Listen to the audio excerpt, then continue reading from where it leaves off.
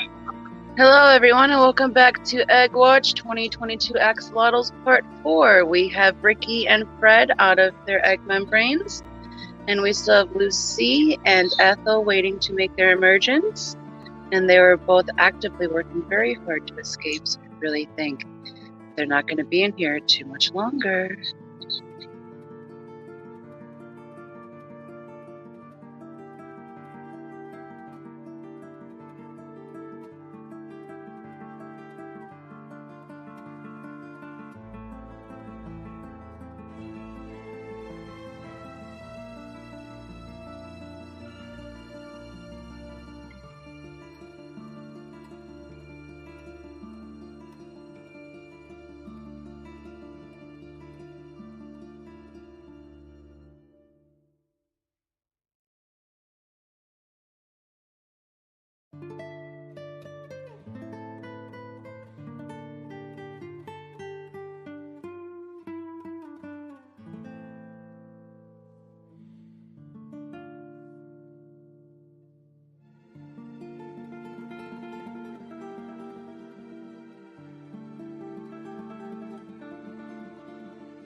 Good morning, Cool Gamer.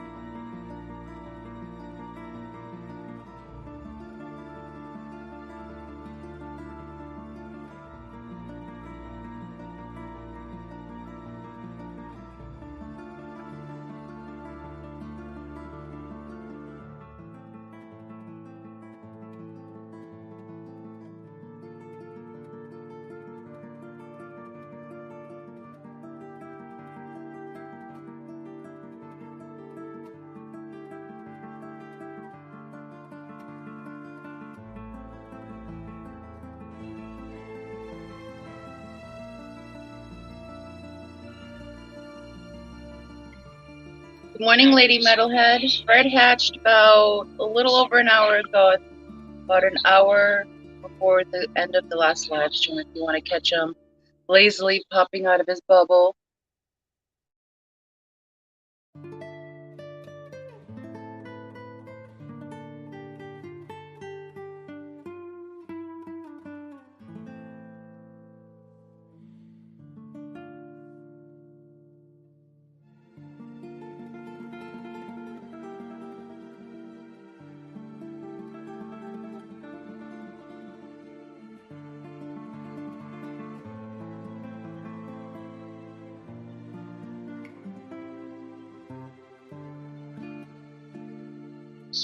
Yes, Lady Metalhead, you were right. He was the next one.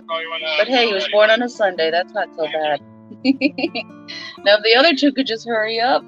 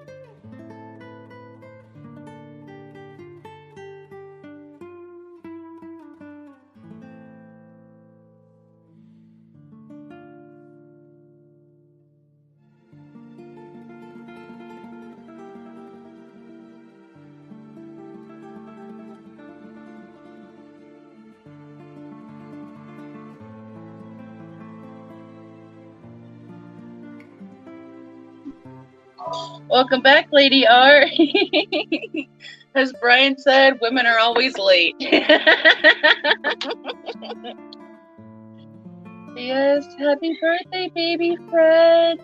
So we have Fred and Ricky out of their bubbles. We're still waiting for baby Lucy and baby Ethel to break out. And today is day 15, so today is the day. There's so many babies scooting around in a tank below them. They're so cute.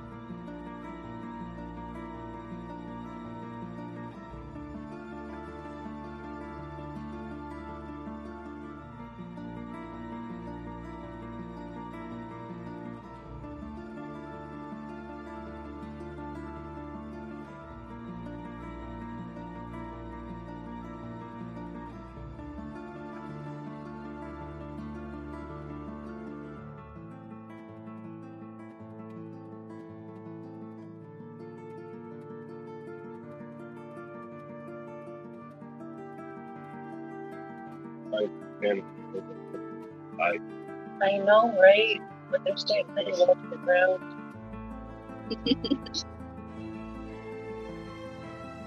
Yeah, it looks like Lucy's bubbles got a lot of jiggle to it now, like it's basically jelly. They're so tired though.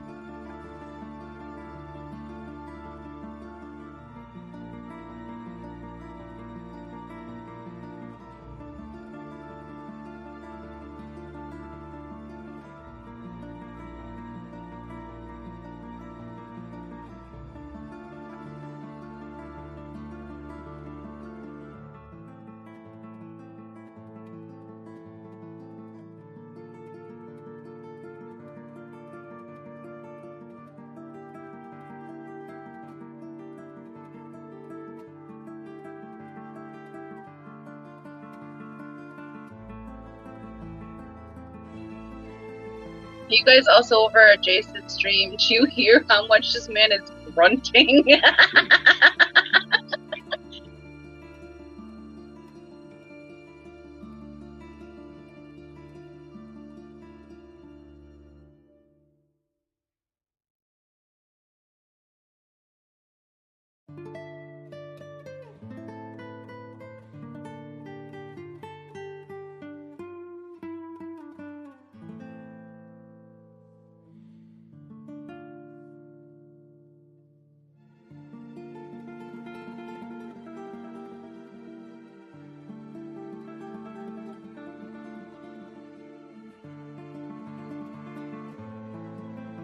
Good morning, Patty. You're missing all the fun over there, Patty. Ask for days. I know. We're over at Jason's stream, and he's just grunting up this morning. Yes, baby Fred hatched about an hour before I ended the last stream. We're still waiting for baby Lucy and baby Ethel to make their debuts, but they're actively working at trying to escape. The baby Lucy's bubble is very jelly, so I'm thinking she'll probably get next, but who knows? We'll find out.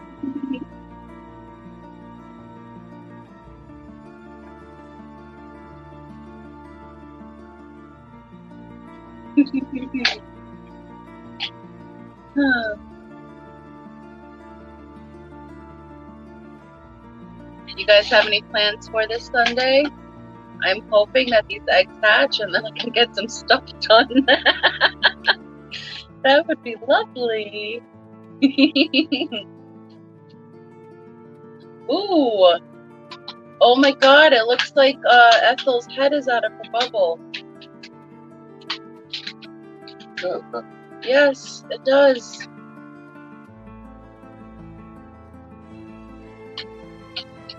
Can you guys hear us okay over the music, or is the music too loud?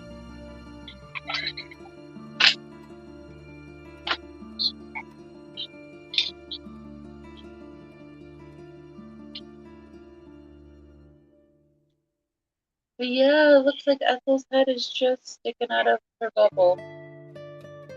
She's just got to go forward a little bit and she's out. Come on, Ethel. I want to add your name to the banner.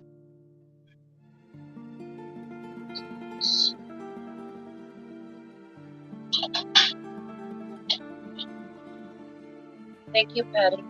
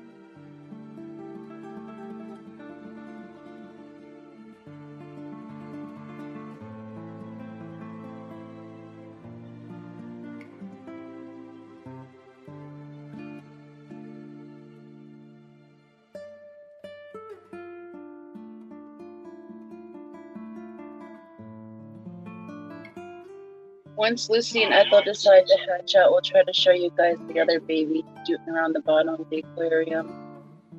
They're so cute. Oh! Good morning, Funk, and happy birthday! You and Fred share a birthday. Isn't that cool?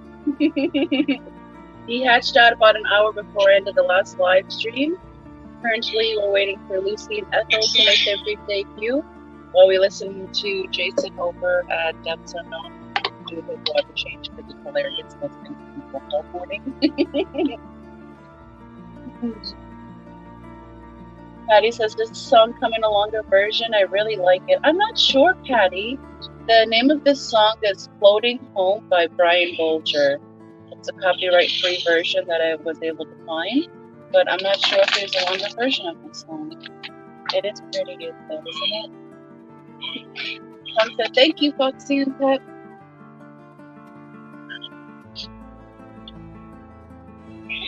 Look, maybe if you spit them a sweet rap, they'll stop on in their membranes a little faster. Like your super chat rap. Something similar. Make a birthday rap. It just might work.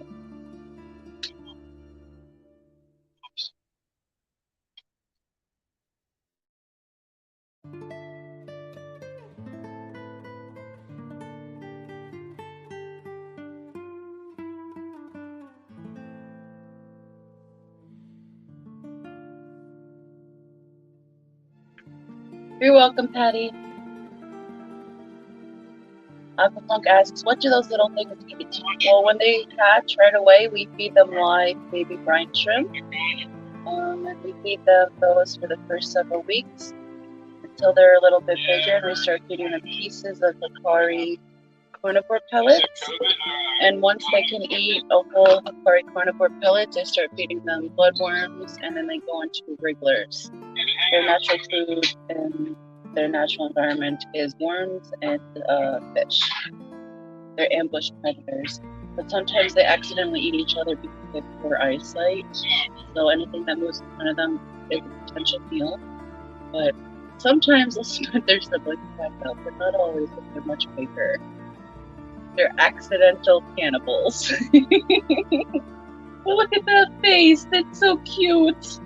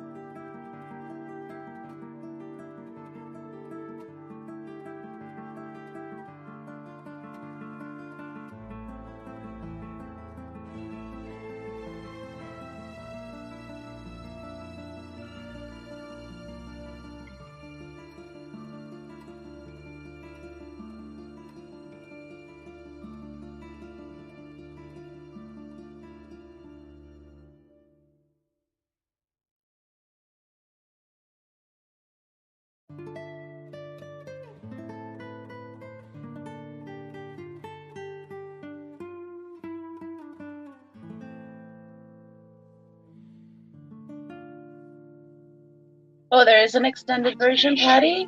If I can find an extended version that's copyright free, I can upload it to my StreamYard and use it. That was the one that I found, the original version of it. I just thought it was kind of much nice before.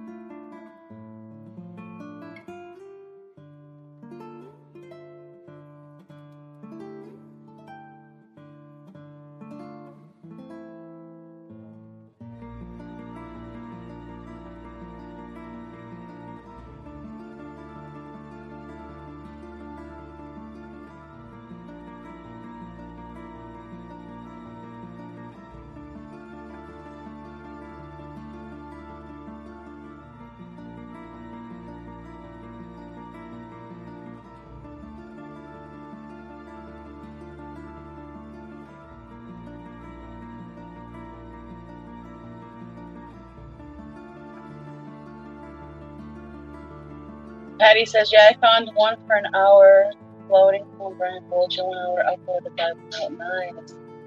What is it, the same song, a 2-minute song on repeat for an hour, or is that an hour? Funk says, I think if you play Cypress Hill, they will come out faster, just saying. Yeah. Just start playing left and jump around. how the babies wash on out of there. And they might come up to Cypress Hill. Opera didn't work, so it's either going to be something hip-hop, something really bouncy, or it's going to be metal. Something's going to shake them out of there.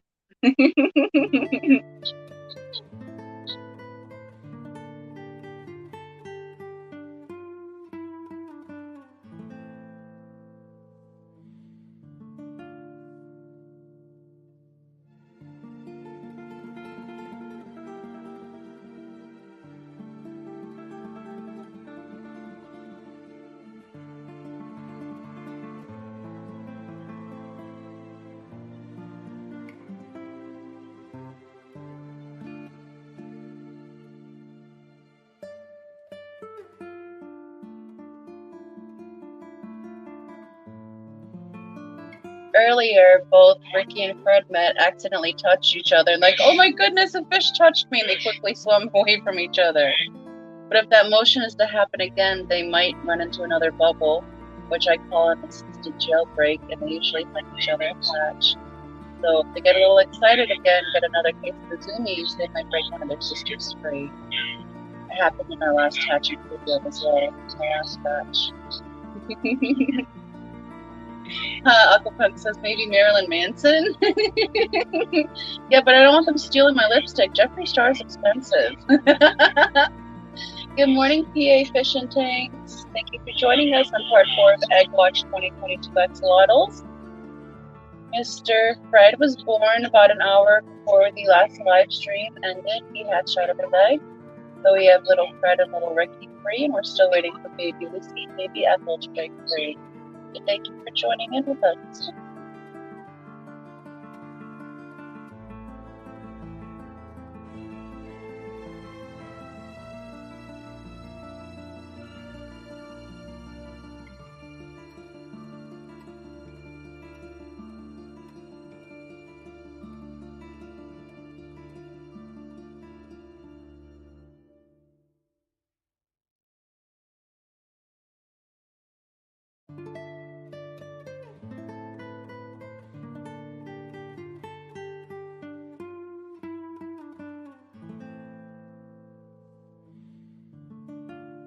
Oh, it looks like the boys are about to bump again, and if that happens, they might go zoom, zoom, zoom around the tube.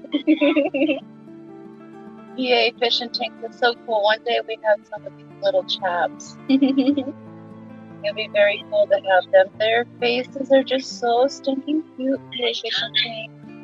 In fact, Brian put an awesome photo of them yesterday. Let me put it up for you to see. Sweet little baby Lucy's face inside of her little bubble. Just gonna pull up a picture and pull up a picture.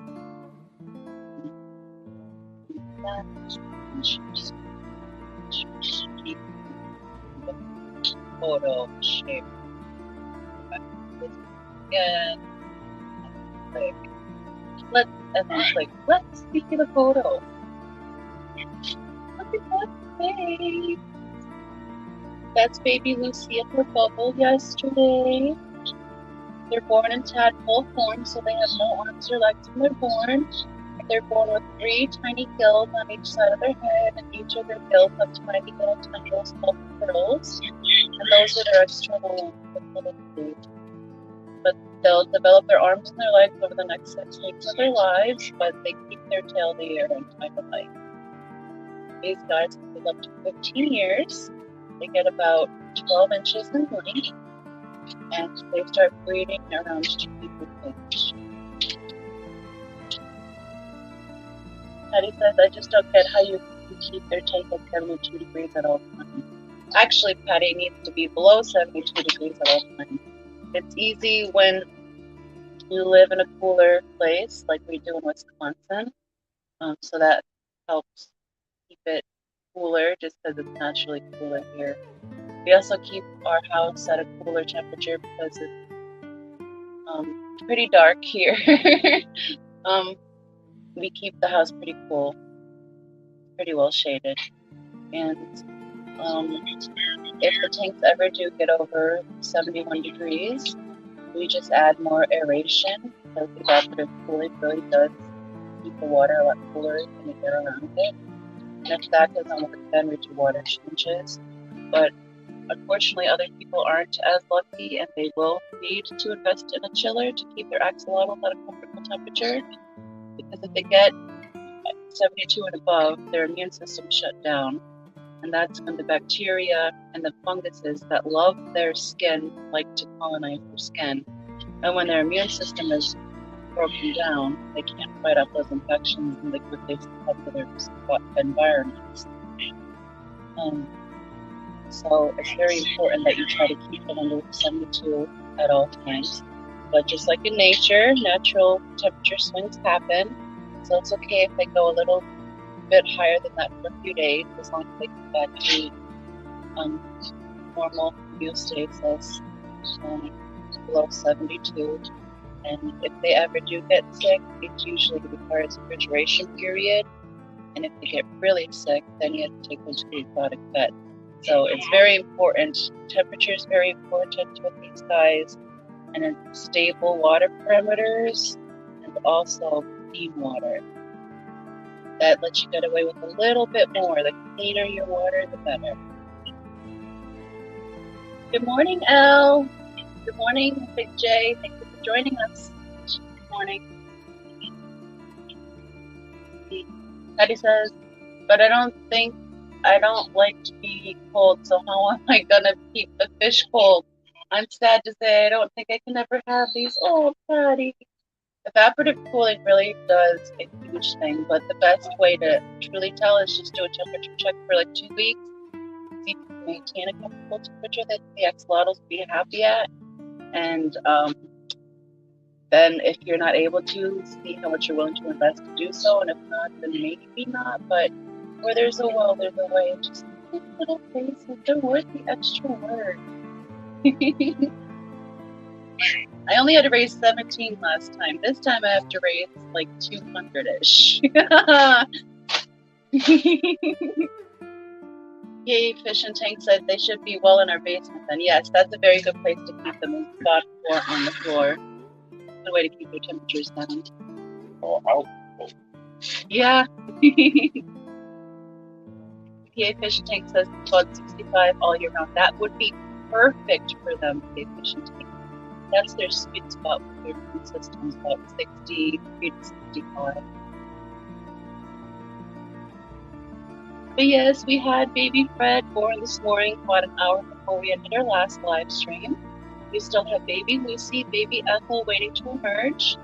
We have baby Fred and baby Ricky in the back about to touch again. Hopefully that'll give them a piece of the zoomies and then they'll fly around and break the girls out. Wishful thinking. Patty says basement is a good spot, but sometimes it does get warm down there with the boiler. Oh. Well, that's why it's good to do a temperature check test with that, Patty. Just keep a temperature probe in there and check it several times throughout the day and see how the water rises throughout the day. And then add an air stone and see if that'll adjust it down anymore if need be. Sometimes it just takes an air stone to bring the temperature down. Yay, Fish and Tank says, will you have some for sale as you have 200? Yes, I will. They will be ready in the spring. We'll probably be shipping these guys out before we start shipping fish out because they can take a lot cooler temperatures.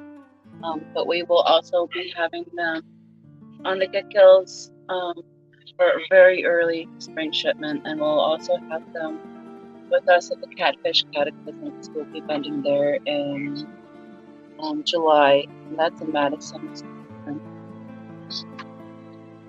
Patty says, I haven't gotten any mystery snail either because it runs too hot here. Really, Patty? Really? Because mystery snails love to breed at 80, 81 degrees. That's where they like to clutch up. So maybe you either have all girls or all boys. If they're on each other all the time, they might be boys. But if they're never on each other, they might be all girls. So you might have to do a snail sex check.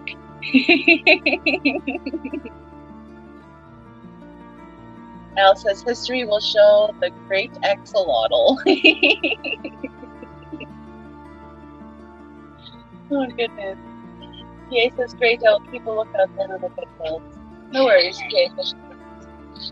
And I'll also let you guys know on our live stream, the Hot Mess Express, when these guys, when we'll be putting them up. I'm sorry, that's Jason's stream on in the background.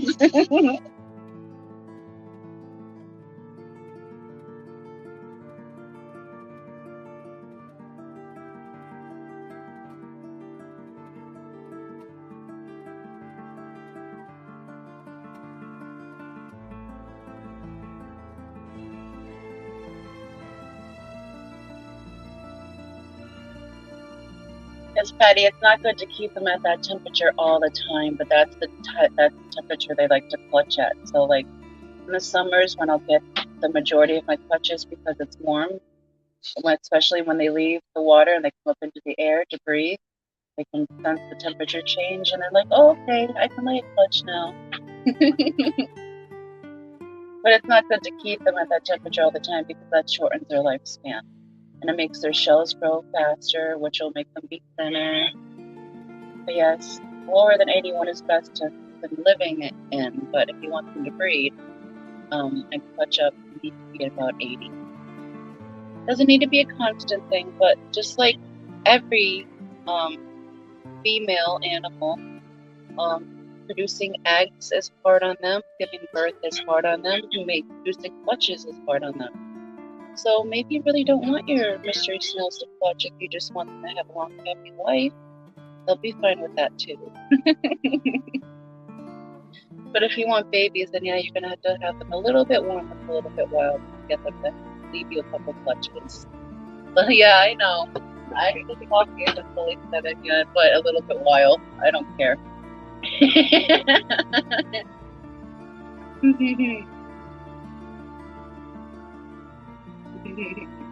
Hello, Al Invasion. Patty says it's pretty much 80 degrees in here all the time. Patty, are you on blood thinners?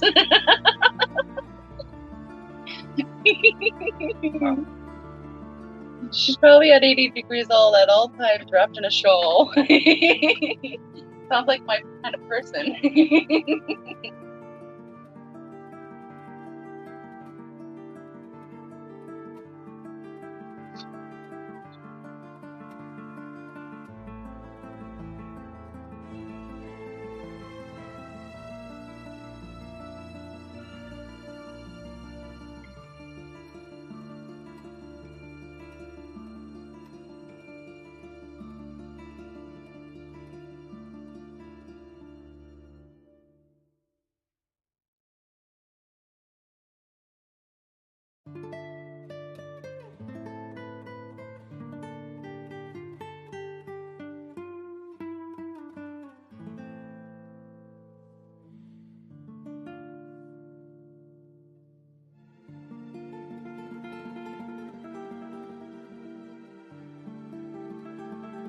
Patty says, where I'm living isn't 80 degrees. We all know I'm a lot colder than that. Now says, Patty is hot stuff. Yay, Fish and Tank says, just enjoying your laughing is good. Thank you, PA Fish and Tank. I'm a little bit known for my giggle. But sometimes it just gets crazy.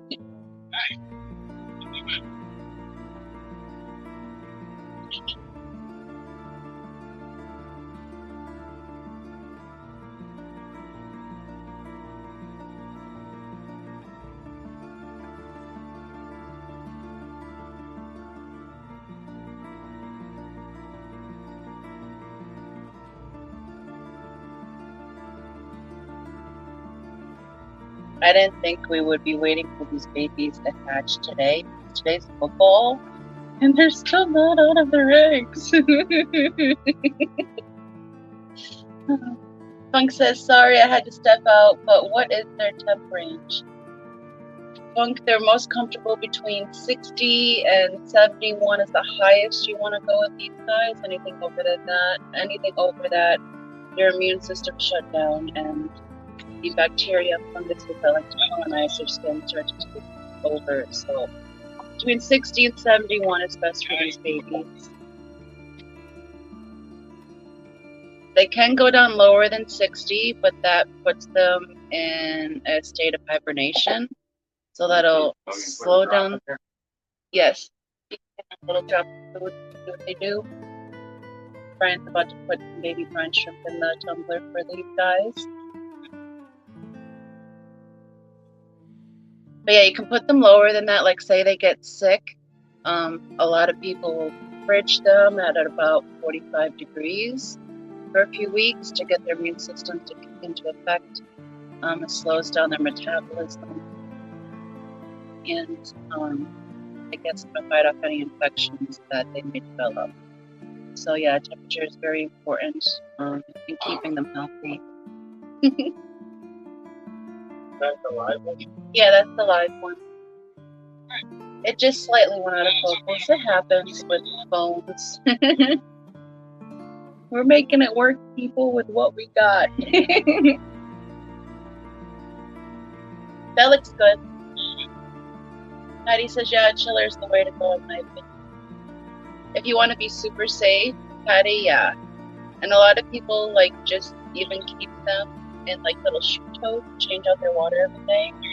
But I'm not going to do that with like all my adult axolotls. So we keep them on very fine sand substrate. We have sponge filters in there. They get hornwort as absorbers. They get spot cleaned out every day because their poo does not have a casing. So when they step on it, it swishes everywhere. Sometimes I think they do it intentionally. And also spot remove any food that they don't eat. Just keep the water parameters like stable, keep their water clean, keep it cool, and they'll be very successful with these guys. And also, a lid is very important because they are Olympic jumpers.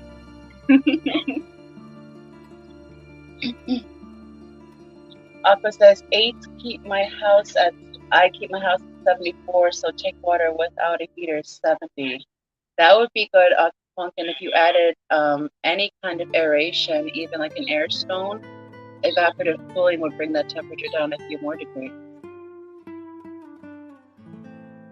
Good morning, Sky Dancer. Thank you for joining us on part 4 of Egg Watch 2022 Axolotls.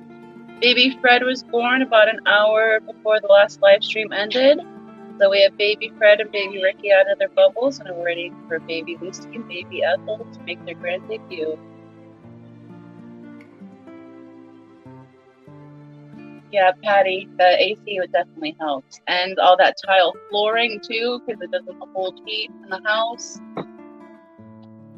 I think you would do well with one of these ones, and I think your little girl would love them.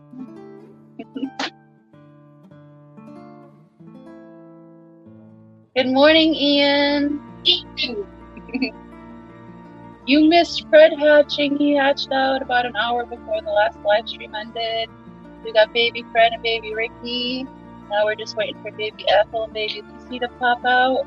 Baby Lucy's bubble is very gelatinous this morning.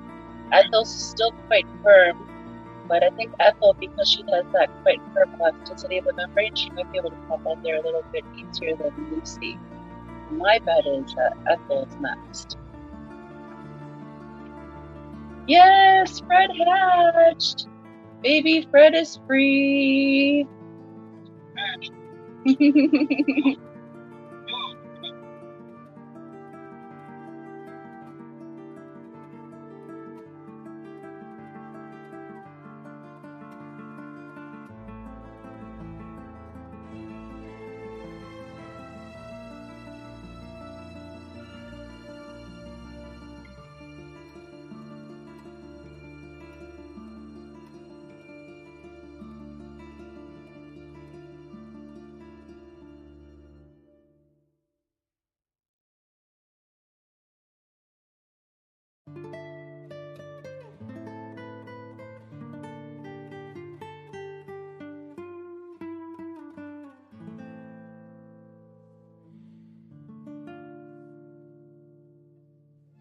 Now, since both the parents were leucistic axolotls, I'm expecting majority of these babies to also be leucistics. But Fred looks like he may be a copper. There may be other colors mixed in the batch as well. It's very rare that a whole batch will be born one color. So I'm excited to see what these adults are able to produce.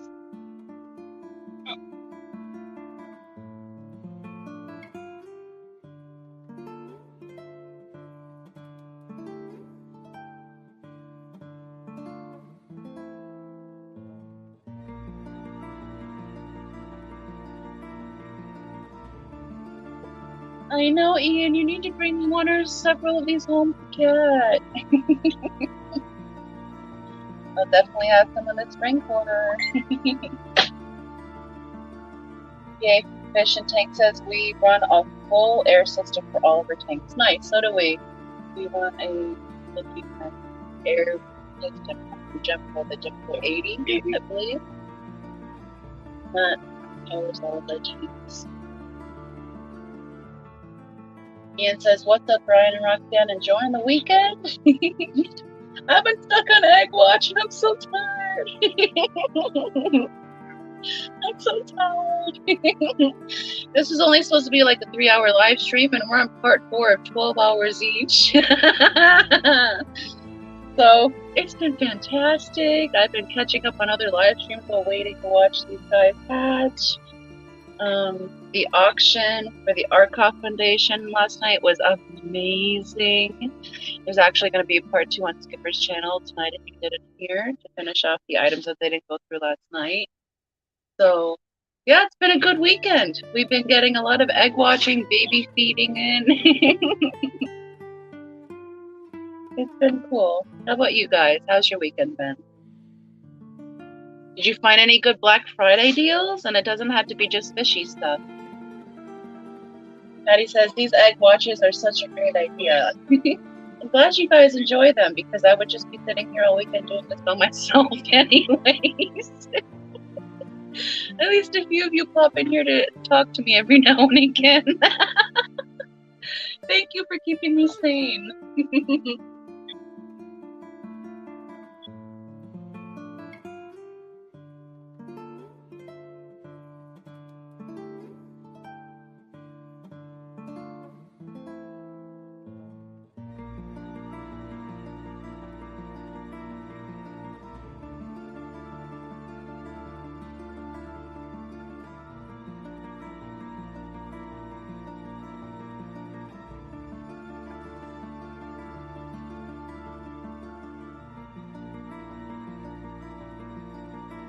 Oh, Lucy almost got it there. You saw that, guys?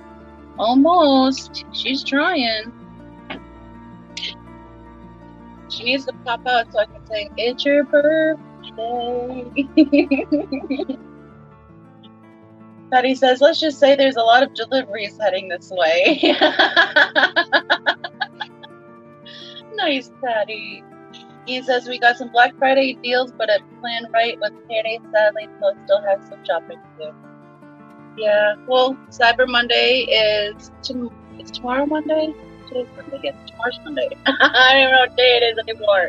Yesterday I thought it was Sunday. Today's, I don't know what day today is. It feels like a day that ends in Y. Oh, goodness. That's awesome. Glad you were able to score some Black Friday deals.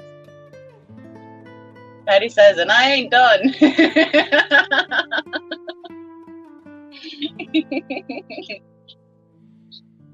Yeah, I still have some more presents to get. But pretty much everybody covered, except like 3 people. I have 3 more people to go. Then I should be done.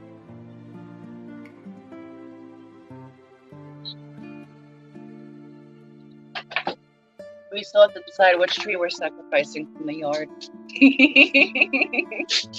Who's gonna get it this year? I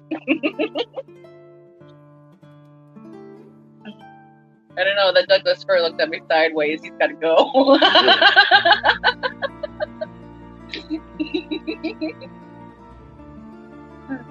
Patty says, I bought an ice maker for myself. Love it. Awesome, Patty. Ice makers are nice to have. PA Fish Tank says it's been an adventure for the last few days. Just being able to jump on the stream has been good. Well, it's awesome that you're able to come down a little bit. I'm sure you get a regenerative period. And Ian says, yeah, I got a new screen top for the reef tank and a Canna check for both salt and fresh testing. Nice, Ian. I'm really considering getting those Canna tests for my red boar breeding rack. Because I think those would be a little just more efficient. I'd like exact numbers instead of guesstimating the few colors I can't really tell. That'd make my life so much easier. I want exact. I want to know it's like 58. I don't want to know it's between 40 and 60. So I've been thinking about those. Ooh, Ethel just gave it a good go. It's off for a good game of football. With imaginative soccer players kicking them. Come on, Lucy and Ethel. The store's about to open. You've been in there since Black Friday. Let's go, ladies. Let's go. Patty says, I wish there was something you could just dip in the tank, it reads it, and you press a button to reset it, and you are done. Read what? The parameters. There is some things. Yeah, there are some dippy stuffs. There's the there's the TDS meter, which, you know, doesn't tell you all the things. Yeah, I think there is a pH one. But I think there's a couple different dip type meters. I haven't looked in a very long time. I've just been like dealing with the test strips at the moment. Patty says they're waiting for Cyber Monday. They better not. They are really milking their screen time. Ian says the checker I got reads 0 to 75 ppm nitrate, should be good for us when it gets here. Nice. Good morning, Heather. Nice to see you in here this morning. We had baby Fred hatch out about an hour before the last live stream ended. So we have baby Fred and baby Ricky dooting around in there. And we still have Lucy and Ethel waiting to make their debut. Today's day 15, so they should be really ready to get the crap out of there. Ian says the Hannah checkers have a digital readout and a button, Patty, and they are on sale at DRS. Heather says they are so cute, aren't they, Heather? Look at those little faces. Patty says this has got to be one, if not the cutest baby fish that there is. Yes, Patty, and they're not even fish. Isn't that interesting?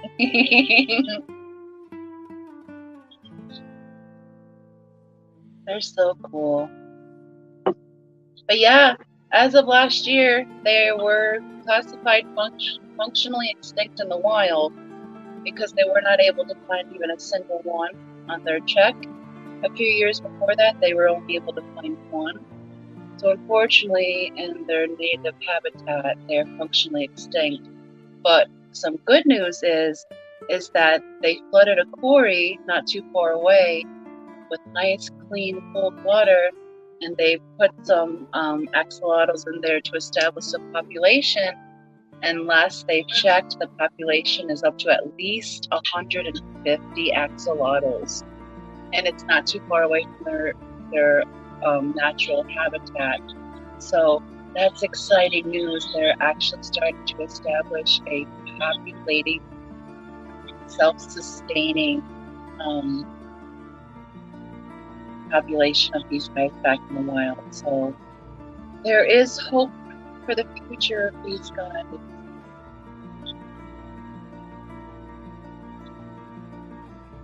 Yes, very good. Yes, they've been reintroduced. Of course, it's not back to their native habitat, but it's literally just site adjacent. So it's not very far away.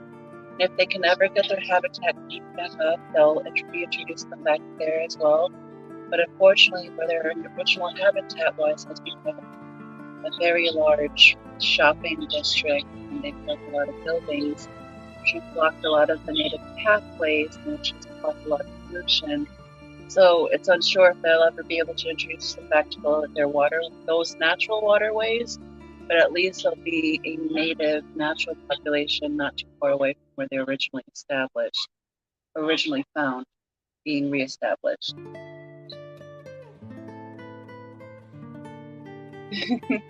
Yeah, they're very sensitive.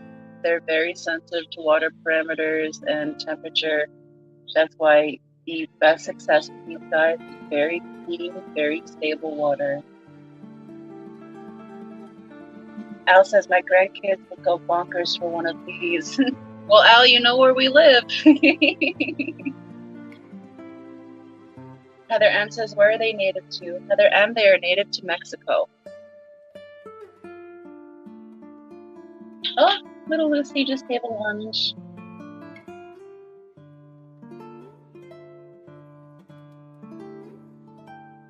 And there are actually 5 different types of species in that watershed that are similar to axolotls, but axolotls are their own species, and they're the ones that are the most danger. But axolotls can actually hybridize with another species that looks similar to them called Andersoni. And when those babies are born, they have a more spade-shaped head, more flat, not so round like these guys.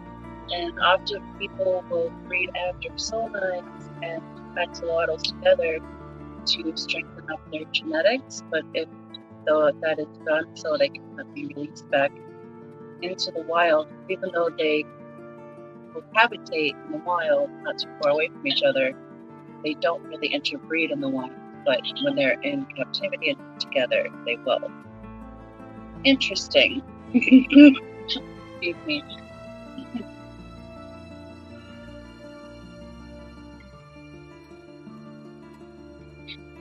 It's a little early on my end.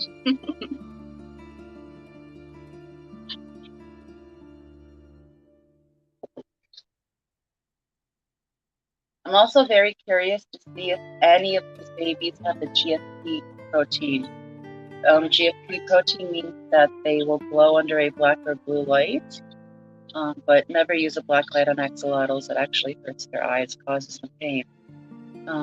But we purchased their parents from a pet store about 1.5 years ago, and they're already a few inches in size, so we're not sure what the genetics are of the grandparents or any lineage before that of their forefathers. So it'll be exciting to see what these babies are, if they glow, if they don't glow,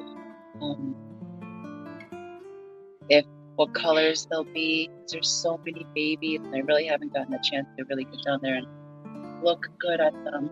I don't want to disturb the camera too much. Heather says, same. Patty says, hey, when you're locked up in a glass box for life, you make some concessions. Exactly, Patty. Exactly. We try to make it feel as close to home as possible for this guy. A lot of people try to keep them with bear subs or bear tank bottom with like just rocks and decorations. I find it best for their skin to have fine sand as a substrate. It keeps a bigger population of beneficial bacteria. It helps break down their ginormous poops when they step on them. Just helps keep the water quality better, but also keeping some plants in there, considering that they are low light liking animals. So low light plants such as anubias and java fern they really like, and cornwort for them to lay their eggs on. They really like to stick their eggs to that stuff.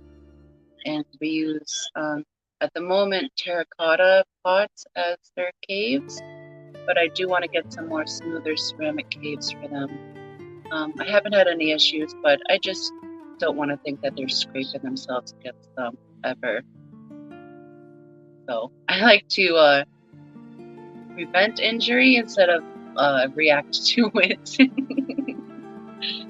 But I found it best done that way. And we use the air-driven sponge filters, and they've been doing really good with that. And they eat a lot of carnivore pellets. We feed them worms, wrigglers, and also bloodworms. And they also get coalfish from time to time. And we do keep some skittle wild shrimps in with them. And they'll eat one of those every now and again, but majority they'll leave them alone. Heather says, how long does it take the eggs to hatch? Well, Heather, typically the gestational period for these eggs is 15 days. Today is day 15, but these babies have been hatching out for the past 3 days. So they started on Black Friday, and they're continuing up today, until today. So today, tomorrow should be the last of the eggs that hatch. After that are just the ones that were failures to thrive. Patty says bare bottom is not natural. No, it's not. It's not natural, but they do come from like streams, and there's like leaf litter in the streams, but it is very cool, clean water. I think it's glacial fed at one point. I'm trying to think back of the watershed. I think that is an ancient glacier that used to be there. That's why the water's so cold there. I just lost my train of thought. Yes, what the riverbed bottom is made out of. So yeah, it's like fine sand. It'll be silky material, leaf litter, rounded rocks, and they live in these rounded rocks. They make their little caves there. So just try to replicate nature. Try to replicate their natural homes, and I find that to be the most successful way to keep any of our fishes. I try to think of them how they are when they're in their natural habitat, and try to replicate it here the best I can. Atkins says, do they like water flow like Powerhead or HOB? They do like water flow, but they don't like it to where it's going to flow around the tank. So they'll actually sit in there and they'll like keep wafting their gills and their frills through the water current because they love that cool, rich, oxygenated water. But they don't like it to the point where it's pushing them around.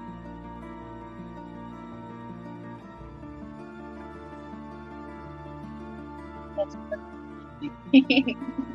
it's okay, Ian. I can't talk.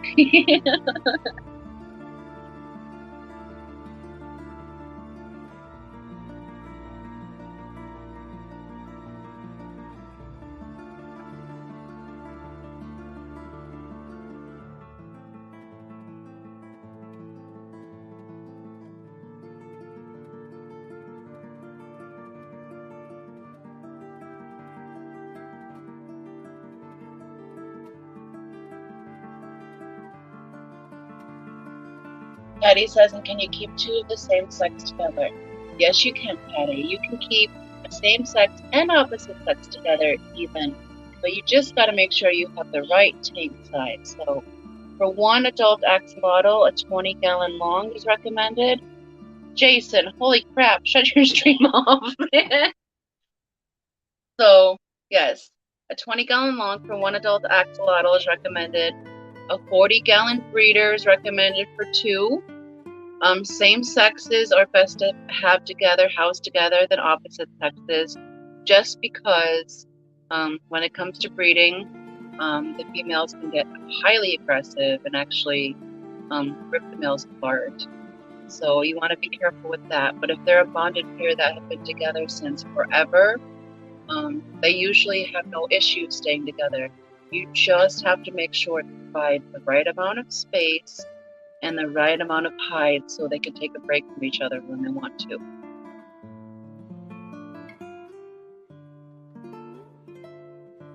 Heather says, I'm going to get the little grumper to his nap. Have a great Sunday. You as well, Heather, and thank you for stopping in. Yes, Patty, they are okay living alone. But if they have been socialized, like they will here very social, they will beg for attention. Like my one baby Duke that I kept from the eggs that I hatched out from Sufi, he is an attention hog. He will doggy paddle at the front of the tank, jump up and down, he'll spit water out of the top of the tank at me just to get my attention. He just always wants my attention. He's so cool.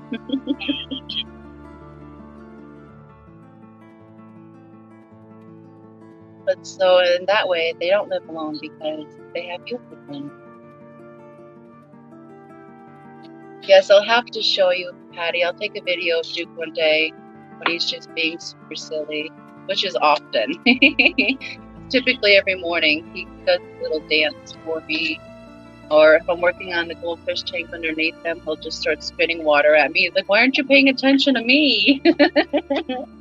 When he was little, he used to launch himself out of the breeder box and like squiggle himself across the table to be close to me. I think he's a little obsessed. Enjoy your nap, Fernando. Yeah, guys, enjoy your nap.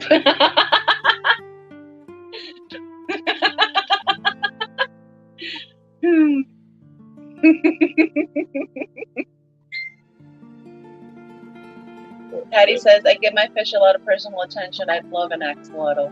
And that axolotl would love you, Patty. Just make sure, if you ever do purchase an axolotl, you want to get one that has been socialized, the type that have been hand-fed, that have really been paid attention to. Because if they're not socialized when they're young, they don't want anything to do with people when they're older. That's how my adult leucistics are. They weren't socialized before we got them, so they don't like a lot of interaction. They just kind of are. But Duke craves it, begs for it. So that's the difference between socializing your axolotl and just allowing them to grow up on their own. Just get one from us. Yeah, you could do that too, but I don't think Patty wants us to have her address. She will never let us mail her anything. Really? I already know her address. Do you? But I can mail her stuff. Don't worry, it won't be glitter bombs.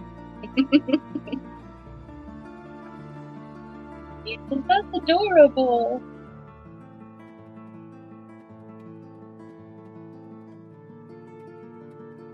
It is, Patty, and that's like one of the things that I like to pay attention to, and that's why I spend a lot of time with all the baby fish. Because when you spend more time with them, then they get used to having you around, and they don't hide from you as much. I mean, there are the common fish that are just naturally more timid of people, of everything that's just built into them. But then there's others that, if you show them attention, and they're used to having people around, but they don't see you as big bad monsters that hide from you all the time. And like, oh, you either mean food or like something fun's gonna happen. So then they want to be around you. You want socialized pets and fishies the best you can. Yeah, us, John. Good morning, John. He says, I know someone who has baby axolotls. Lori has some too. We sent some to Lori. Yeah, we sent some to Lori, and we sent some to a teacher in Florida first. That was super exciting. I'm so excited that there's a group of kids out there that get to experience these babies firsthand in the classroom with their teachers. That fills my heart with so much happiness. Shane said, I'm sure I know someone.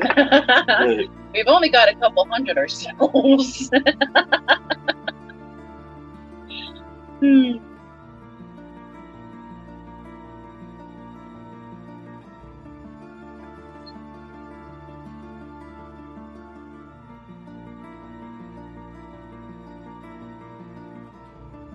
I guess axolotls are the business you really should be in if you live in Wisconsin. It's cold enough. Yeah, axolotls and cheese. Next, we're gonna have to carve an axolotl out of cheese.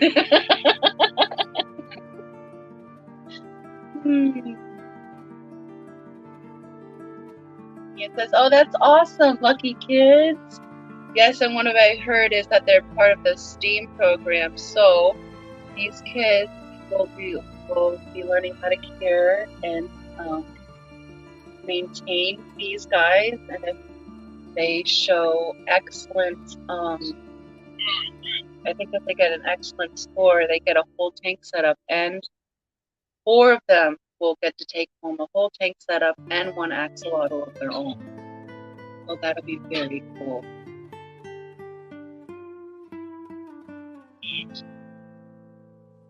Patty said getting this into the classroom would definitely spark some of the children. Yes, Patty, and it's so exciting because we didn't get them in just 1 classroom, we're getting them in 3.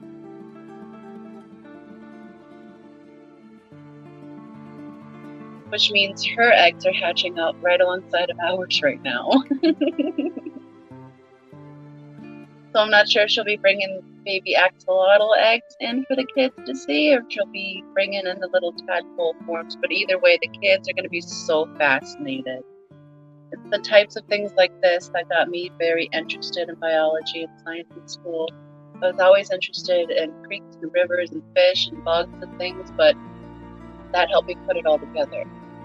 And it was observations like this, or genetics, like the genetic learning. I really love genetics. That was very fascinating, like field tables and stuff. That really just brought it home for me. I really like to observe life from the smallest possible way, whether it be anatomically, egg form. Like, this is what fascinates me most, is like the beginning, the building steps to life.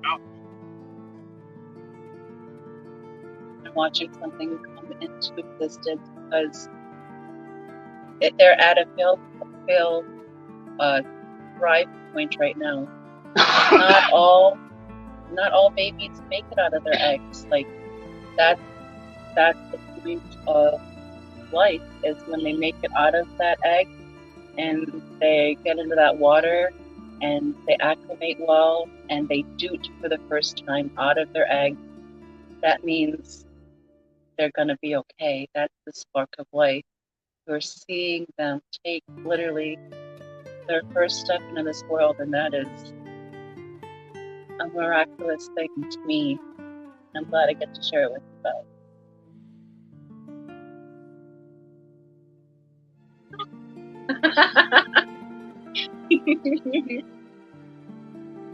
Ian says, I remember having salmon eggs at school. We had them for them to try, but I wanted them back then.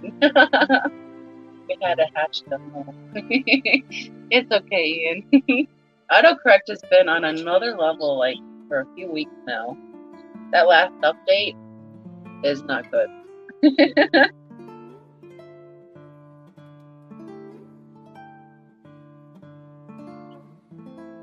Good morning, Keith. He says, popping in to say howdy.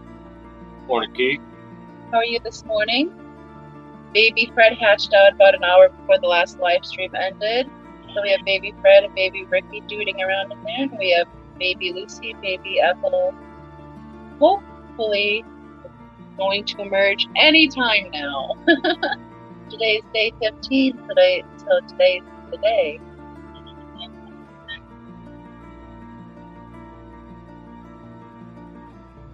It's all good. And Ian says, yes, blame autocorrect. Well, if I want to type duck, I mean duck. You shouldn't be cursing for me, autocorrect.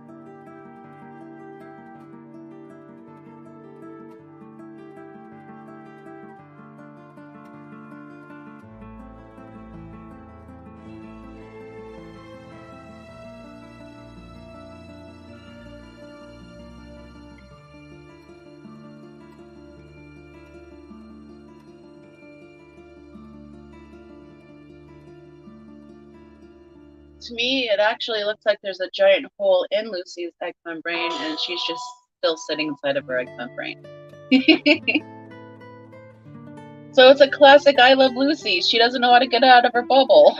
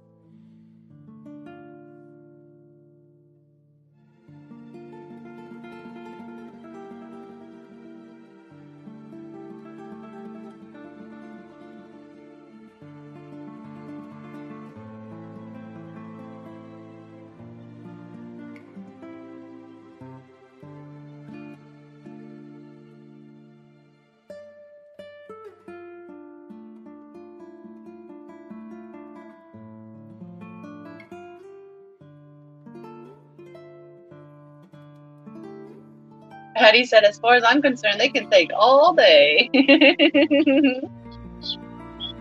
Well, football is about to start, Patty, and we need all the TVs, so these girls need to hurry up. I heard that Ethel heard me. She tried.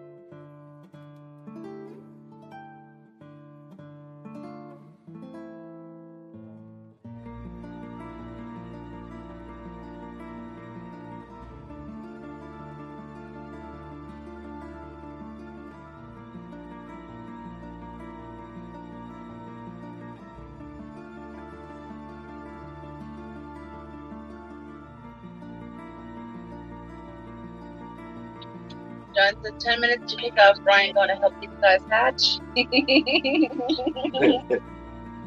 Maybe.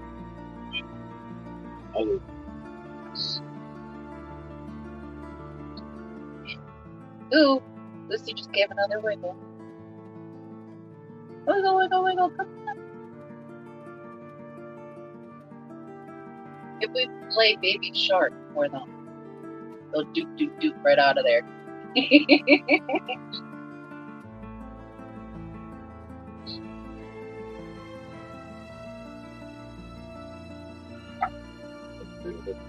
don't have to play it on stream. I'll just play it to the tank. Makes James dance. I'm gonna make these guys wiggle out.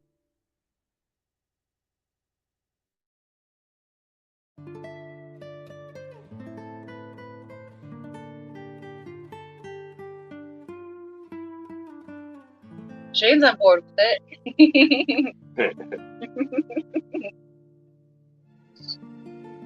Yeah, but the boys are actively eating.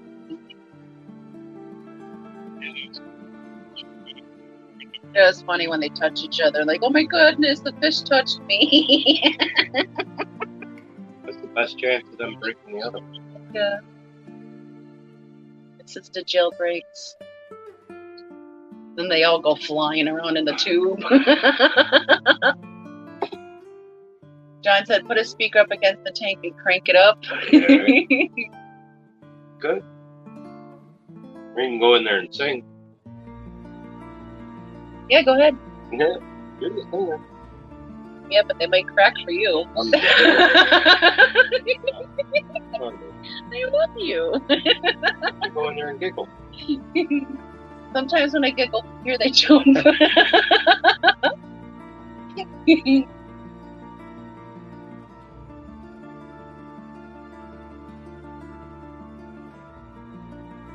Nice Cuban music, Shane says.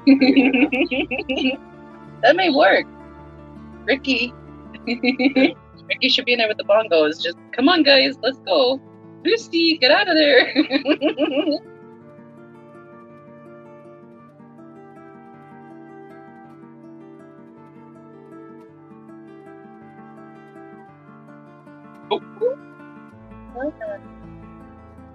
You can do it. I'm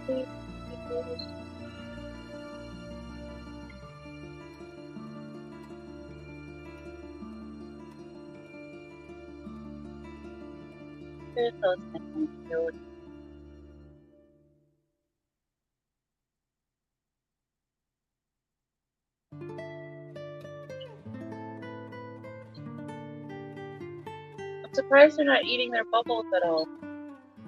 Like Ricky's had a day to eat a bubble and he hasn't eaten his bubble. So maybe they don't always eat their bubbles. I know their parents think their bubbles are delicious. Sometimes they eat them as soon as they lay them. So just save them.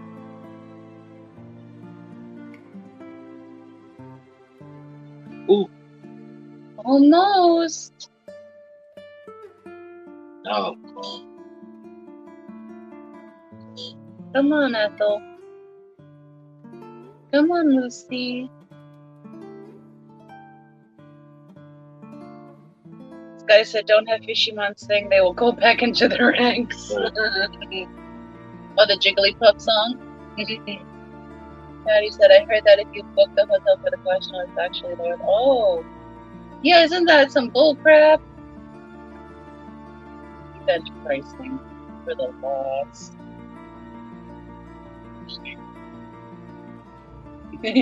Patty says, football happens all the time. This is once in a lifetime. No, he's like, this is this day, this We got a lot of these things. They'll be there. Jets are playing, so damn it. They weren't supposed to take 3 gosh darn days.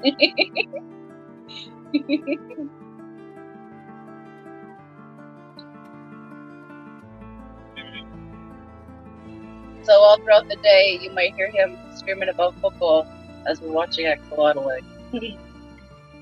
Just forewarning you guys.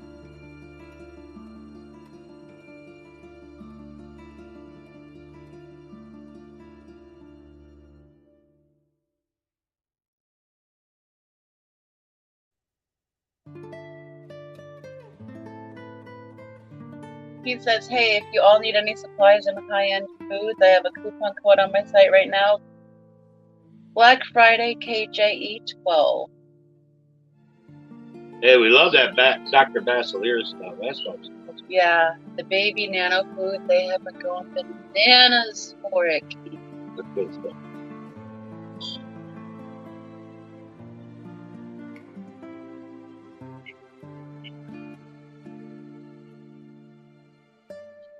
And those botanicals made the water so dark I can't see the fish.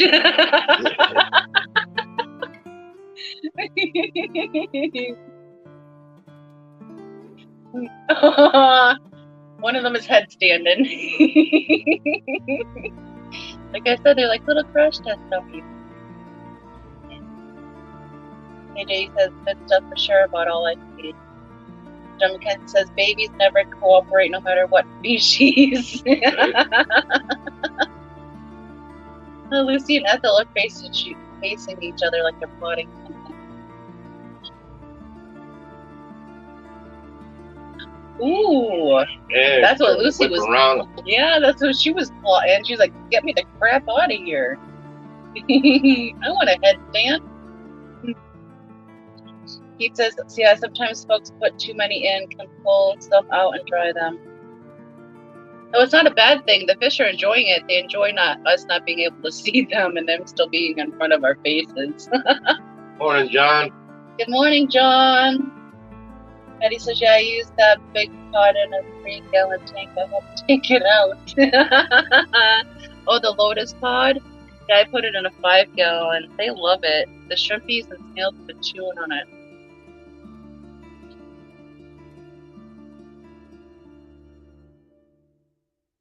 The fish are loving the tannins.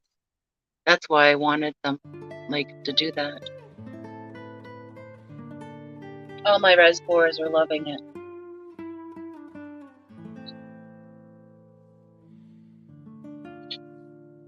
Or also, Patty, what I did with my lotus pod is I just ran it under hot water for a few minutes and I squeezed it out a few times once it got soft. And that took a majority of the tannins out of it. Shrimp love. Yeah, they're always in it. Those lotus pods are cool. I'm going to have to get more from you, Keith.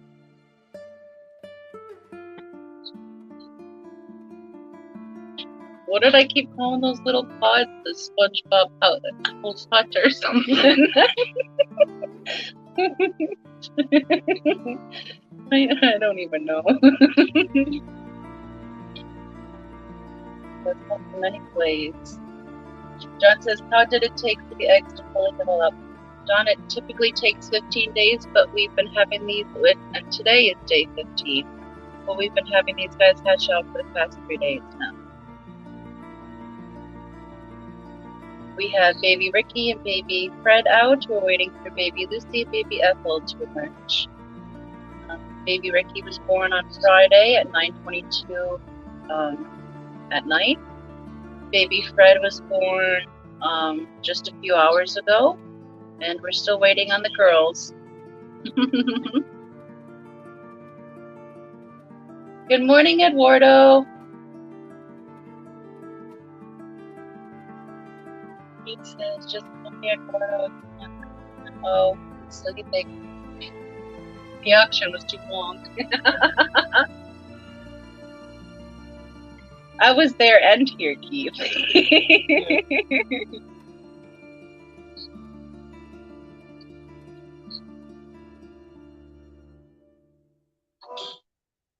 Come on, girls. It's your turn to pop out.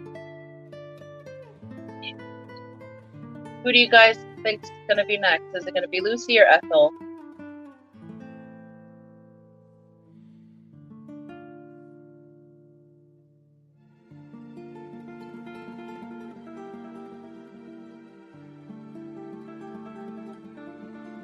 Good morning, Crypt Keeper says, this is incredible to watch. Thank you so much for sharing this experience with us these past couple of days.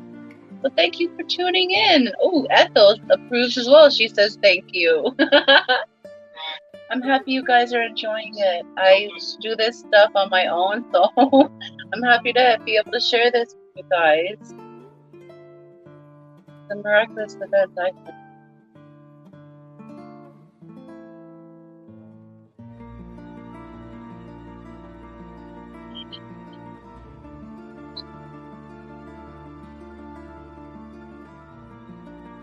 Keith, I remember Skipper reading off a good amount of info about the fish.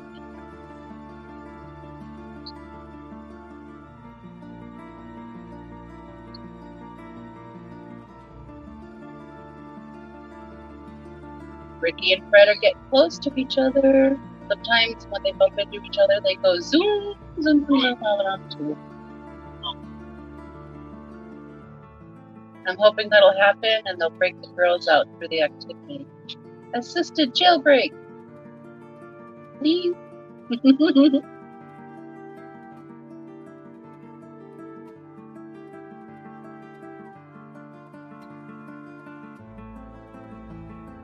We have fresh baby brine shrimp bubbling that will be ready for them soon. We'll do that once the girls catch up.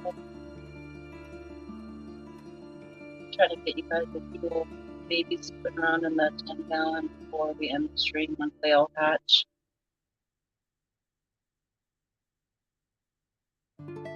I also want to say thank you to everyone that got me over the 700 sub mark. I finally broke 700!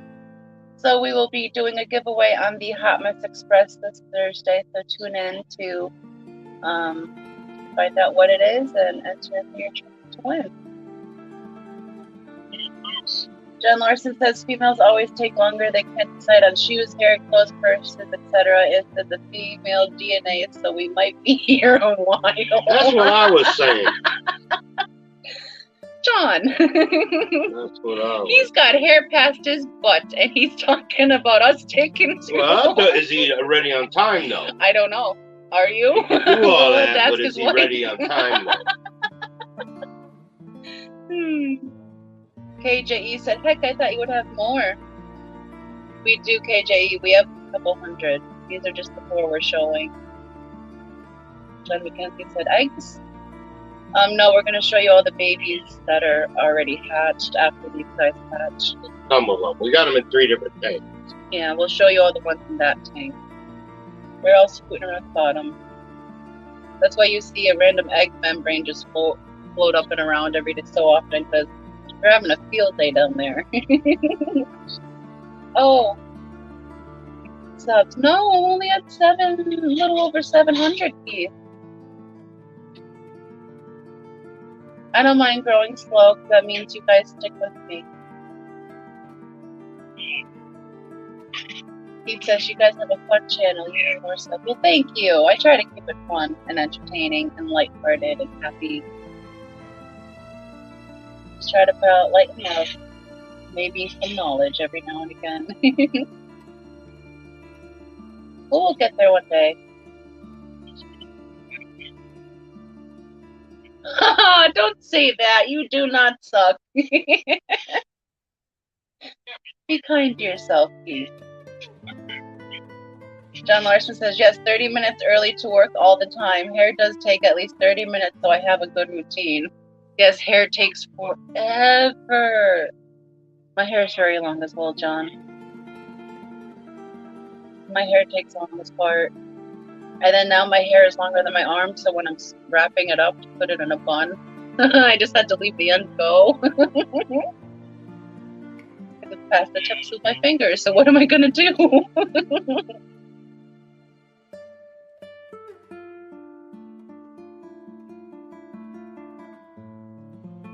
Do. Come on, babies.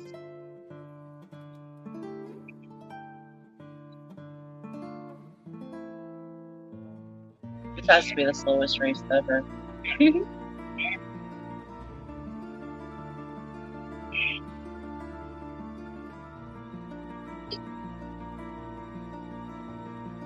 back in a few minutes, guys. I'm gonna get another cup.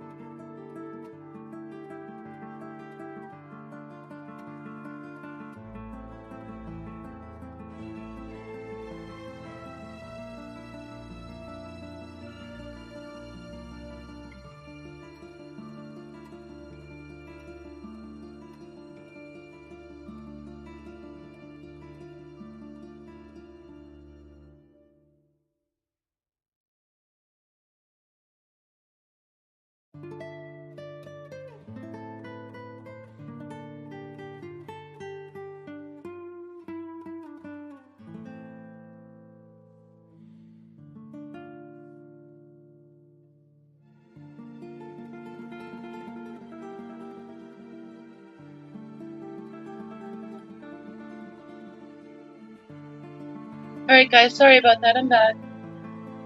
Coffee and let's see what I missed.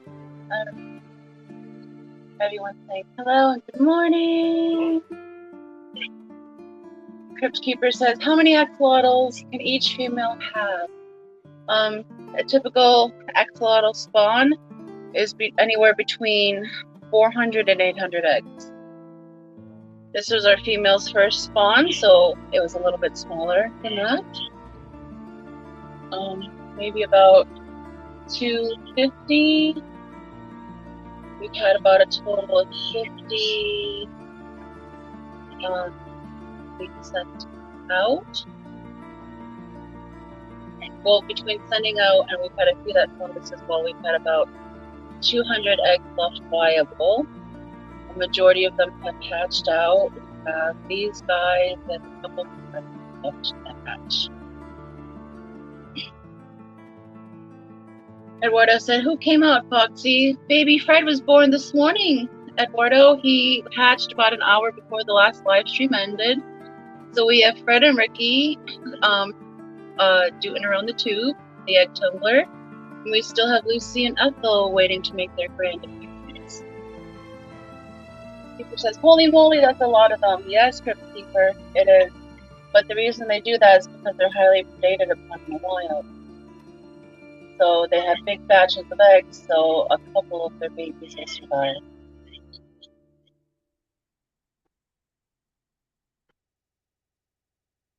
Yes, Fred. Fred burst out this morning, very lazily actually. He just gave a little doot and like half of them came out and he laid there for a few minutes and he kind of just went a little doot again and his tail popped out. And then like a few minutes later they touched each other and they zoomed around the tube. It was silly. So definitely check that part of the last live stream out if you didn't get to see it. It's towards the end, like in the last hour and 20 minutes.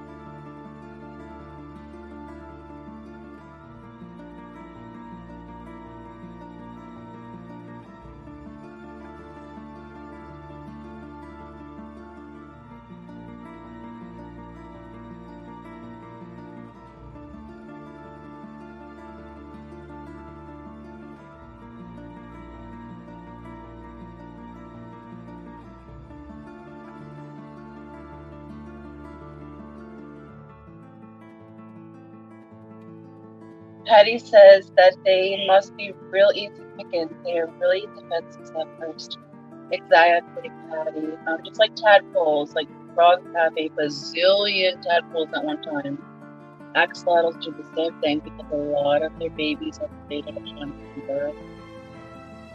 So they usually have to be hatched and swim down into the crevices. Hopefully, even then, by then, their parents haven't eaten the eggs. So they're even predated upon by their parents, so they really have to like hope they wander down the current and get lodged somewhere nice and safe to not get eaten.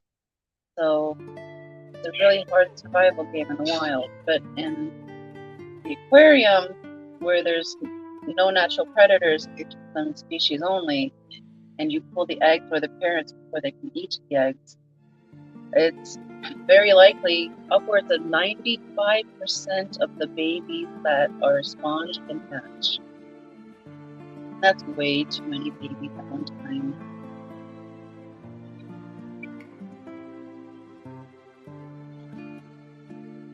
John says, I would guess in the wild only 1 or 2 would make it to adult. They have very little protection. Exactly, John.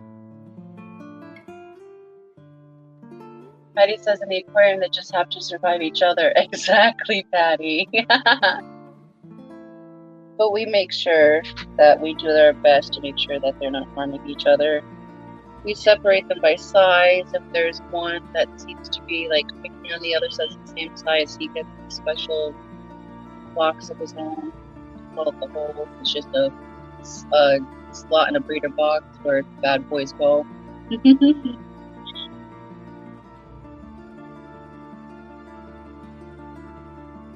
But what's incredible at this stage is that if they can eat their own weight every day, and every day they can double in size if you let them. They're incredible.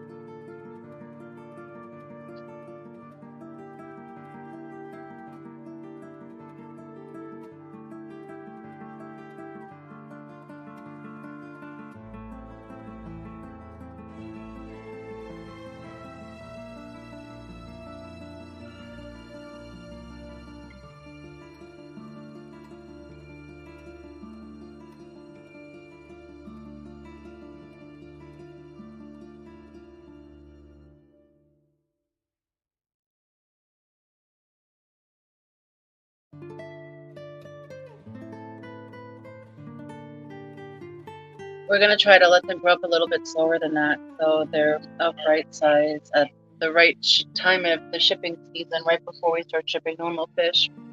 That way they'll be just of size, and we won't have to send them too large. Ethel just gave a little do.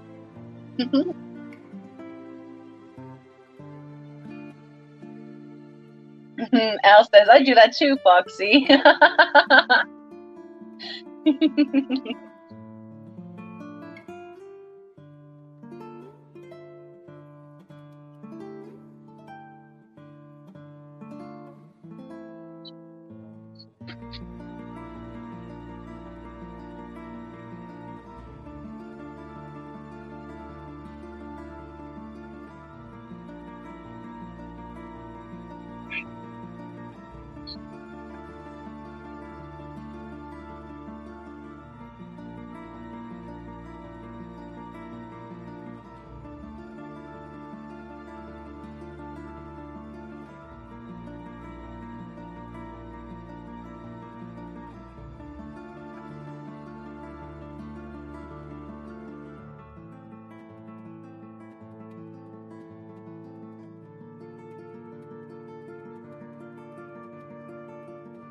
There we go.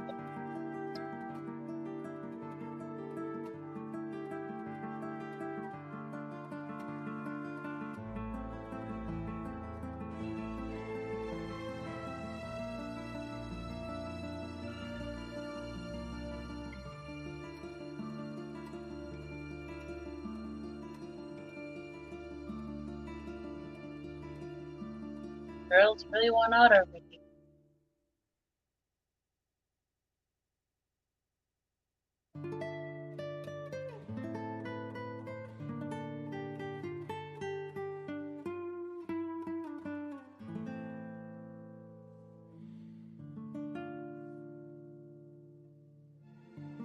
Lucy's just about out. She really knows how to work that egg membrane already. She's gonna break it apart very fast. So I said it would be Ethel. Lucy's putting the most effort at this point. John says, my tanks stay too warm in the summer to keep them. The tanks stay around 83 or hotter. Oh my goodness, yeah, that's a little warm for these guys, John. For these guys, you would definitely need like a chiller. You would want to keep them successfully.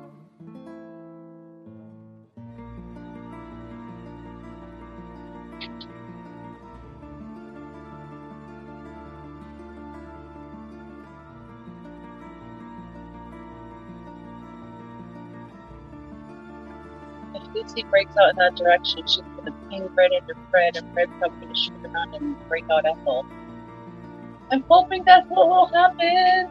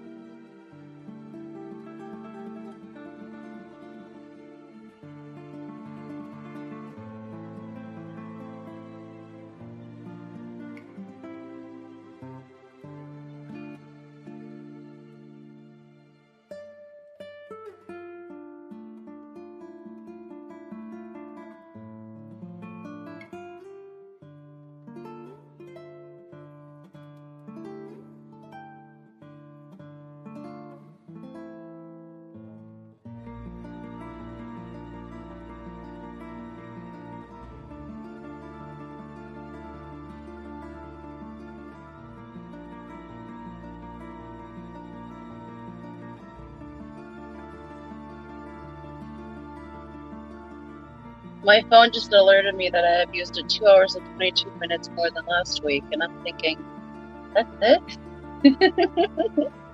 This phone has been live for like 3 days straight. What am I doing with my life? Oh my goodness, I use my phone a lot, I guess.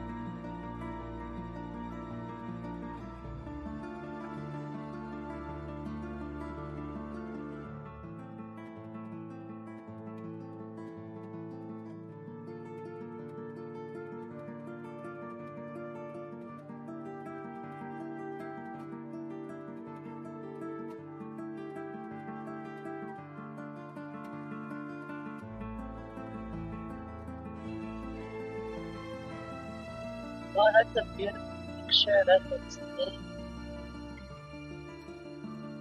Little Ricky's just hamming it up.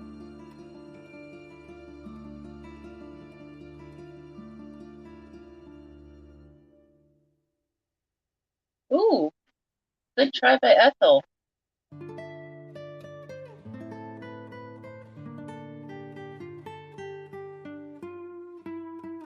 I really want to know.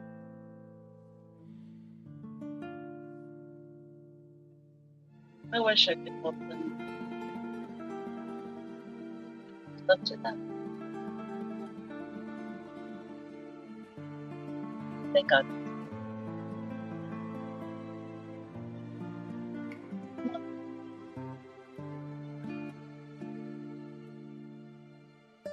I know the 7th day is meant for rest, but you guys still have a lot of work to do. Promise you can rest if you're not.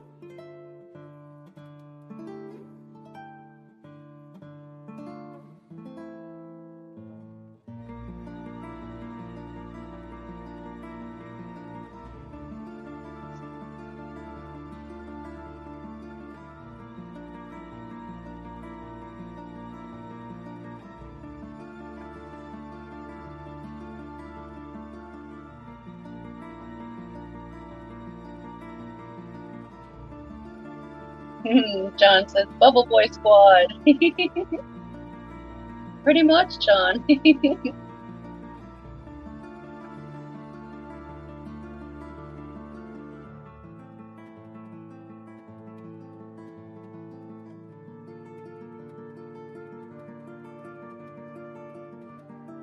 wish there was a way to darken up the presentation of these guys for you. This is just how the light hits them with all the reflections. Still a pretty clear photo. take the slide filter to photos after the fact. Open them up some. I can't wait to get one of these babies under the digital microscope to get close-up view.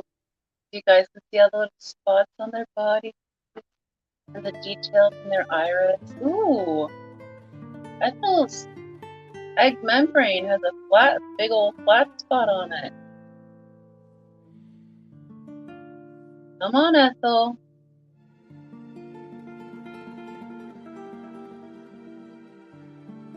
So excited and so excited.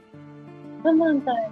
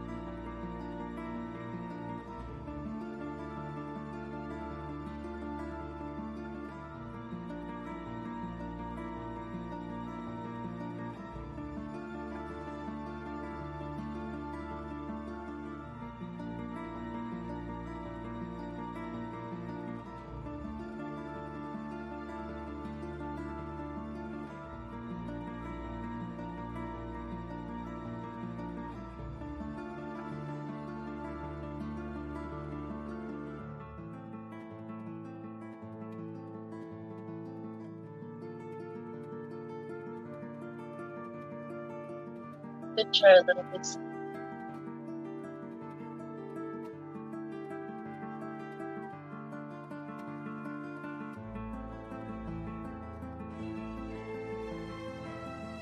Ooh, someone just got a case of the zoomies.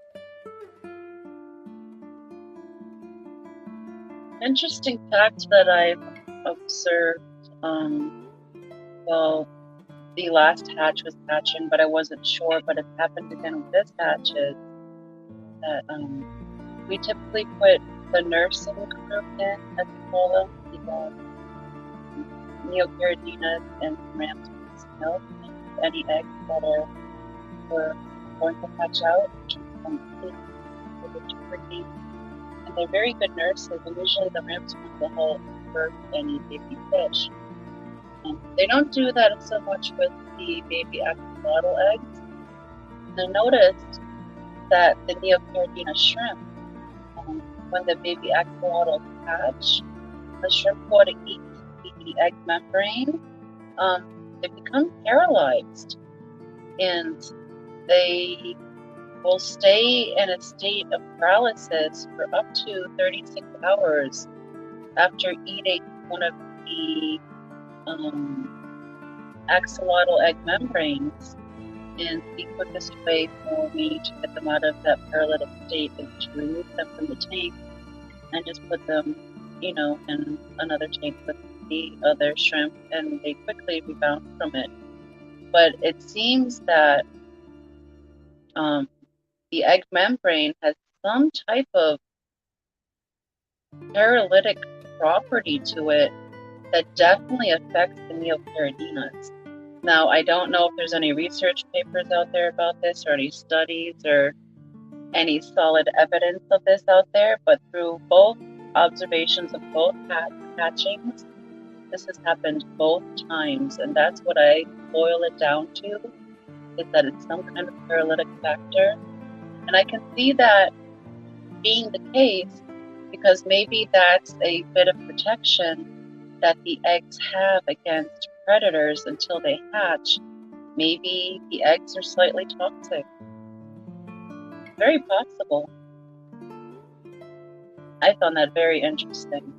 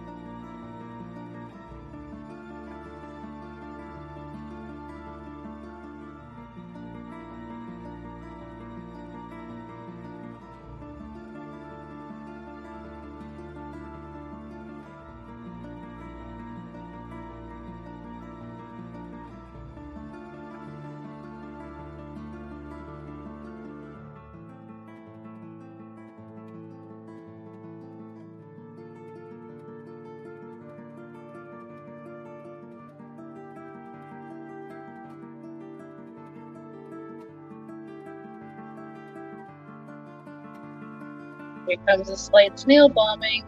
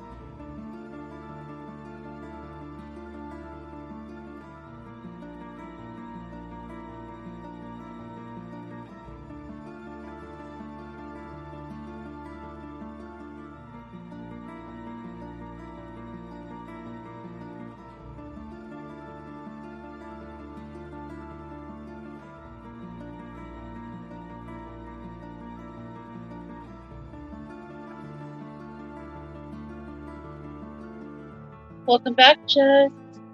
We still have little Lucy and little Ethel inside their bubbles.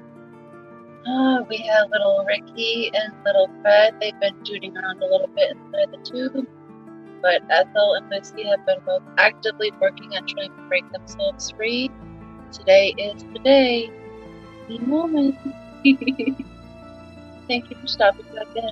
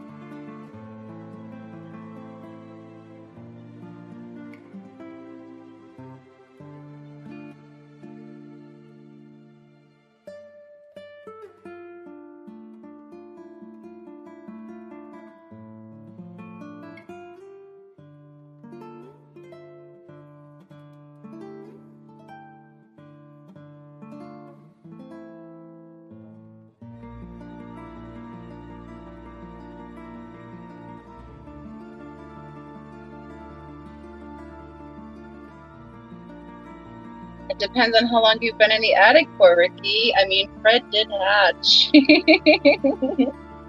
But Lucy and Ethel are still in their bubbles.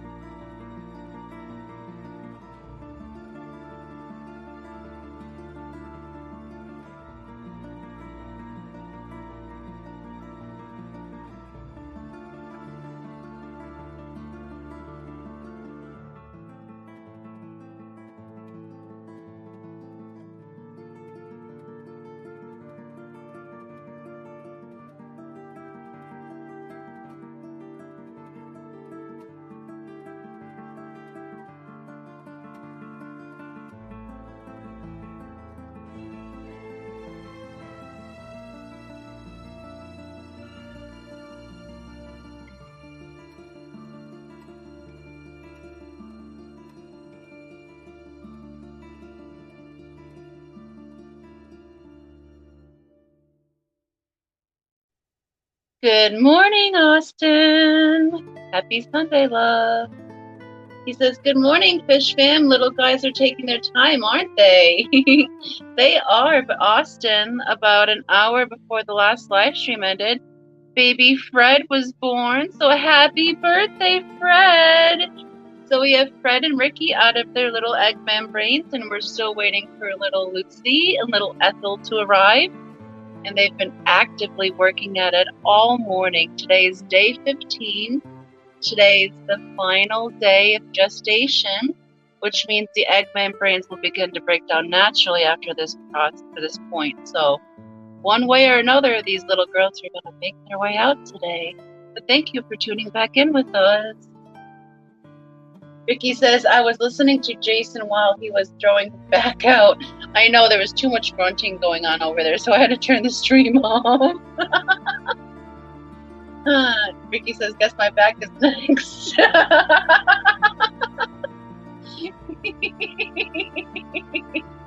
Throw your back out, put the tree up. Be kind to yourself. Back safety. And Ricky says, insane in the membrane. Exactly. Exactly. I mean, I was singing some opera to them early last night, but it didn't do anything. I really thought it would have shaken them out of there. But Funk suggested I play some, what was it? Cypress Hill. And if that doesn't work, I can always go with some metal too. Lady Metalhead says, Jason won't be able to move tomorrow. He did too much. That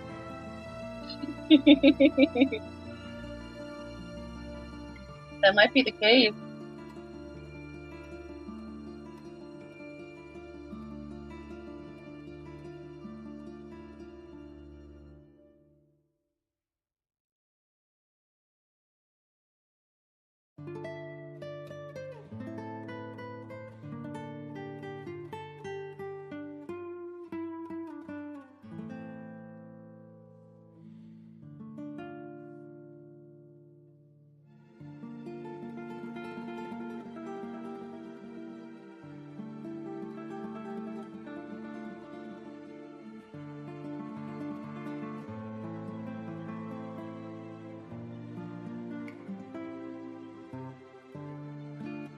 All we really need is one of these released babies, either Ricky or Fred, to get a real case of the zoomies and zoom around that egg tumbler 1 or 2 times and assist a jailbreak for one of their sisters.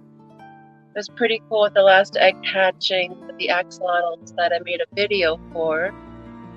We had an assisted jailbreak that we caught during the time-lapse hatching, which was pretty cool. It'll be pretty cool if we can catch another one on a live stream this time. Live action in real time.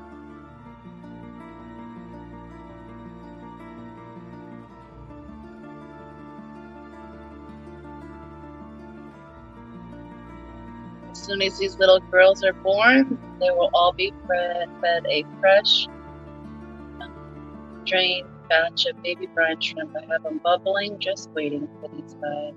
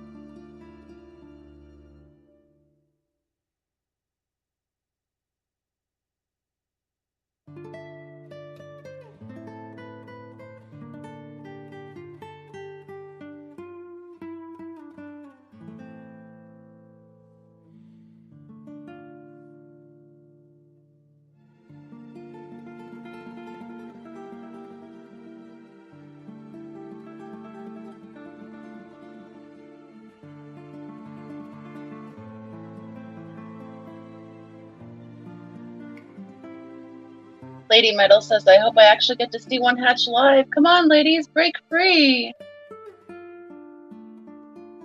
You hear that, Lucy and Ethel? They're tired of your shenanigans. Let's go.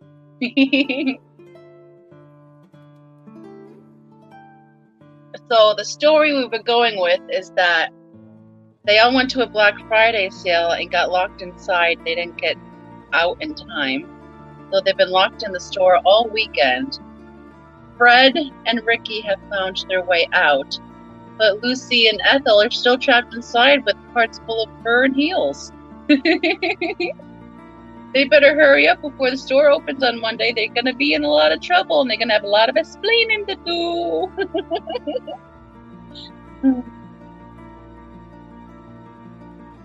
Hello, Dave Farrell. Welcome. He says, hello, everyone, popping in for a minute.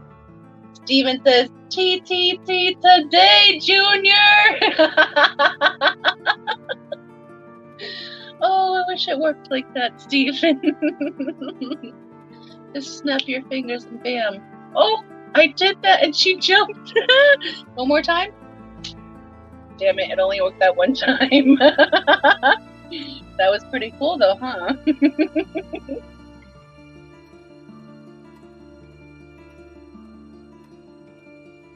Ooh. Good job, babies. Come on.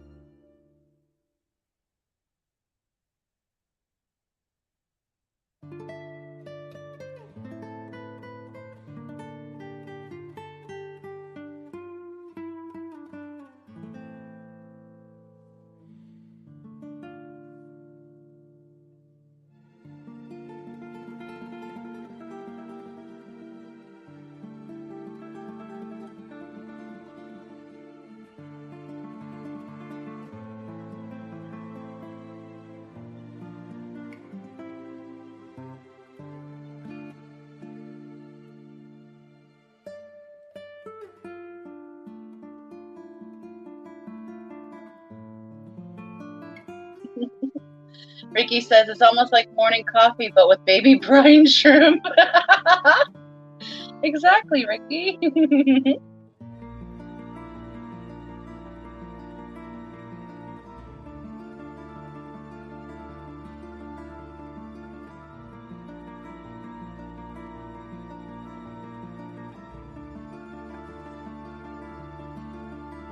Did you all catch the auction last night on Skipper's channel for the Arcball Foundation for the Children's Christmas Party? Oh my goodness, so far. The auction was so big they had to extend it to a second live stream, which will take place today. I believe it's today on Skipper's channel. And so far, the Fish Fam has raised $3,000 for this children's Christmas party. You guys are friggin' phenomenal. You all should give yourself a pat on the back for that. Great job, guys. I hope we can raise a little bit more money for them this evening. So excited. You guys are so awesome. So friggin' awesome.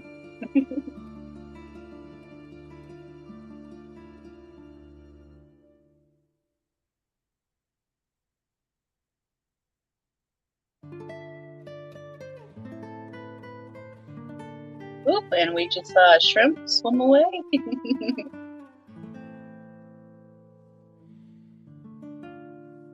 Welcome away. They say hello.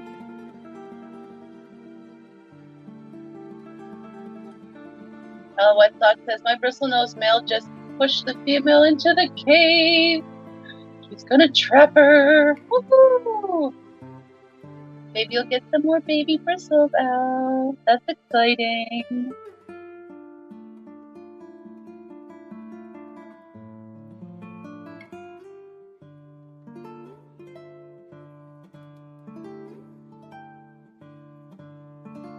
So yes, for the replay, at 9:22 p.m. Friday evening, little Ricky was hatched. This morning, I don't have the quite exact time, but about an hour before the last live stream ended, little Fred hatched, so that was probably roughly around, I want to say 8:30-ish. Well, 7:30ish, 8:30ish. Fred was born this morning, and they're just waiting for little Lucy and little Ethel to make their debuts. Today is day 15 of their gestational period within their membranes. 15 days is the average gestational period for an axolotl egg.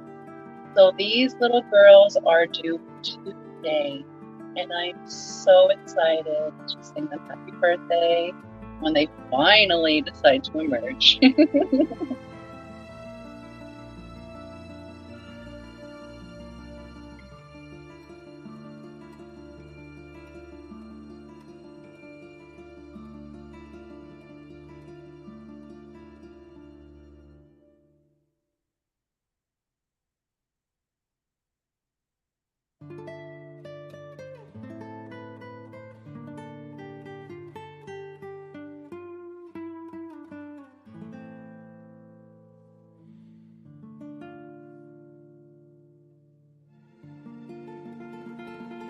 Ooh, good job.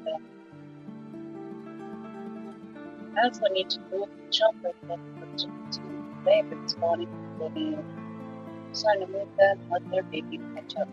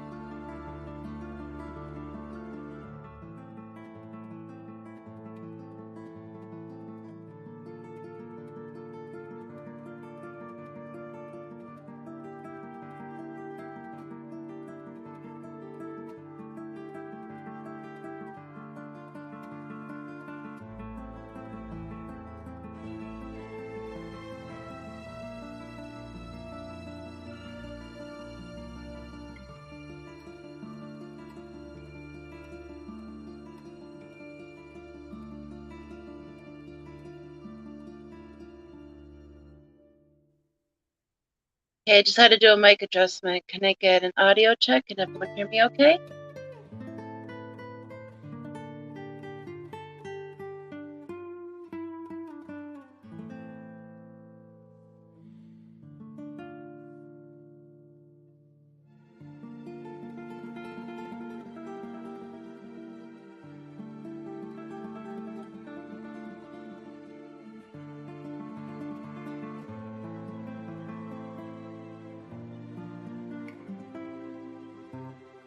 Thank you, Huawei.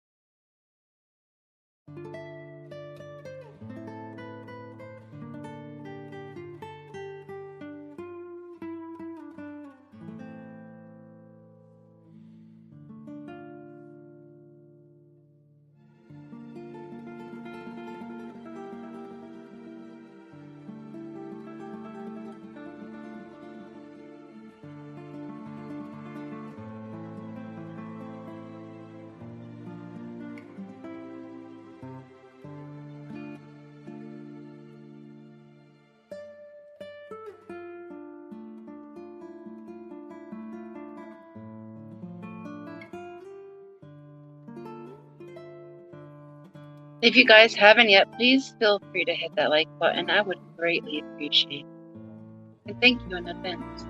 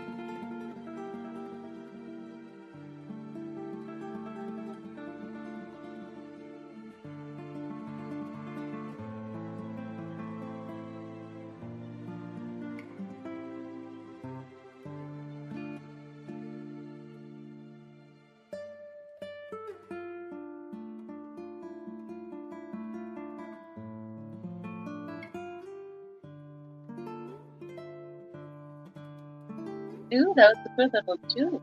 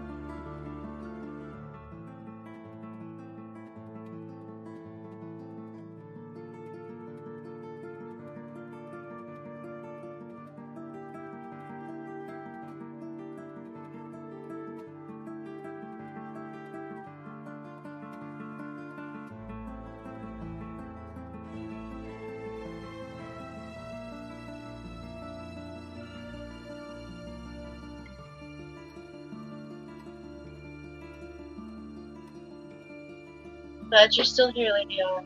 Babies will be coming anytime now. Shane's like, let's go, ladies, let's go, ladies. Good morning, Skull. We had baby Fred hatch out this morning about an hour before the last live stream ended. So we have Fred and Ricky free, and we're waiting for Lucy and Ethel to make their grand debut. Thank you for joining back in with us.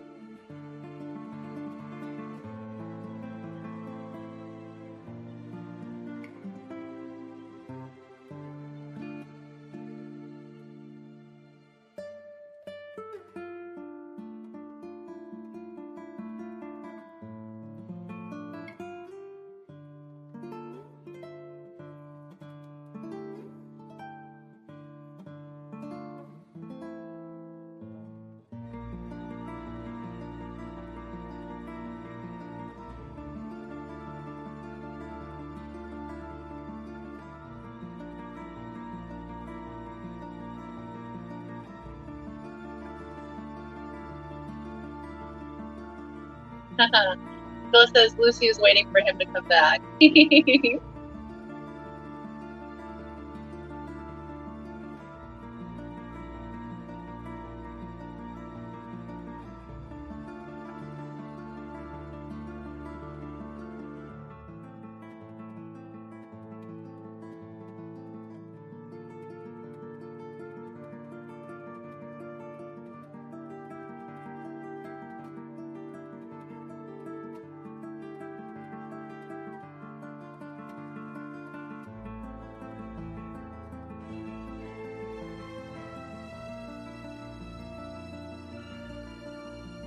The auction last night, though, was phenomenal.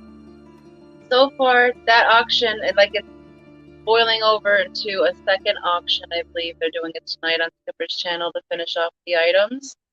But so far, the Fish Fam has raised $3,000 for the children's Christmas party. That is flipping phenomenal. Great job, guys.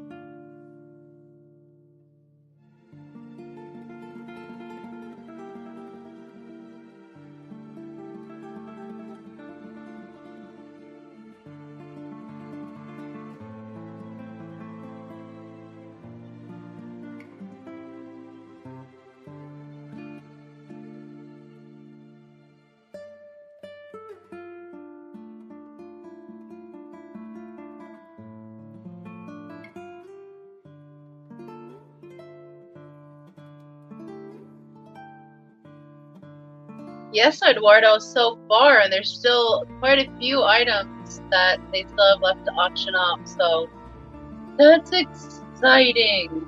These kids are going to have an amazing Christmas, and that's due in a great part of the Fish Fam. That just makes my heart so happy.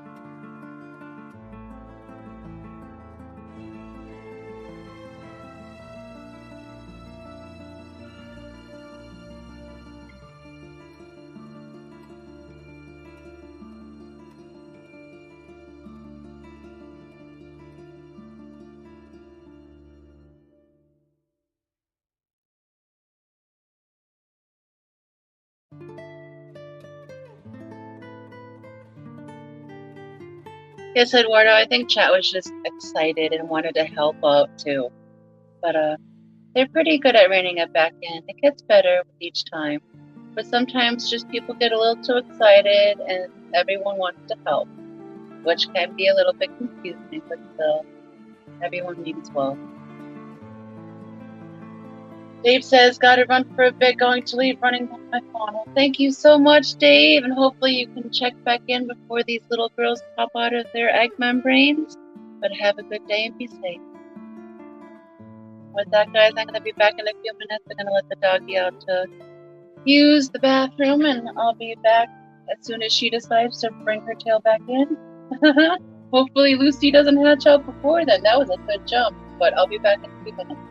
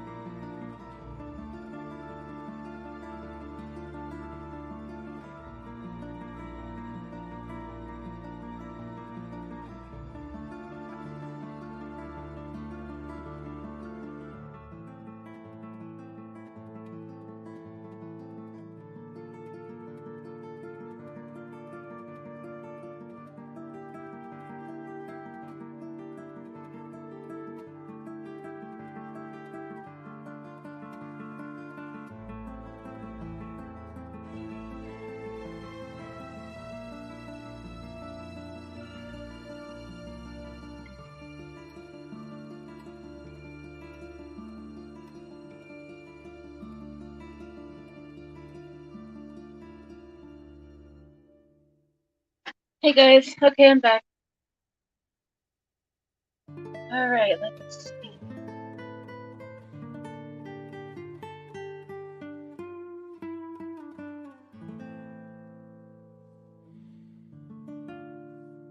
Steven says, I wish I had the sleep patterns of a thing from this earth, but nope, went to bed at 7. Oh, Steven! The lulling music didn't even help you? I'm gonna start getting some elephant tranquilizers, dude. Those will keep you down for a while. I hear they worked on Ace Ventura. Yes, Patty, they're still hanging in there. Yes, Lady Metalhead, it's never fun to have a messed up sleep pattern.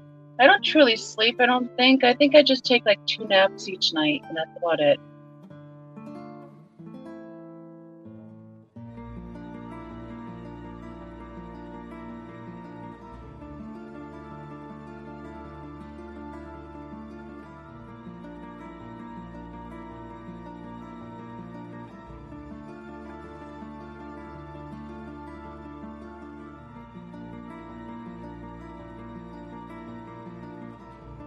Exactly, Eduardo. We learn from experience. We do better to improve both. It's all Alex's fault. Alex's fault. Oh, goodness. Does anyone know what's up for left for tonight's auction? Good question. 6 p.m. Eastern time. Good to know, Eduardo. Thank you. So the next auction for the Arca Children's Christmas Party will be tonight at 6 p.m. on Skipper's channel. Not posted yet. Okay.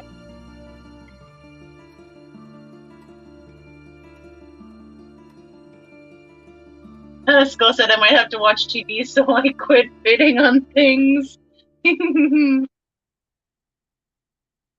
Yes, John, 2 are left. Little Fred hatched out this morning about an hour before the last live stream ended.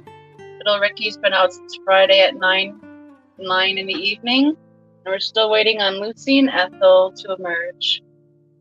Today's day 15 of gestation, so they should be out today. Today's eviction day. What's up, Gracie? Gracie's like, yeah, come on. Good morning, Kelly.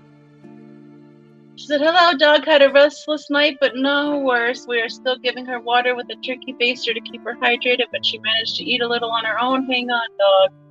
Oh, goodness, doggo. I'm sorry it wasn't an easier night on you. I'm happy you were able to get some food into her, though. But tomorrow she's going in, and then she'll feel so much better. Hang in there, puppy. Yes, Lady Metalhead. You hang in there, too, Kelly.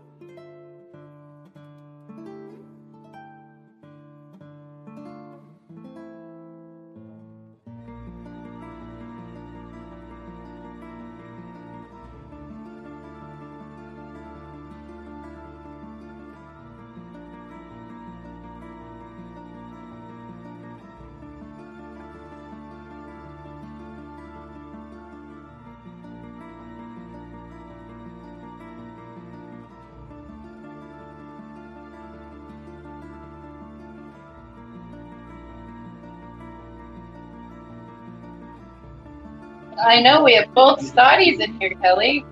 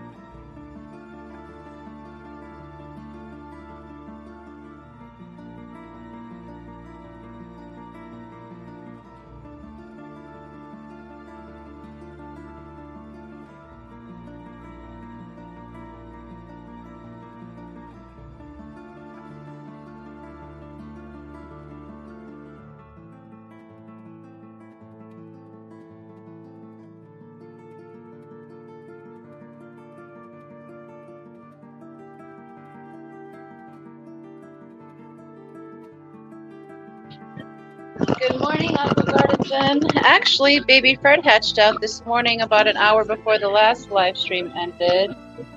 And we're still waiting for baby Lucy and baby Ethel to emerge.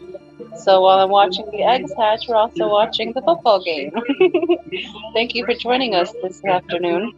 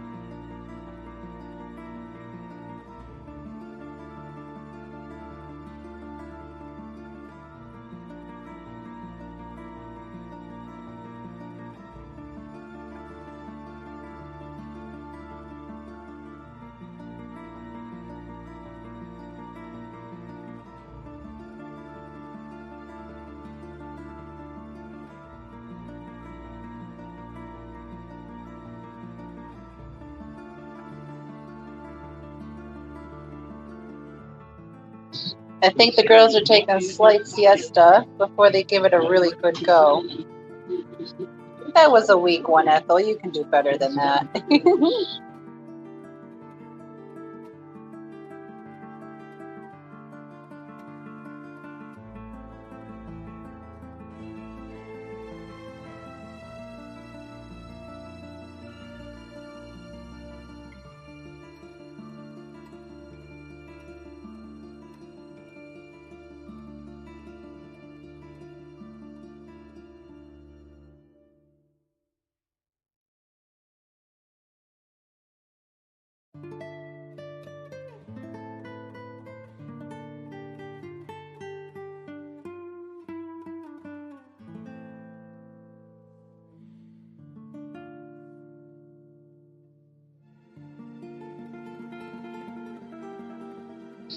That was a good one by little Lucy there.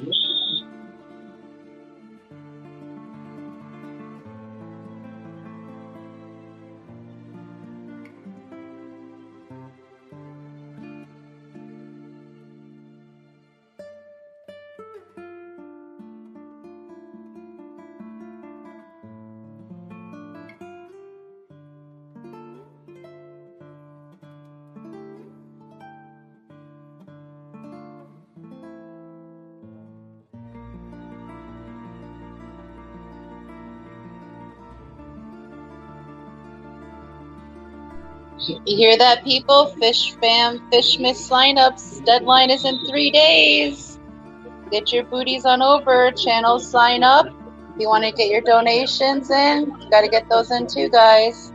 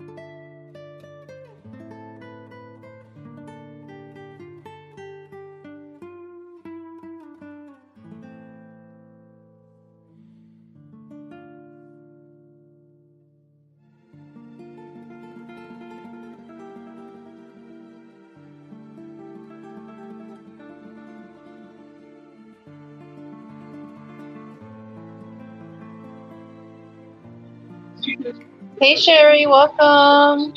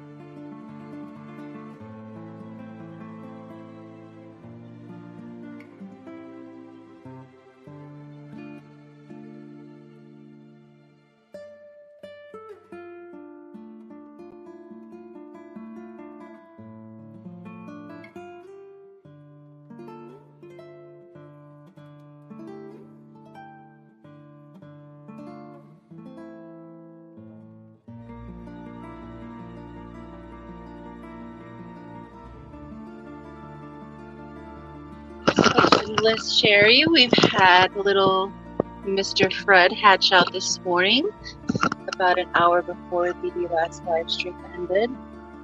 And we had Ricky hatch out Friday at 9:22 p.m. And we're hoping that both Lucy Ethel will hatch out sometime today.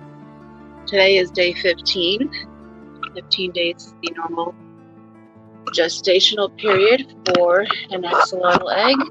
So today is technically eviction day.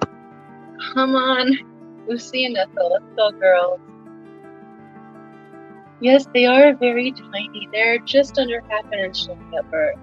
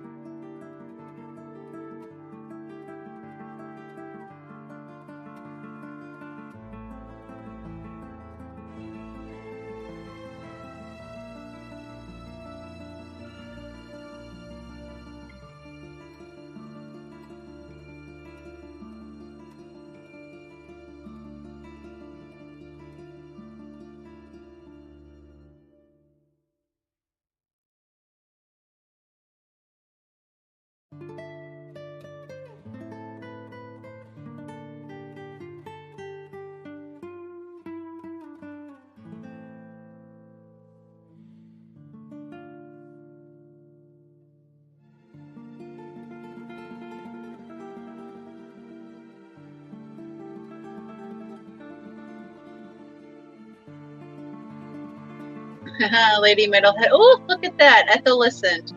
She said, I almost want to be like a kid at the zoo and poke the tank. Come on, do something. Well, if I do that, it'll go out of focus, and it's impossible to get it back into focus. So I'll just leave them be and let them happen naturally.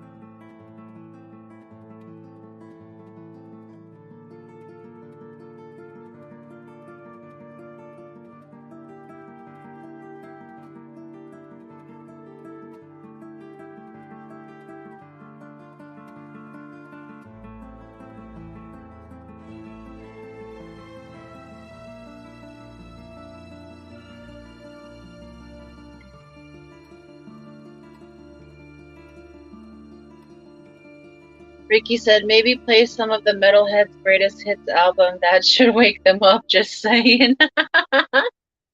Oh, they're awake, Ricky. They're just exhausted from trying to get out. They're pooped.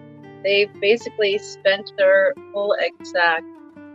The last little bit of energy they have, they're spending it to try to escape their eggs. So they really want out. They just need to slowly build up the energy to break free. But yeah, a little startle could break them out, but it could also hurt them, so I don't like to intentionally startle them.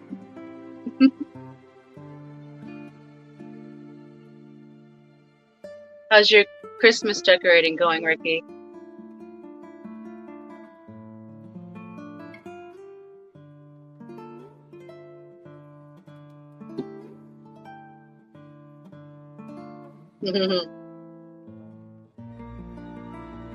Lady Metalhead said, hi, I could give her a playlist just to disturb them a bit. Lady Metalhead, I am also Metalhead. I have quite a playlist that'll wake them up.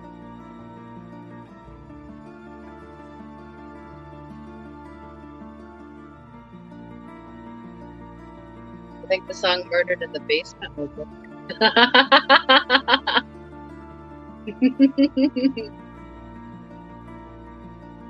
Cradle of Filth may work.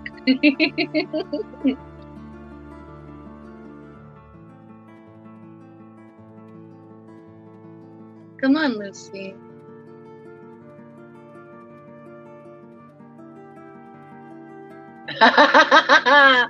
Ricky says, I'm fluffing limb number 6 of 834.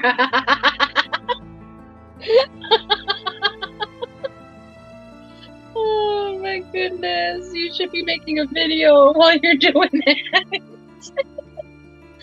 Oh, time lapse it. That'd be great.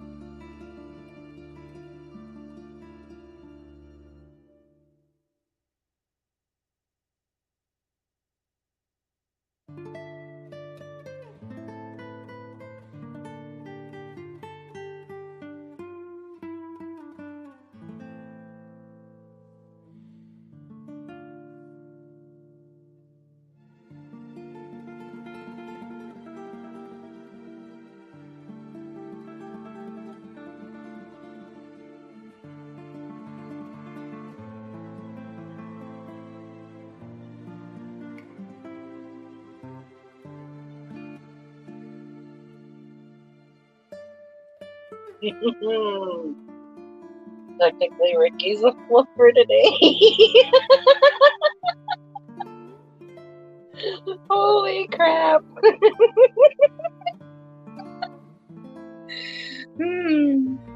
Lady Metalhead says, and you make me thankful that I have a 2-foot fake tree that takes 20 minutes to set up, Ricky.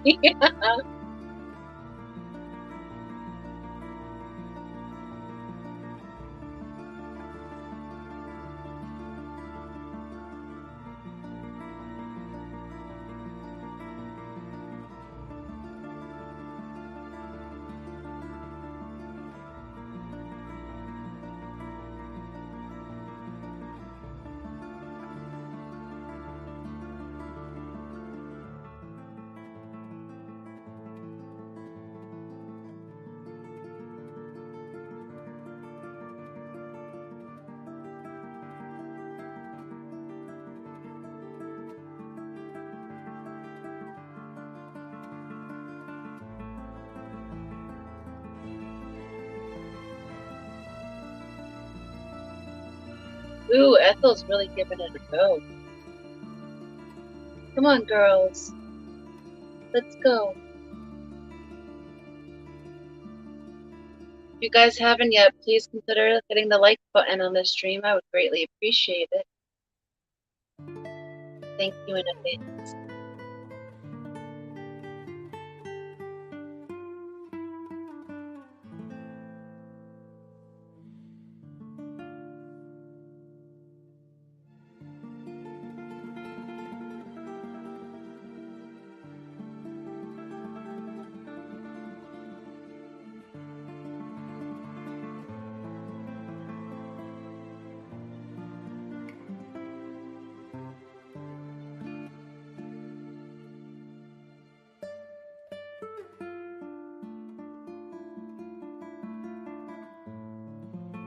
Thank you, Sky. Just a friendly reminder. Sometimes even I forget.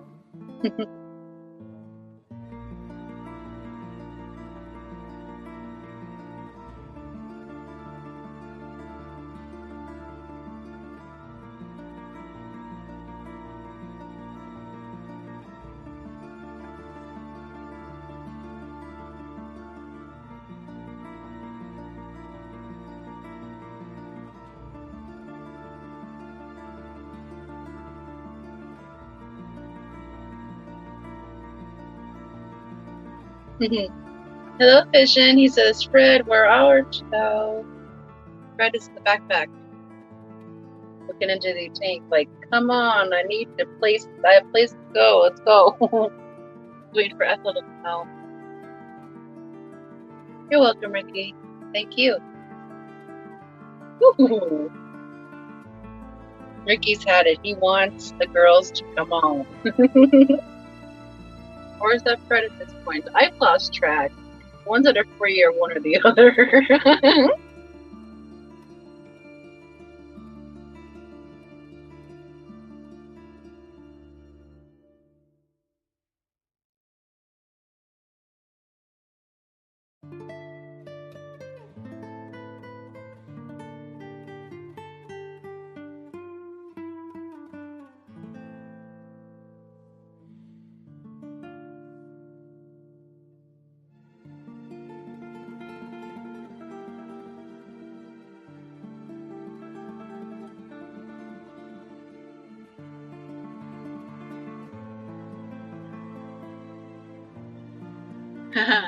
Lady Metal says, Fred and Ricky are tired of holding Lucy and Ethel's purses.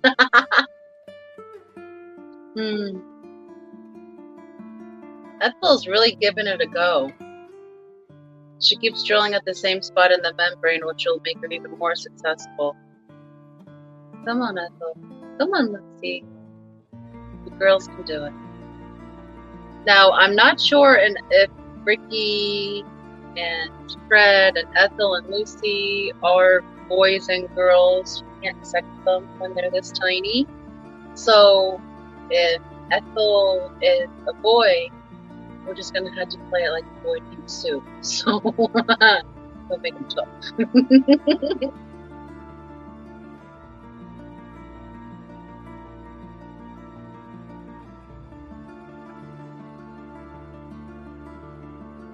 That's it, little baby boy. Help the girls out.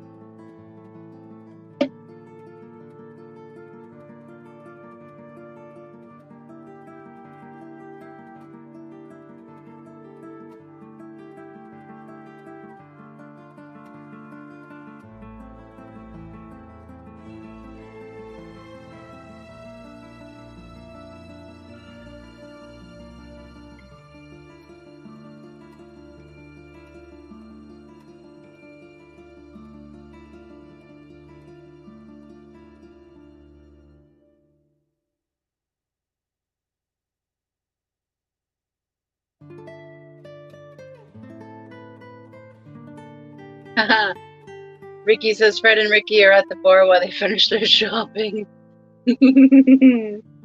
No, Ricky hasn't left Lucy's side the whole time, and it's so cute.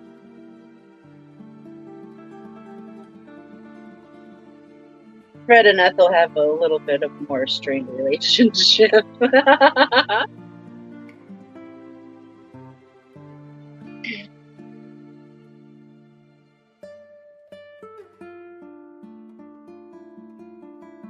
Just a day? They've been there since Friday. It's been a long weekend at Nordstrom's.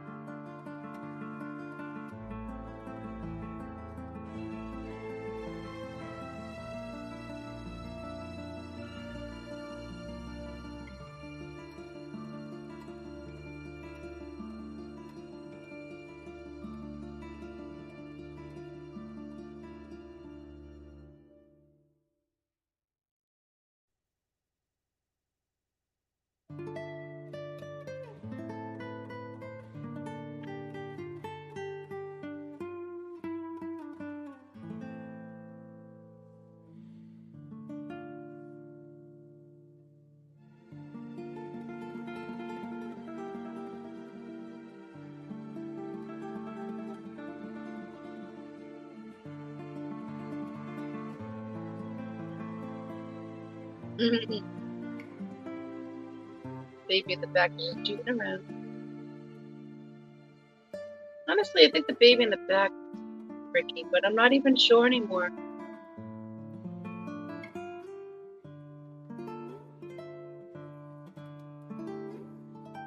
I think Fred has a little bit of a fuller belly. That's my tell.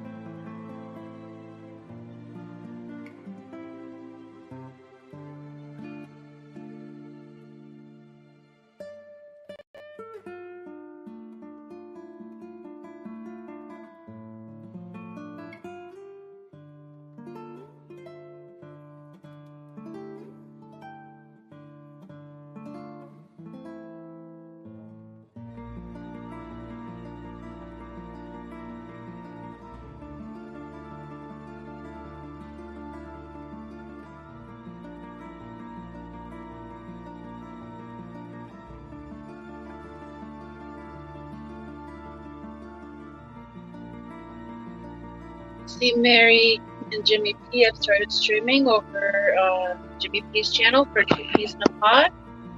So those of you that are still here and chat with me, why don't you all head on over there to chat with them with hashtag Lucy. I'll put the link in the chat with the hashtag. Let them know we send our love their way. And we'll be here when you guys return.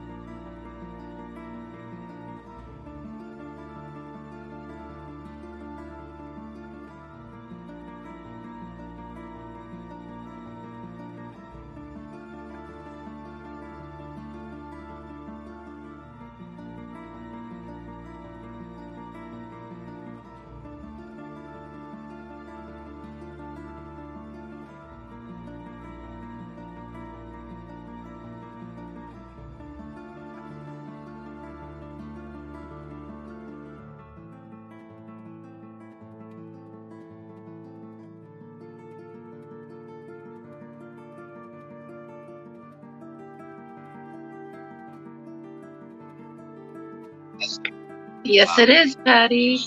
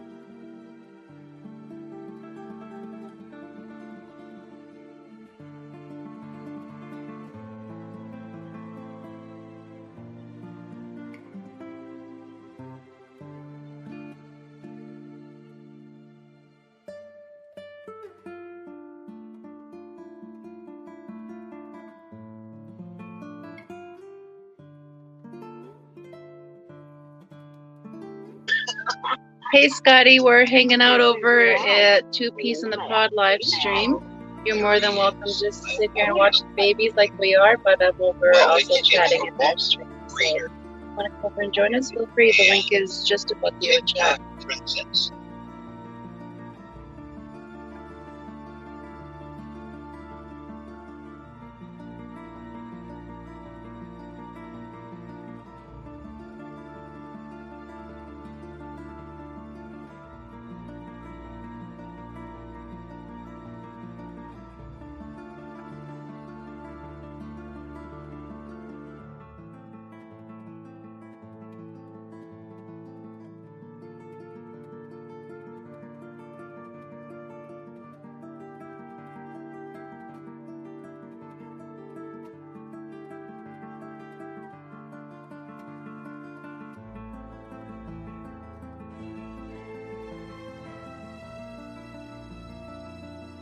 Did Ethel just hatch?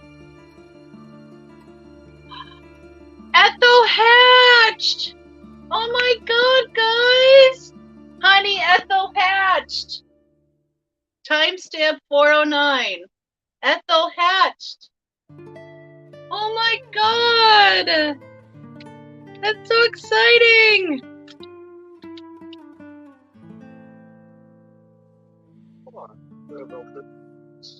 Oh my god!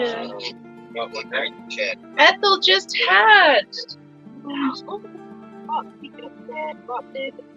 Woohoo! Now we just waiting on Lucy! Yeah! I didn't make that yet, Mary. Yay, guys! Woohoo! So I gotta change the banner. Oh my gosh, that's so exciting. Happy birthday, Ethel!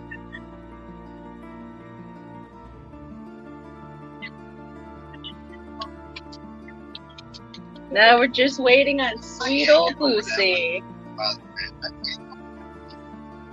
That's so awesome. Yeah, well, good luck with that. Now we have to sing them.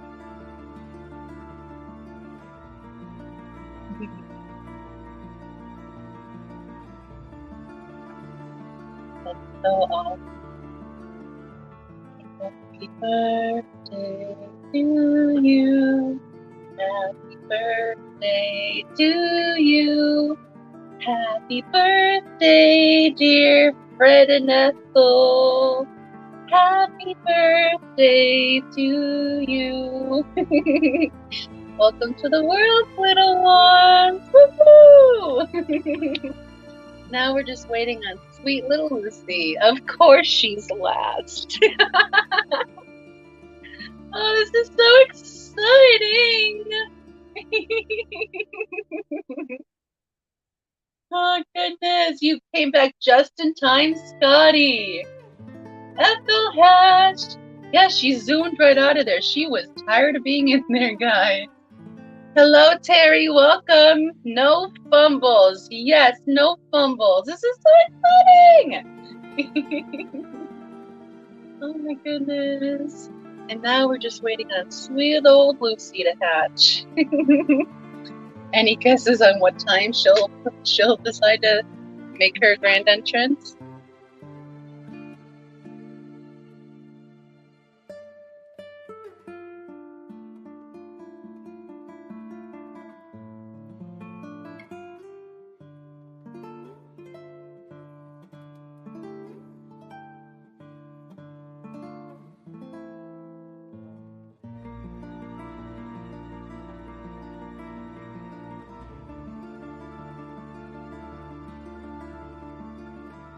Were they ready? Us too, Scotty.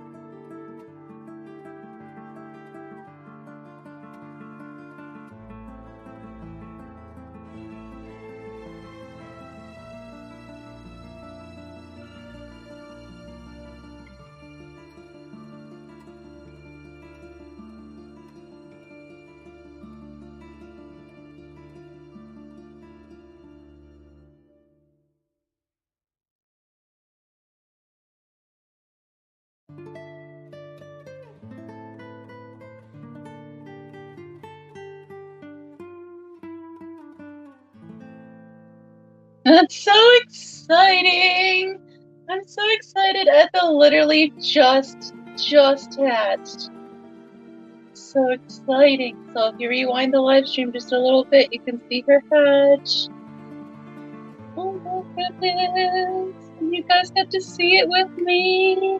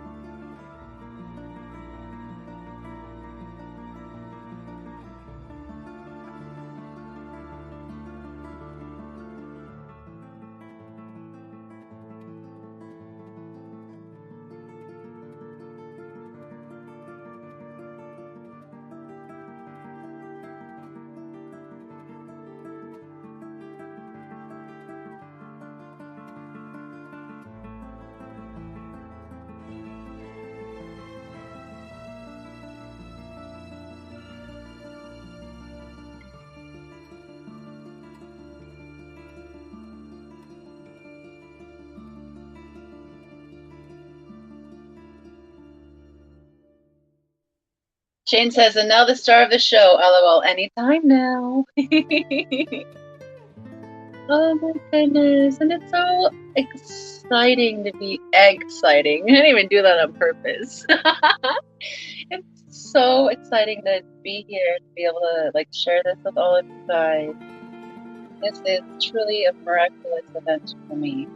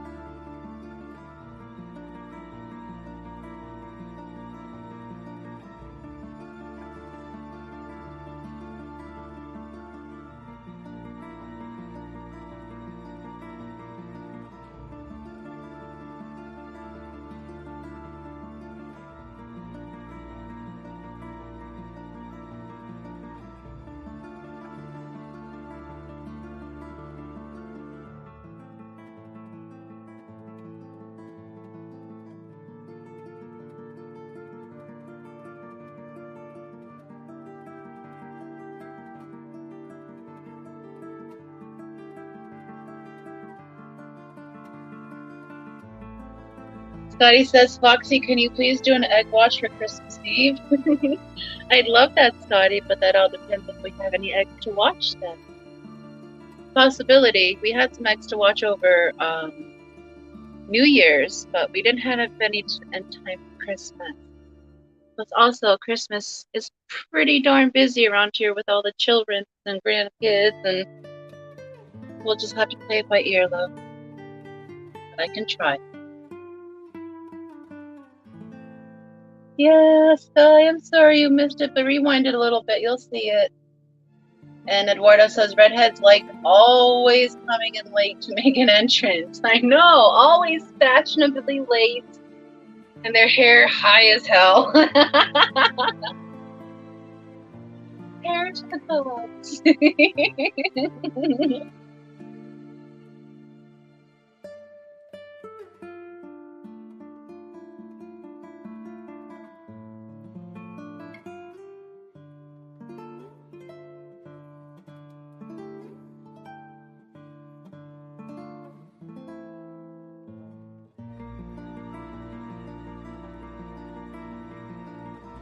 That's a very good one, Eduardo. He says, play it by donkey ears, Roxy. That's a good one.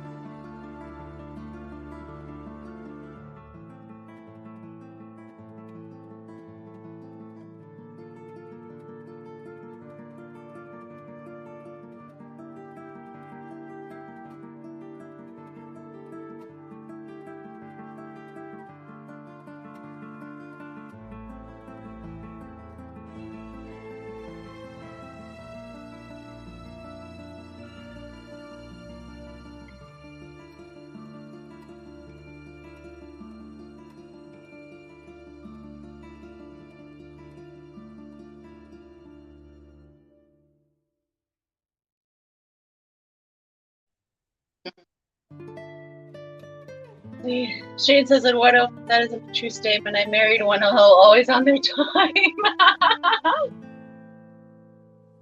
Esther, Eduardo said, you have tons of fishies laying eggs, thus let the children play. I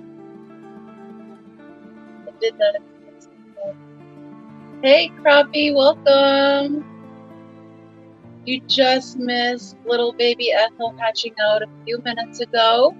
We had baby Fred and baby Ethel hatch out today. We had baby Ricky hatch out Friday evening. And now we are waiting for the star, Lucille, to hatch out here. Hopefully sooner rather than later. But thank you for joining us this afternoon, this Sunday. Hope your day is well. Ooh, good try, Lucy. I do a few more of those in the same direction. Let the children play. I'll have to see if I have any eggs that I could do that with. There's only certain eggs that I'm currently set up to be able to show you guys. Axolotls are an awesome egg because they have a super clear membrane. We can put them in a tumbler and video them with just a regular camera. When I do the other egg watches, those are typically quarry eggs, a sticky type of egg. Those are stuck to the aquarium glass on the inside of the tank, and I use the digital microscope on the outside of the tank for you guys to be able to see into the inside of the egg. So those are like perfectly like heaven-sent placed eggs that are just perfectly placed for me to be able to do those egg watches for you guys.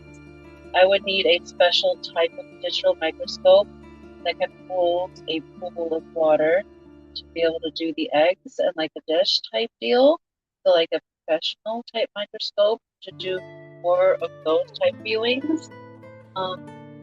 But I'd love to be able to show you like the gestational phases of like a speedy egg. That would be amazing. Just those microscopes are very, very, very expensive, like thousands of dollars. So it all depends on what eggs are laid where and the right timing and position. It all depends until I can upgrade my equipment.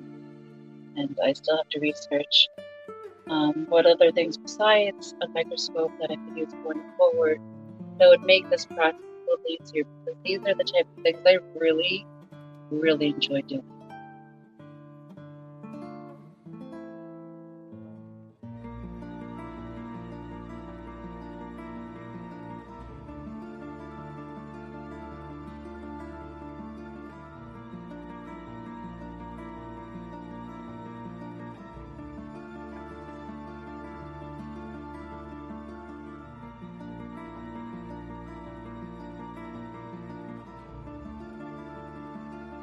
Okay, Eduardo, be right back, guys.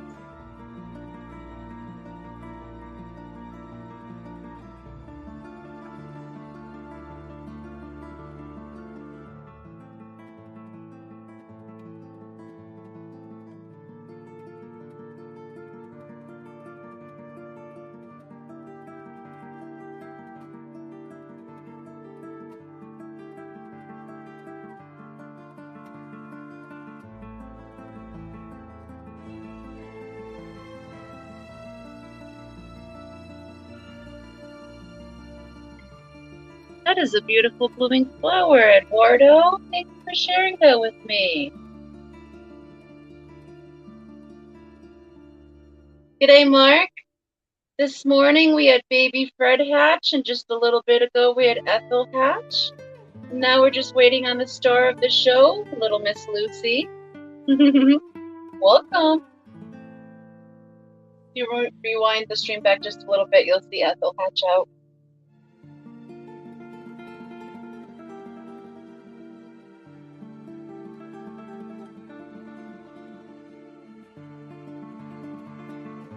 You have quite a green thumb, Eduardo. You can go with the cleanse.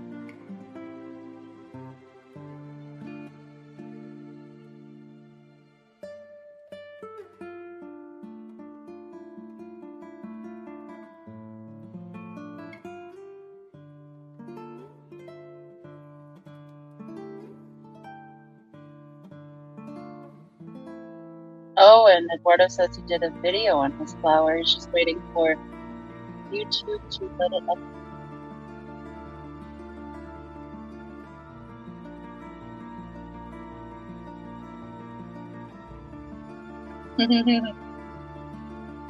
Crappy says Rock On was able to see Ethel hatch. Nice, Crappy.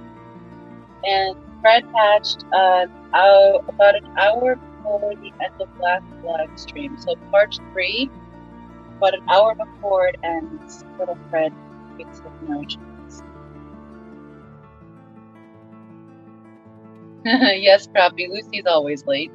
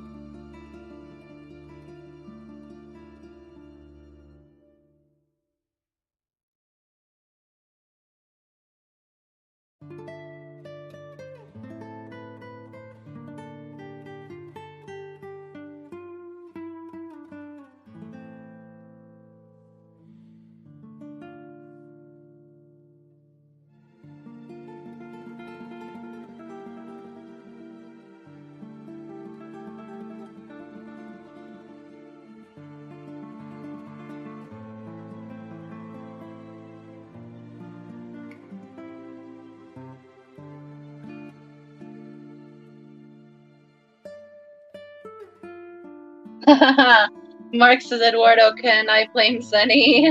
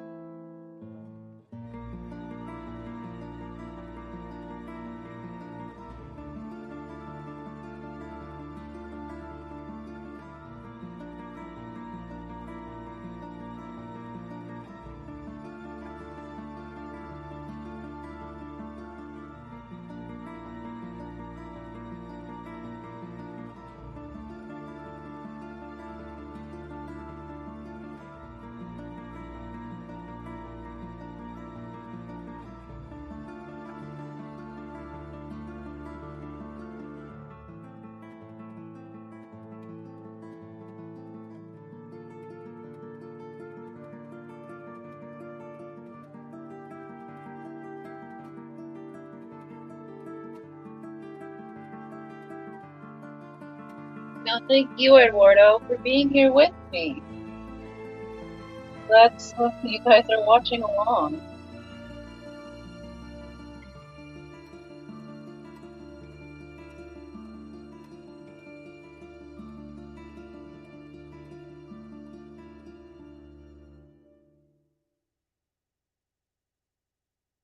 Now, if little Lucy would just get her game together and get the crap out of there.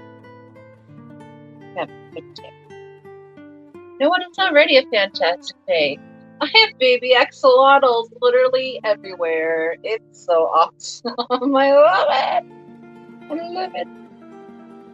Once Lucy hatches, all of them will be fed fresh, live hatched baby brine shrimp.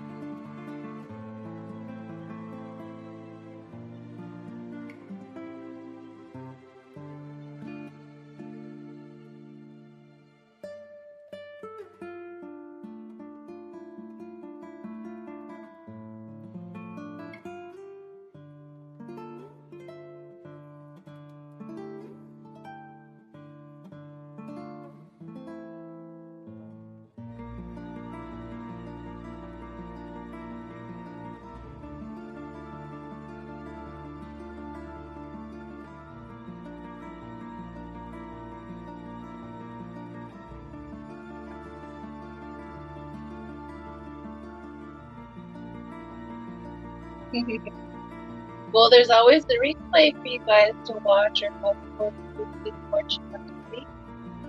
They'll always be available.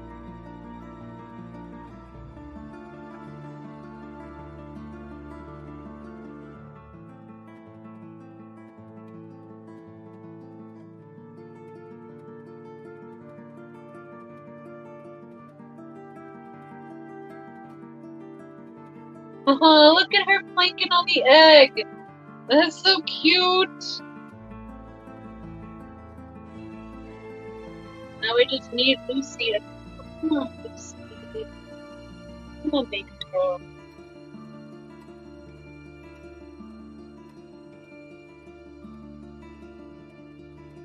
Aw, I'm sorry, Eduardo. Good job, Lucy. Come on, girl. You got this.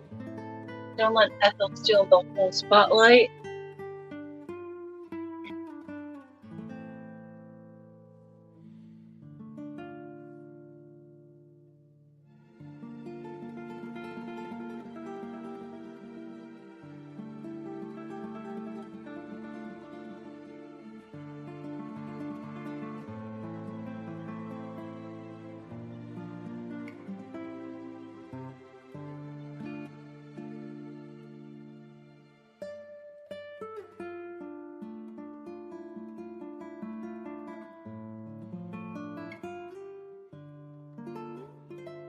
Or maybe a video clipped from the streams?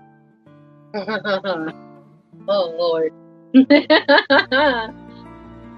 It's a possibility, but I'm gonna say it's probably not gonna happen by me. Sometimes it takes a lot, and I do everything rudimentary, not the right way, because I taught myself how to do all the things that I do as far as editing, so everything takes me a million years to do them fast backwards. So we'll see. We'll see.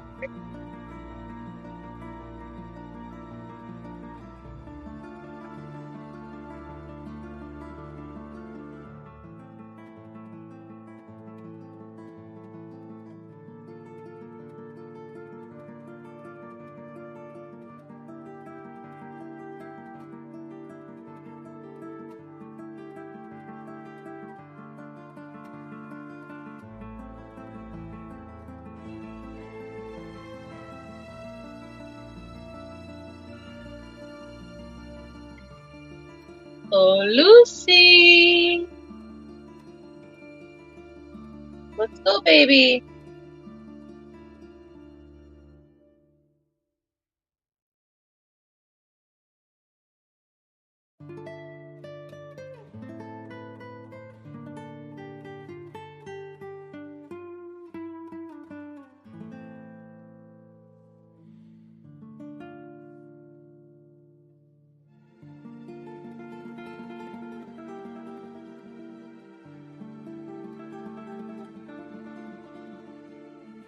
Lucy really is being the stubborn crappie. Ricky must have said no to that fur coat. So Lucy said she's not coming out.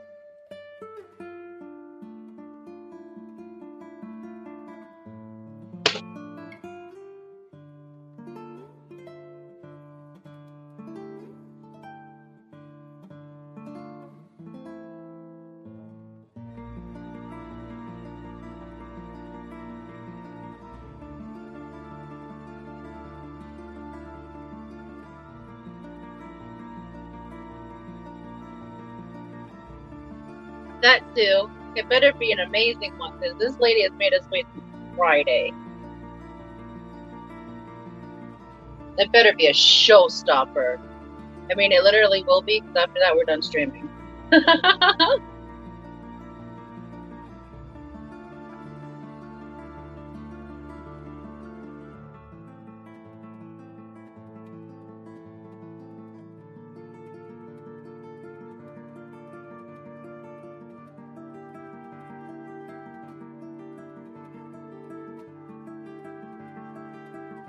Lucy better hurry up. I have a meatloaf to make.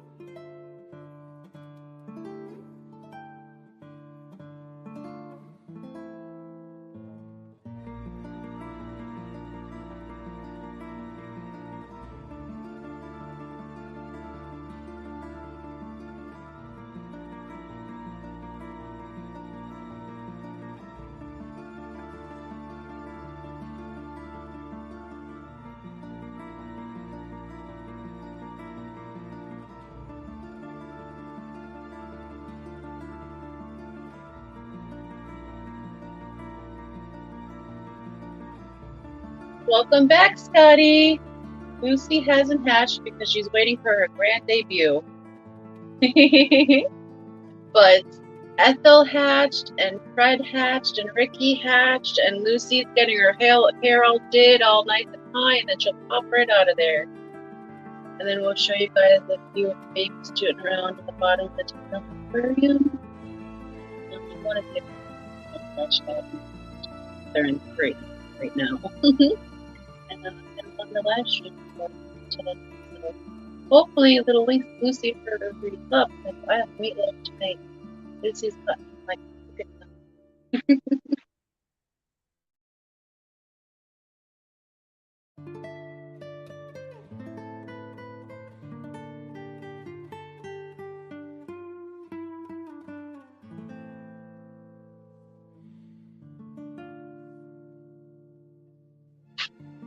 Scotty said, I saw 2 of the 3, might have seen the 3rd, but I was sleeping. So you saw it in your dreams. Well, Ricky hatched out Friday at 9 in the evening.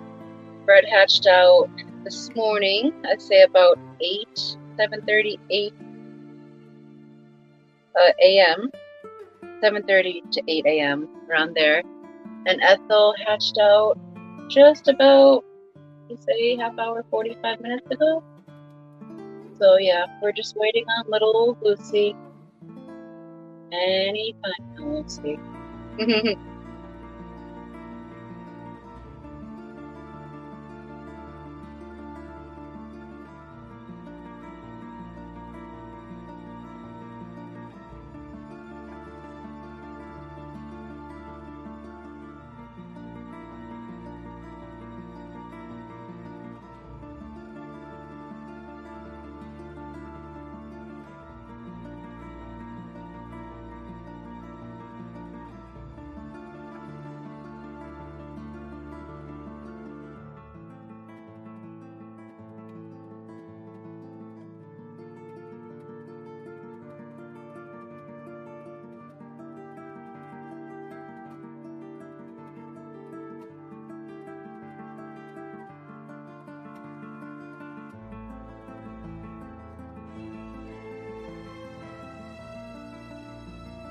Freddie says Fred is the one that is questionable.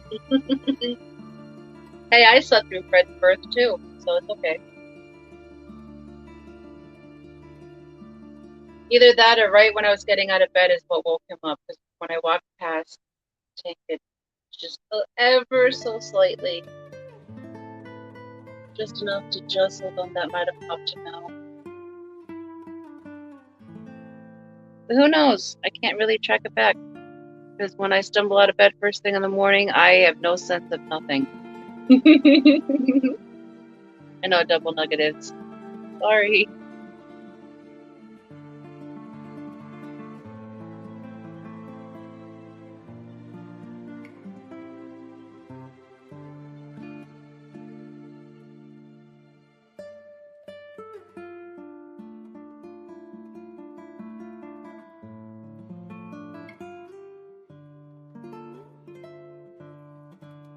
Welcome back, Yellowstone. Baby Fred and baby Ethel have hatched, and now we're just waiting for baby Lucy to make her grand entrance.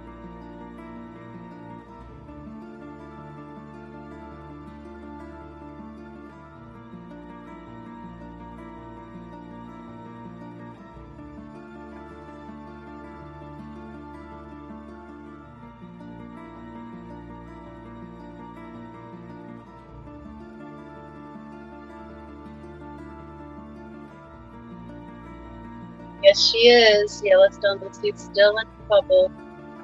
And Ethel's blinking on hers.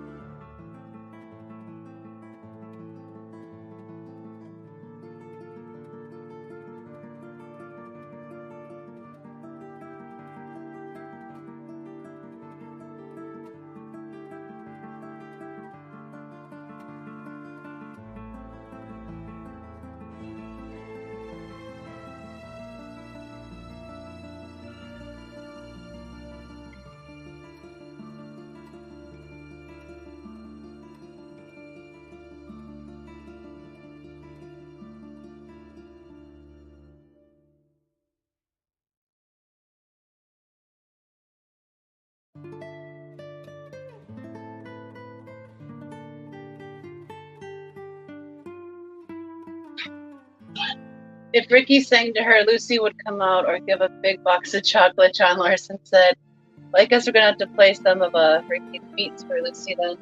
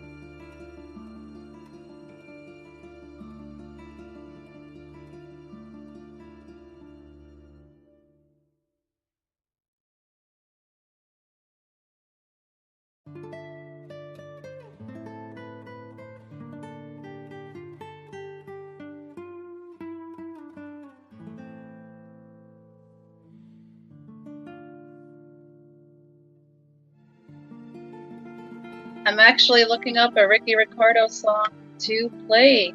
Maybe this will get Lucy out. I'm finding one.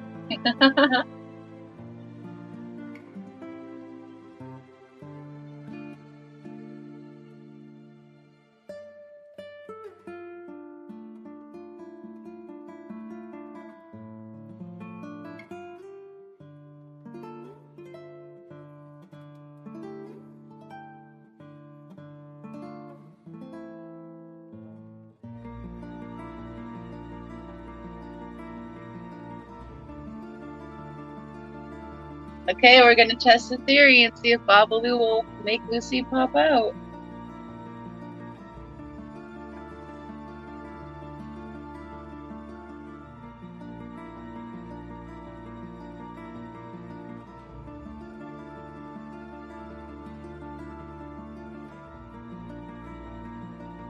Yellowstone says he really wants an axolotl. They are so cool. Ooh, it's making her jump! Oh my god, I'm 6 away from 300, Scotty said. Oh, it's amazing, Scotty! Congratulations! Not that far away. A short will do it. Or a few Fishman members that haven't found you yet will too. It made her jump.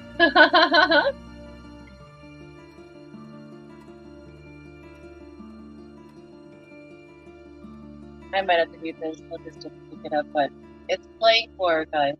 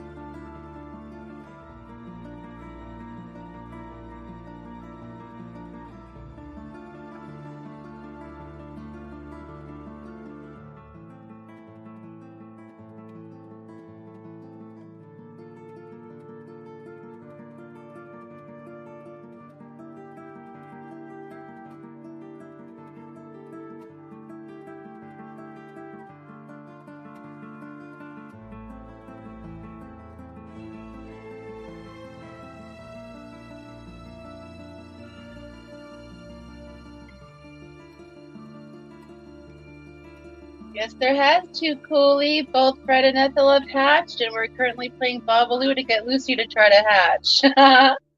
Welcome back.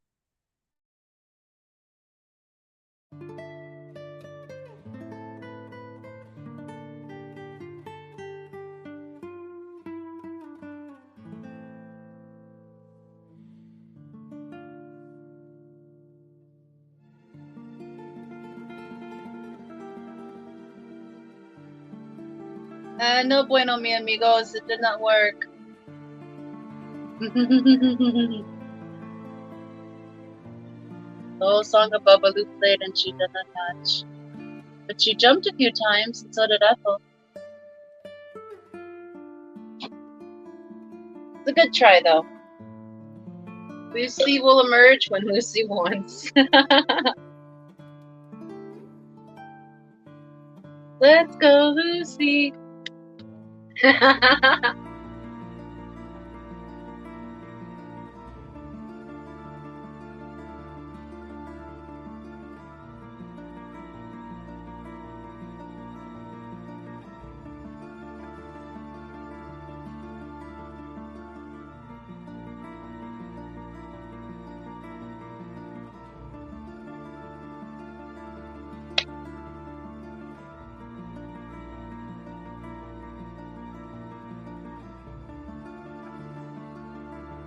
Let's go, Lucy.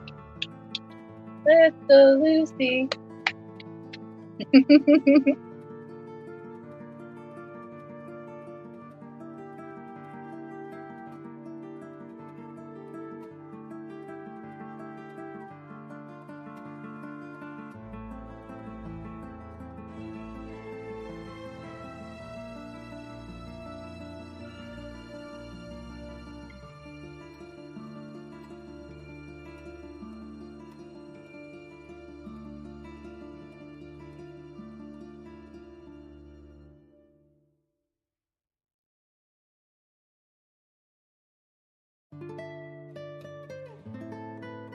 Ethel seems to be full of energy now that she's out of her egg.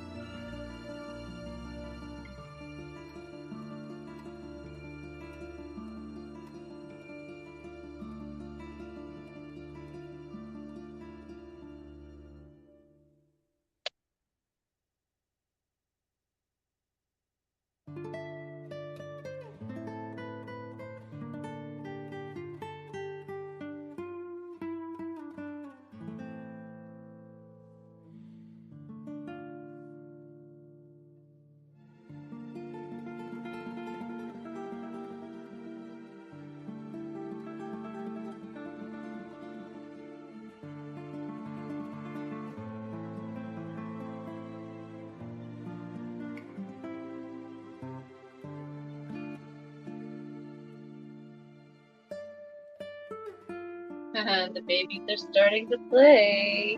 That's so cute.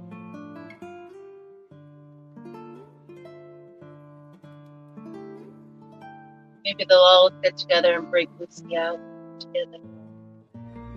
Together, together, together, together, together.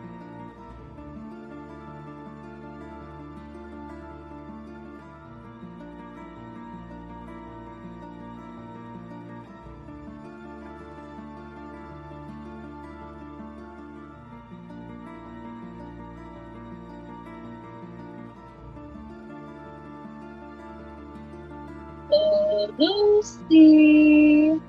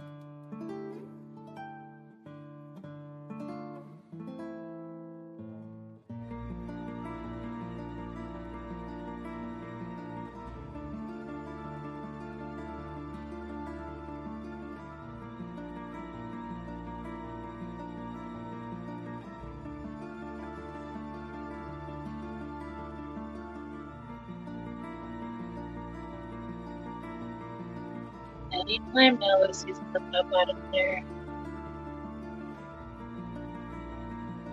She's decided she doesn't want to learn anymore.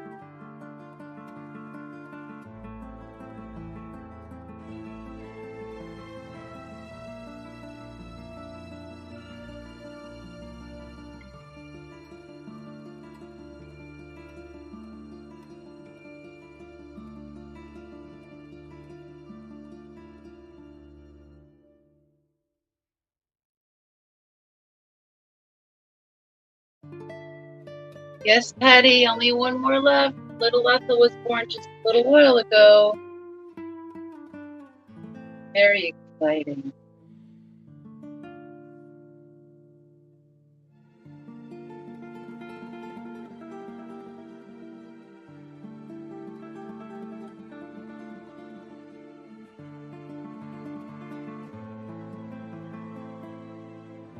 Hey, Scotty, give Patty a break. She's got all those cats and petite tanks to take care of. Plus, she's always freezing.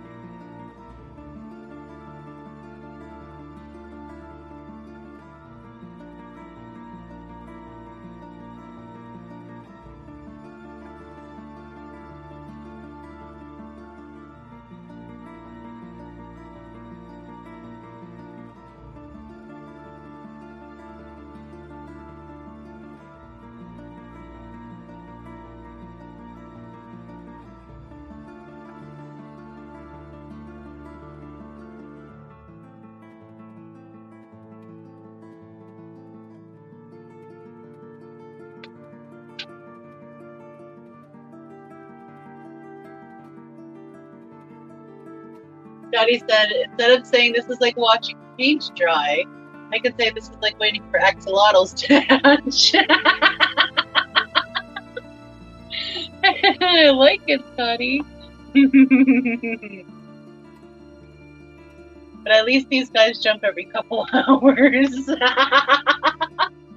Yeah, they give you a little bit of action every now and again. They make you want it, though.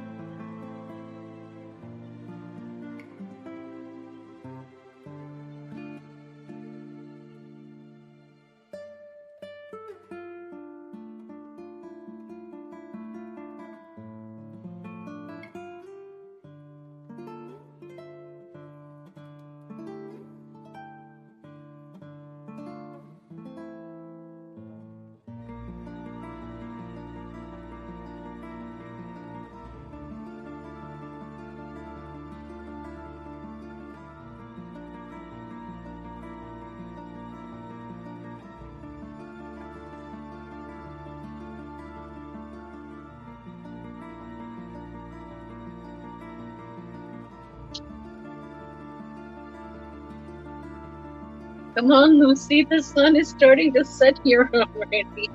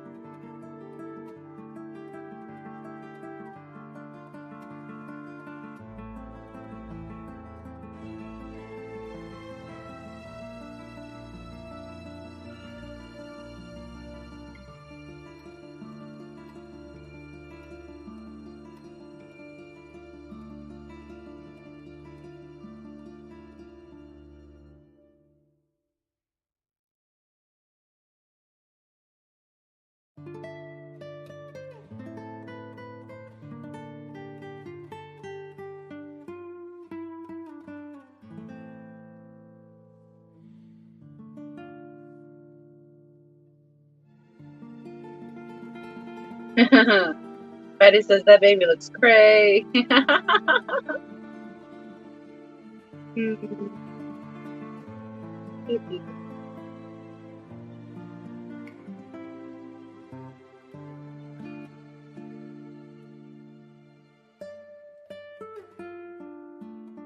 Ooh, good try, Lucy.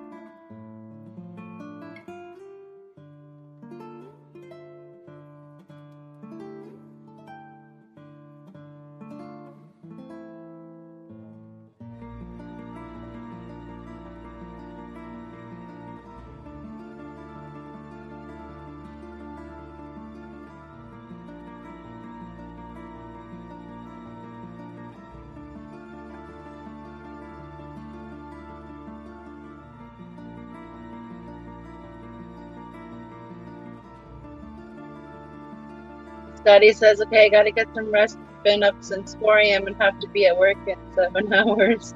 Well, Scotty, you go lie down, and if she hatches before, then you can always catch the replay. But thank you for hanging out with us. Thank you for joining us on the journey of Egg Watch 2022 Axolotls. Really appreciate it.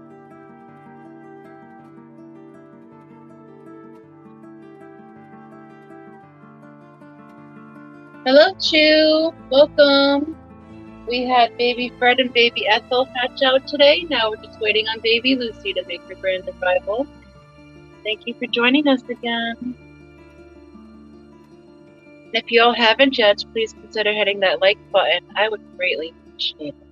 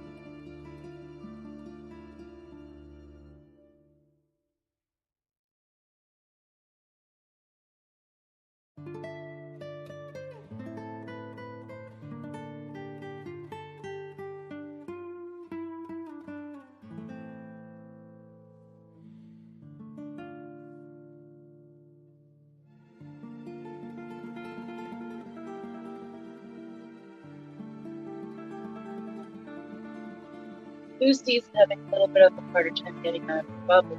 Notice the top of the bubble is already a hole that she made yesterday. Her head partially came through, but she did not penetrate all the way through the membrane, so she remained inside. So she keeps hitting all around the membrane and other spots, which makes it more difficult. The hole makes it more difficult because it makes the membrane flex more when she hits it, making it harder to break. So hopefully the membrane will start to naturally degrade now that it's broken, that it's at a 15-day gestational period when the membrane should begin to naturally break down. Hopefully that'll help Lucy come out a little bit easier, or otherwise I really hope she picks up the shovel she made and break herself through that way. Lady Metalhead says Lucy needs to be renamed Lazy Goodness Girlfriend. Lucy just has a rough go of it. She has a free hole, I'll say. She's having a hard time finding her way back through it, and it's just making her bubble overall a little more flexible than all the others. But she'll get through it eventually. She's got to work a little harder than the others.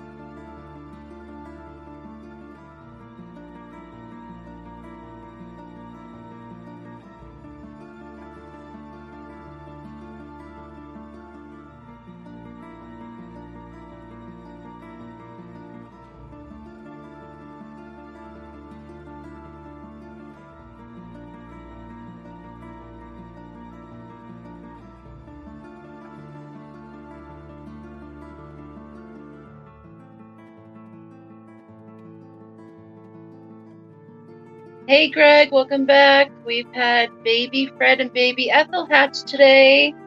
Now we're just waiting on baby Lucy. Anytime now.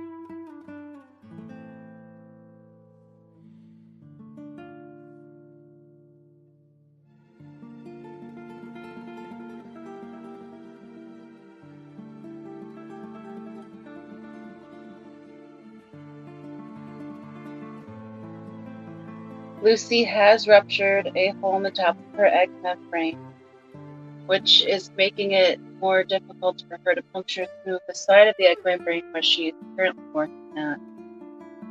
She's lost that pressure ratio between the outside and the inside of the egg, which makes the egg more gelatinous and harder for her to break through. She will be able to break through it, but it's just going to take her a little more effort than it did the other three.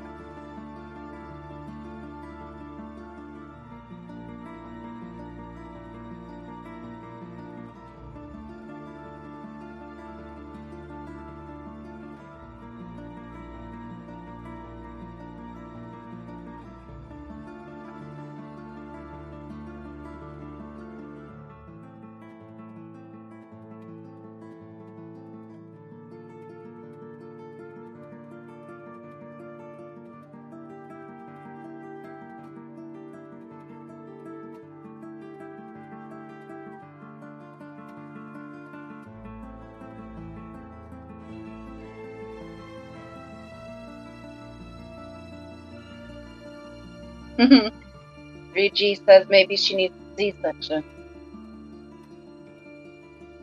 Excuse me. She's got this, 3G. This is what determines if they're going to have a long, healthy life. They need the strength to be able to break through these eggs on their own. And one of her siblings, just like you saw, may jail assist her. If I was to assist her breaking out of that egg, she might not be strong enough to survive the next stage. So she uses up what's left of her yolk sac to break out of there. And once she does, then the rest of her life will be golden. She's healthy and strong. She had the genetic strength to do so. And she won that battle all on her own. I will not take that from her. Hello, Mary. Welcome. Awesome live stream with Jimmy earlier. I tuned in for a little bit as much as I could. It's so awesome of you guys to do that. It's lovely to see you guys up there together. Good laughs as always. So we've had baby Ricky, baby Fred, and baby Ethel hatch. Now we're waiting on baby Lucy to make her grand entrance. Baby Lucy has punctured a hole in the top of her egg membrane, disrupting the osmotic pressure, which creates a tight barrier on the egg membrane. So she's going to have to work a little bit harder to get through her egg membrane if she can't locate that original hole that she poked through directly at 12 o'clock of her egg. So right now she's at 3 o'clock in her egg, digging away there. Just makes the egg a little more gelatinous, will make it a little bit more difficult, but she will emerge eventually. So no need to worry. Hello, Skull, welcome back. Thank you for rejoining us.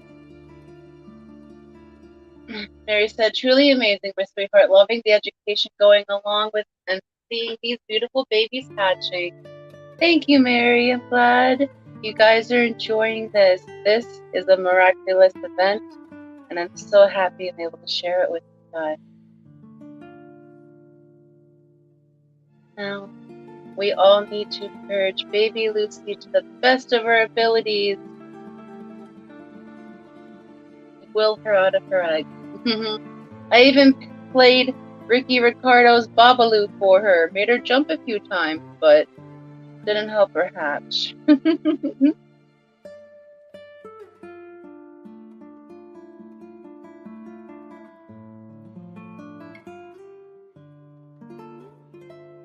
can see that she's still quite feisty. She's not ready to give up. Mary said, "Oh my goodness, I love you and Jimmy and Father Fish so much. Thank you for letting me be part of such amazing streams. Choo choo! Choo choo, Mary. Choo choo. I love you so much." Lucy is named after her grandma, me.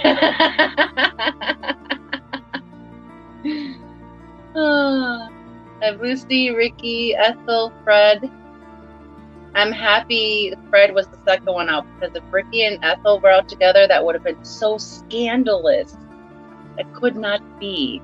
So I'm happy it was Ricky and then Fred and then Ethel, because that was safe. But Ricky's been waiting since the very beginning, since Friday at 9:22 Central PM for Lucy to emerge.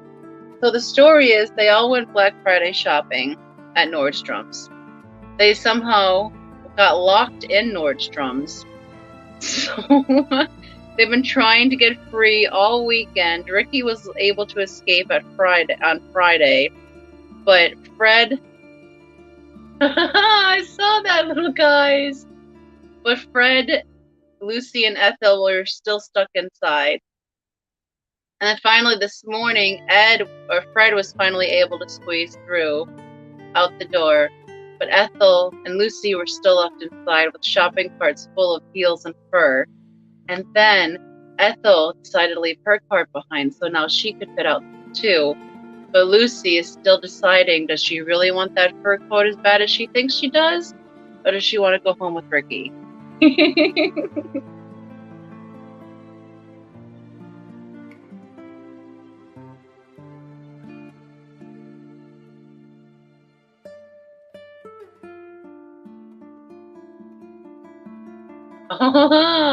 These babies are so ready to be out of this egg tumbler already and be with their siblings. Come on, Lucy, you're holding everybody up.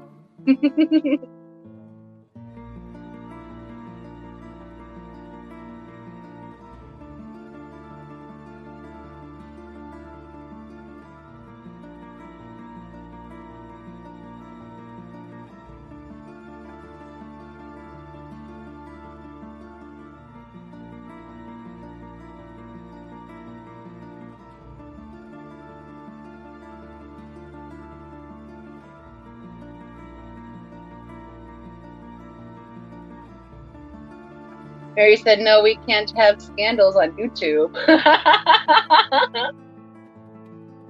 Or in my fish tanks, goodness gracious. And on a Sunday, I'm happy with Fred first.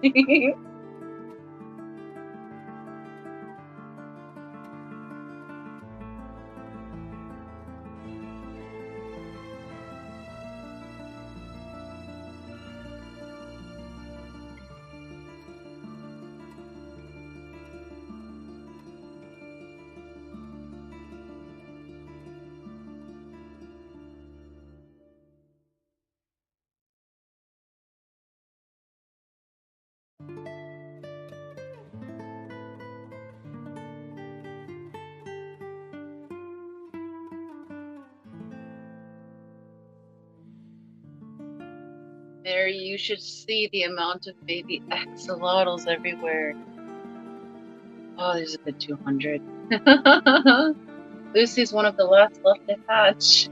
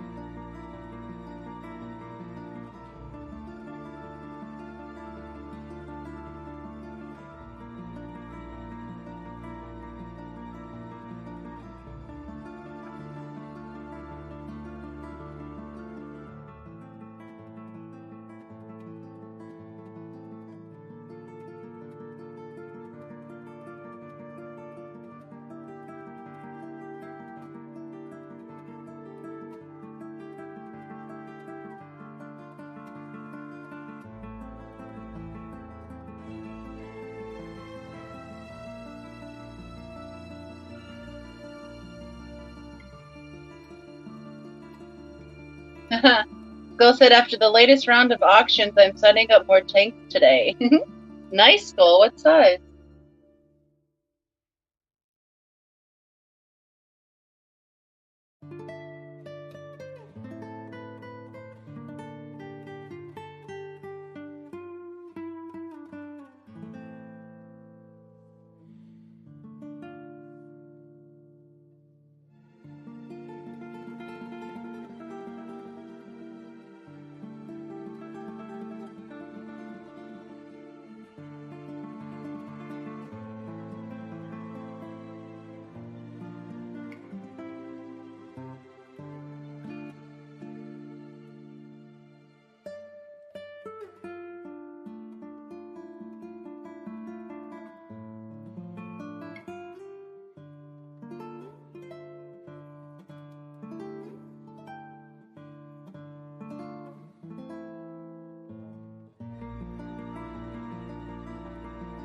Skull says 10s for shrimp and a few 20s just because I need the room. Nice.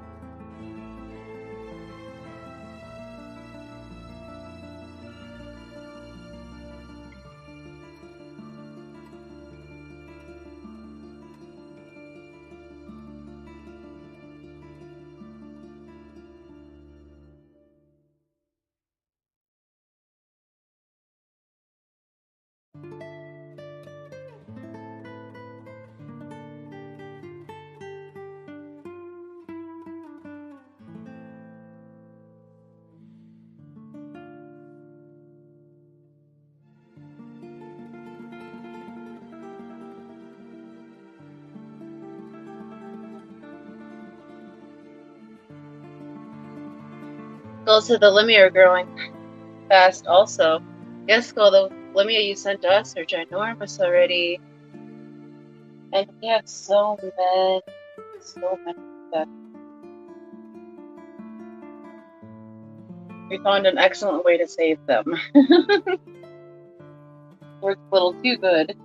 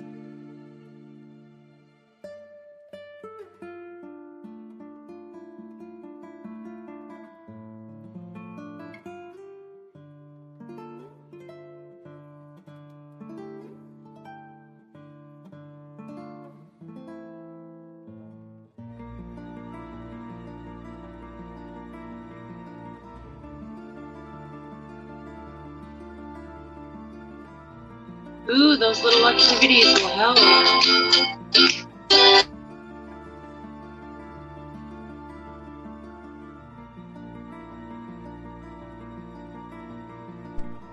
A few more bumps like that from other babies might help Lucy get out of her shell.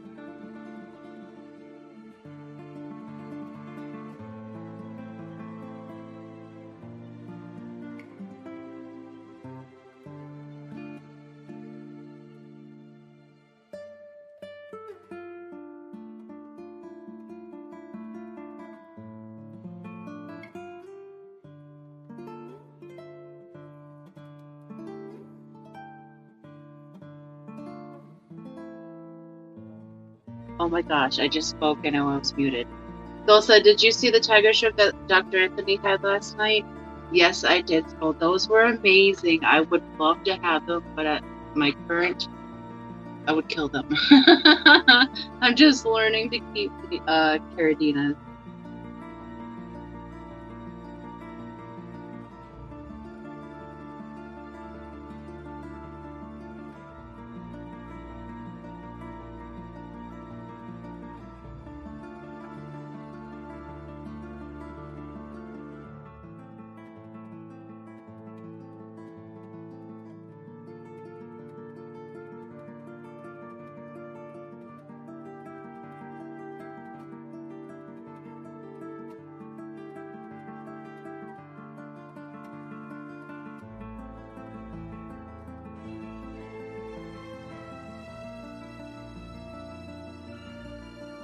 Yes, Eduardo.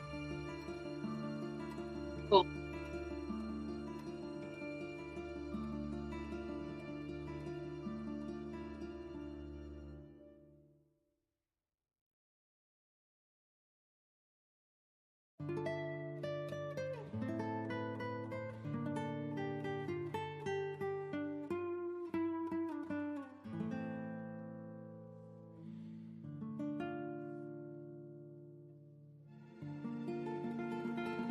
They were so stinking cool.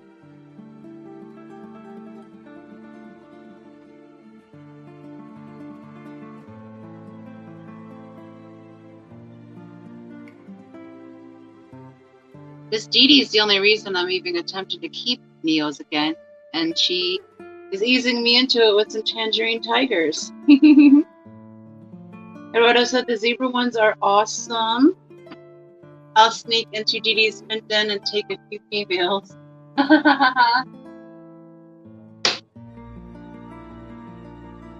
And Skull says she'll tie you up again, Eduardo.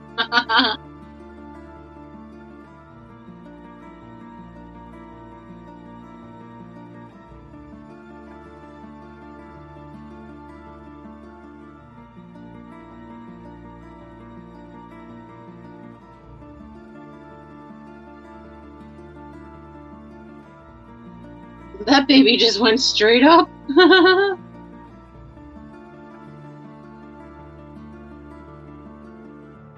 That baby has the extreme doo-doo-doots right now, honey. Look, whoa! Stuff like that will help break Lucy out of her shell.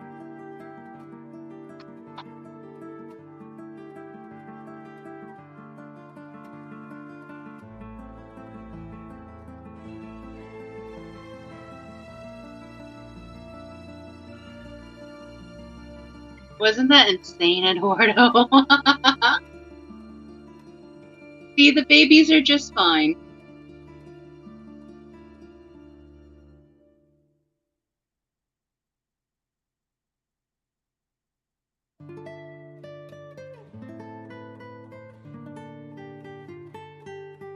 Did you witness that, Scotty? Wasn't that cool? Eduardo said they're tired of Lucy stealing the darn show. Did I say that right? Homing into the darn show. I don't know. I can't English.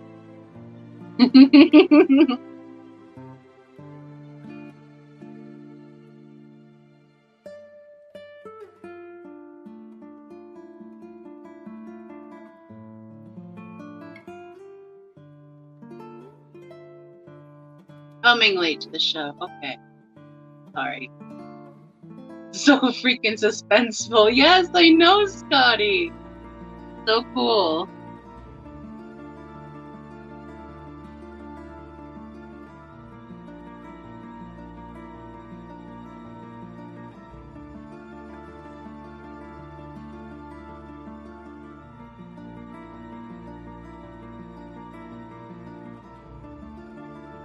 It's okay, Eduardo.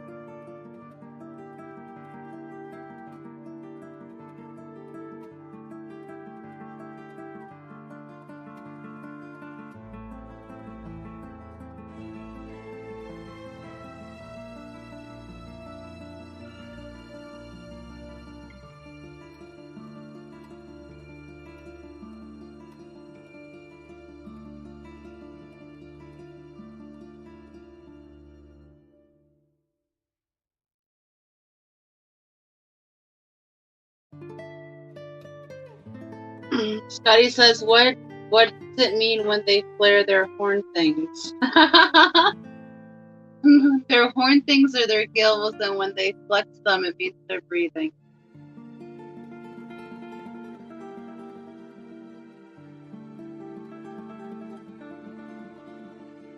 But in the very beginning, when they don't have any arms or legs, sometimes they use them for navigation once they figure them out.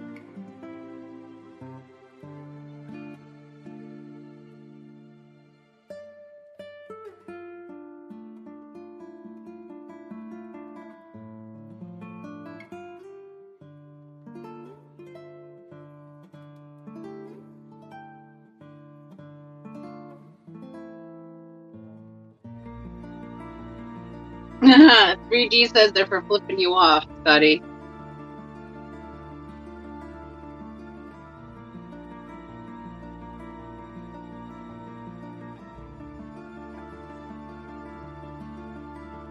Scotty says Lucy's seem to be out more than the others. What do you mean? They mean to stick out more? Maybe you could just see them better?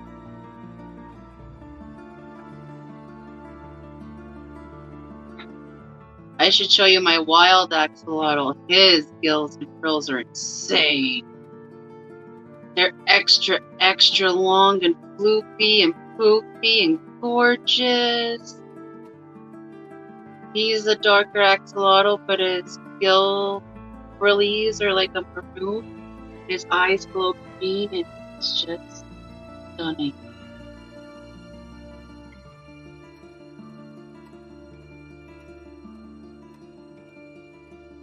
Scotty said, yeah, I guess I can hardly see them on the others right now. It all just depends on their angle, Scotty. Lucy and her bubbles kind of tipped a little bit. Whereas the one up front is like almost a straight side view. Because their gills are attached to the side of their heads, not the tops.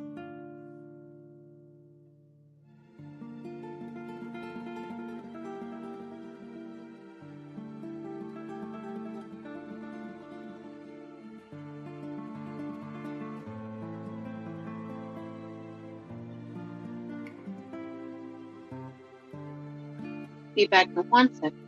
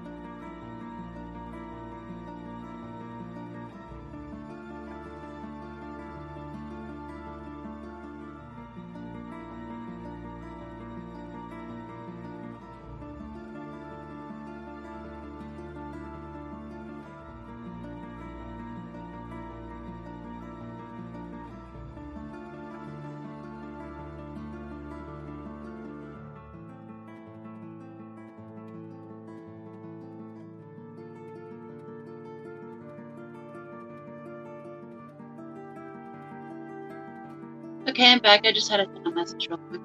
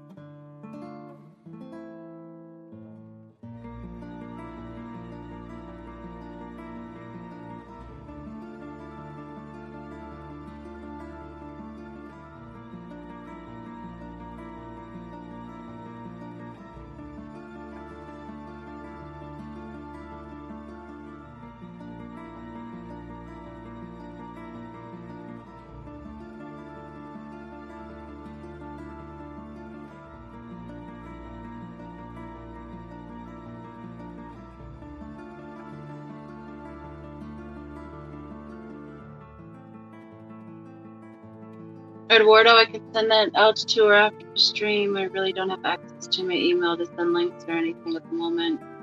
All my devices are tied up on this stream.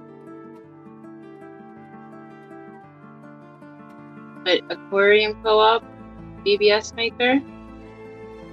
Does this brine shrimp maker?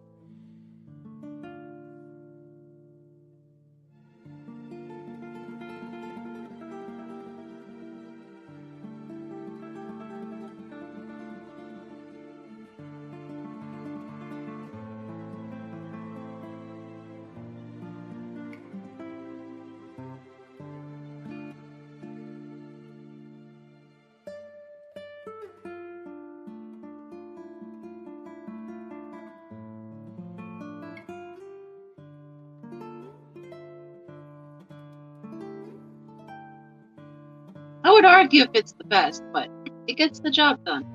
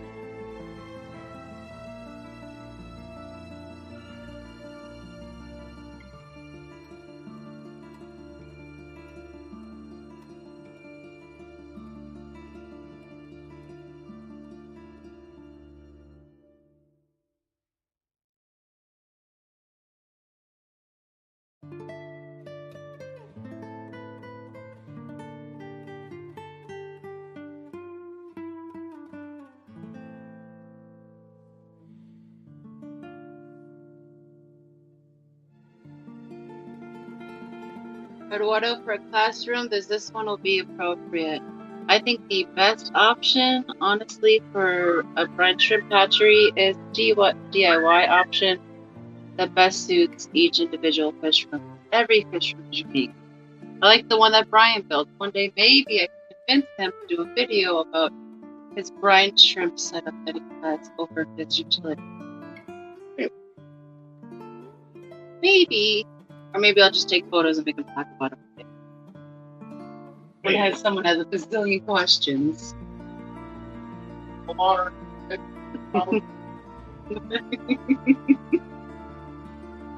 So says in water, look at Select Aquatics hatchery. I like the valves that stand a lot better.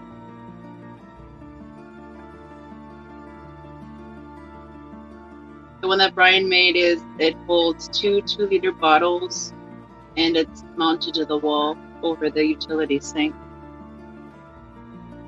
So we have the central air hooked up with 2 valves set up to those 2 2-liters, and they're independently air driven, and they're heated by the ambient room temperature in that area because it's kept warm enough just by room temperature there.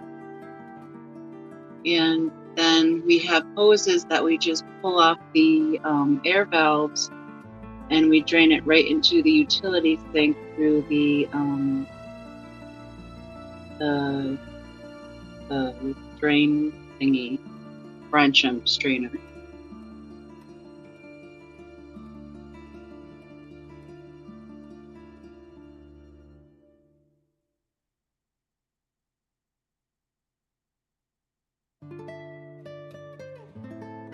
Brian said he plans on making some of those 2-liter bottle wall-mounted holders to sell at the Catfish Cataclysm in July, so that's exciting.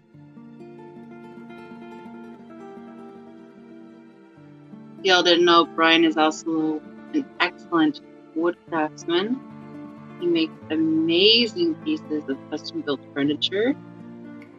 And he used to own a business for cabinetry making, custom kitchens, things like that. But he's semi-retired now, and he does mostly deal with the fishies. That's like our new business type deal. Passion turned business. Still passion though.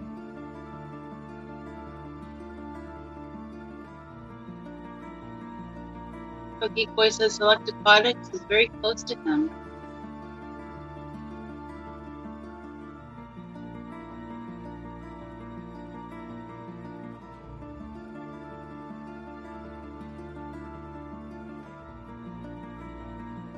And hello, Keith. Not sure if I'll let you.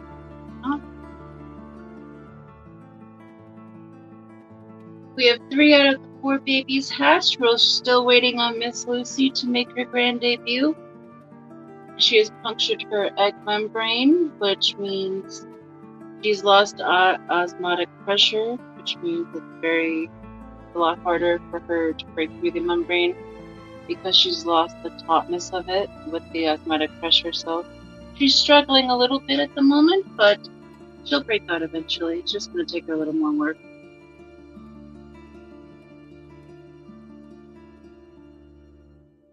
One of her siblings, or all of her siblings, can get a real case of the zoomies again and actually help break her out. Sometimes jail-assisted hatchings happen. It happened in our last axolotl hatching as well.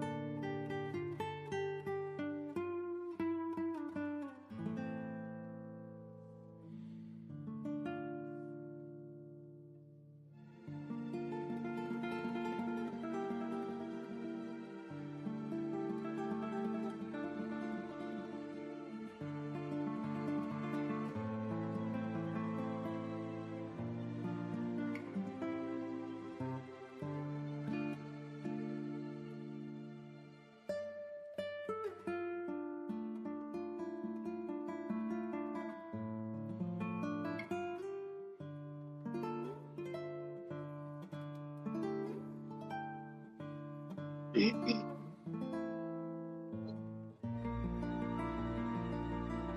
Eduardo said just sent Mrs. Slaughter tonight. Awesome. Eduardo, did she give you an update on how her eggs and babies are doing?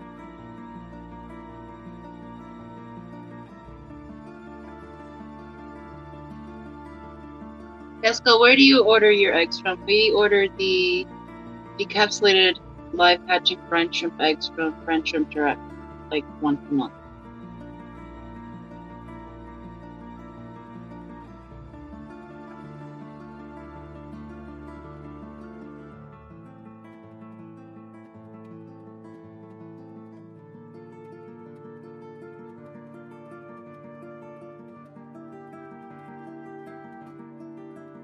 Okay.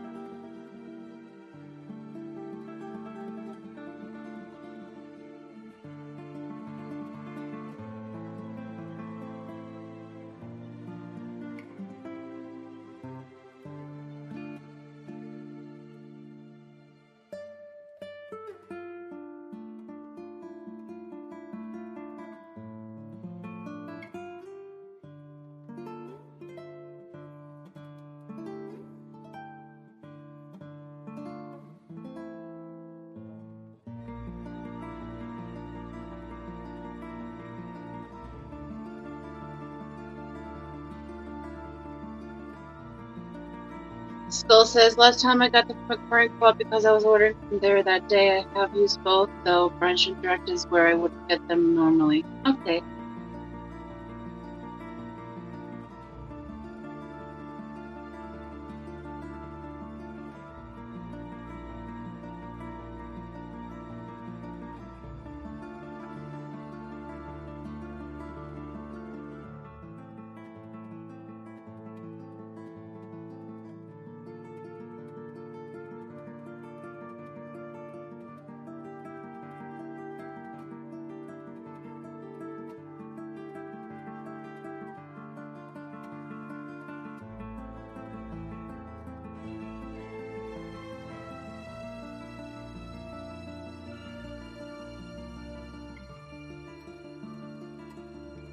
Little Lucy's really trying, guys.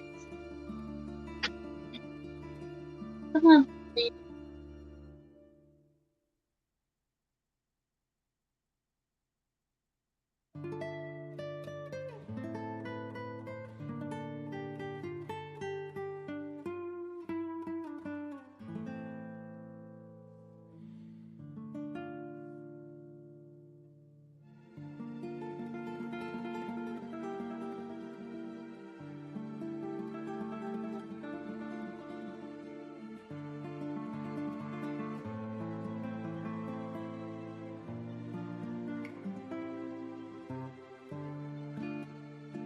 Eduardo says, Roxy, by chance you sent Mrs. Slaughter any advice on egg hatching preparations, or did she know how to?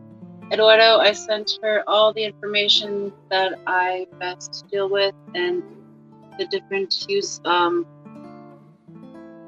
ways different breeders hatch them out and raise them. I did let her know that. She said she'll be printing that all out.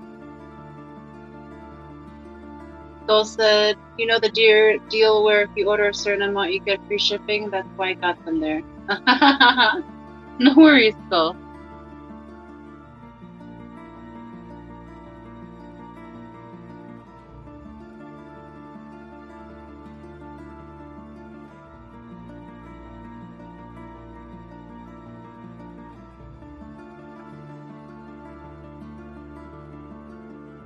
No worries, Eduardo. I want her to be as successful as possible. Very important that she is, so the students keep interest. Don't want any heartbreaks.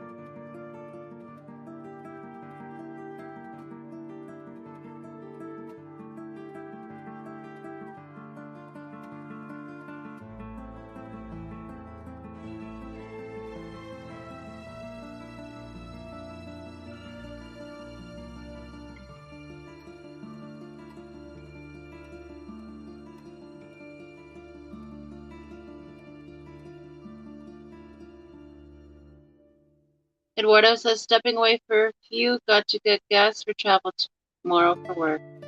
Well, we'll be here when you get back, Eduardo. I'm sure Lucy's kept us waiting all this time. I will. If she does hatch before you get back, I'll just send you a message on Messenger. Thank you for joining us, lovely. Be safe.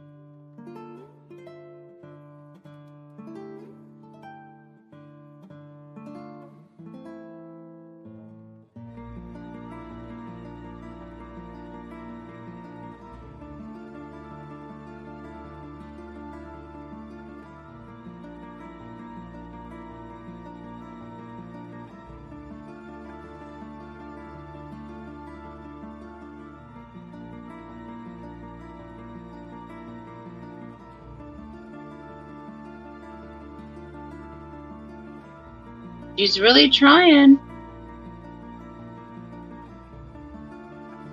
That was a good couple of moves there.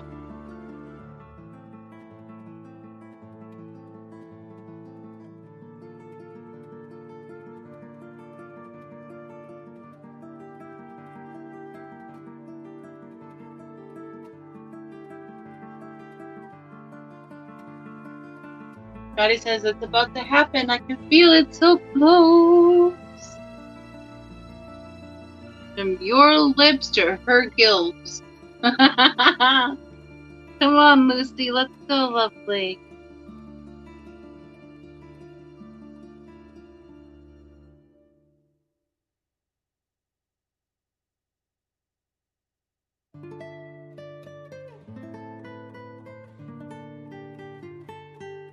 Shane says, as soon as Eduardo says he has to leave, I was like, she's about to come out.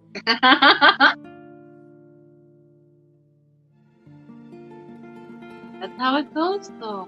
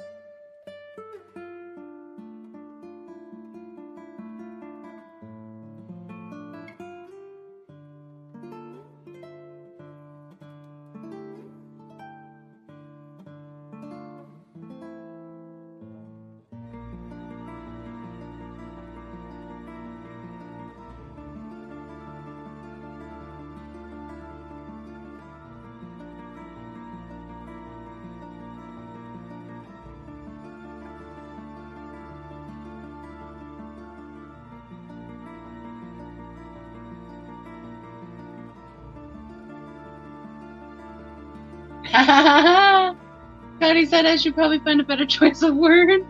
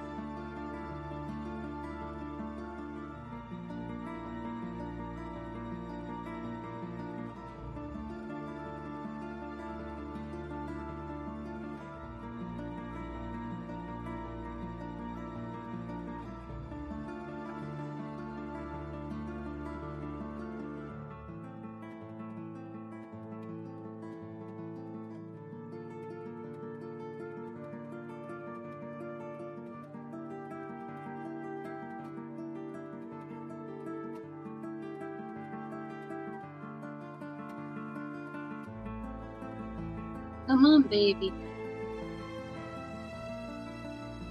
Any moment.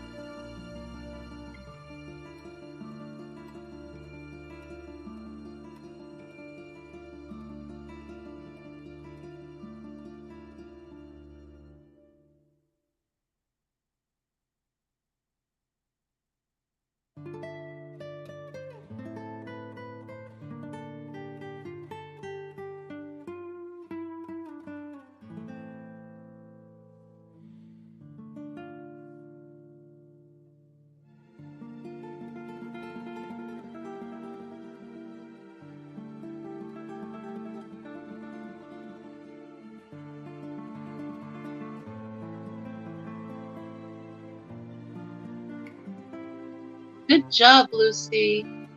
And again.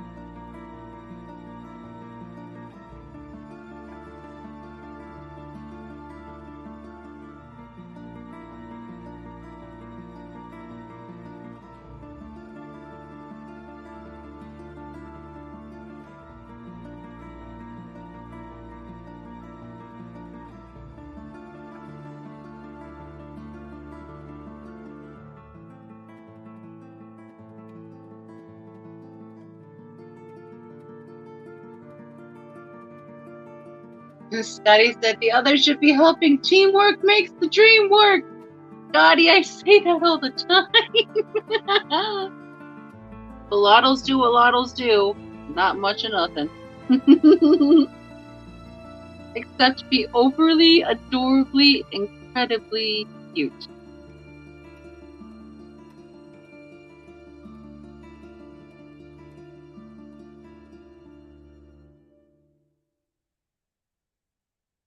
You can tell Lucy's ready to be out of there. She does not want to be there.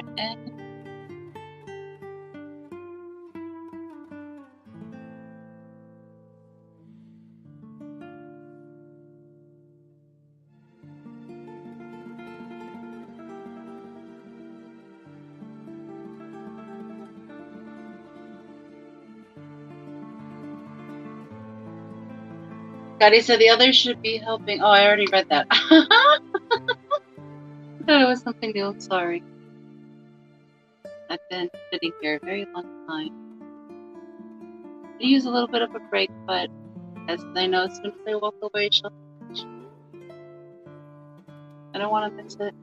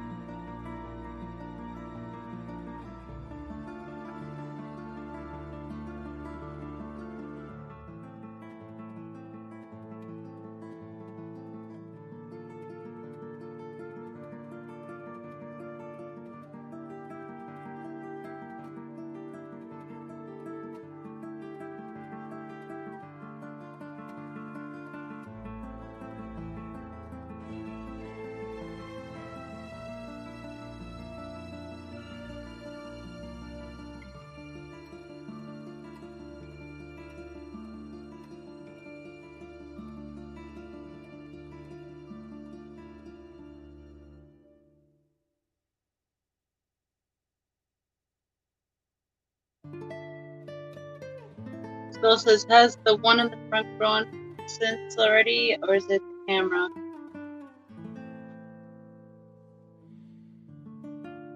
Might just be the camera, though, because it keeps auto-adjusting, so it goes closer and further away every now and again.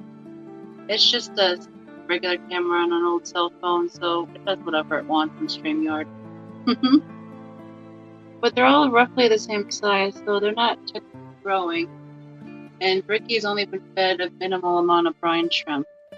I didn't want any brine shrimp getting yucky in there that he didn't eat until the others were hatched. They do look a little bit too big to fit in the egg, and that's usually what helps them pop out at the end.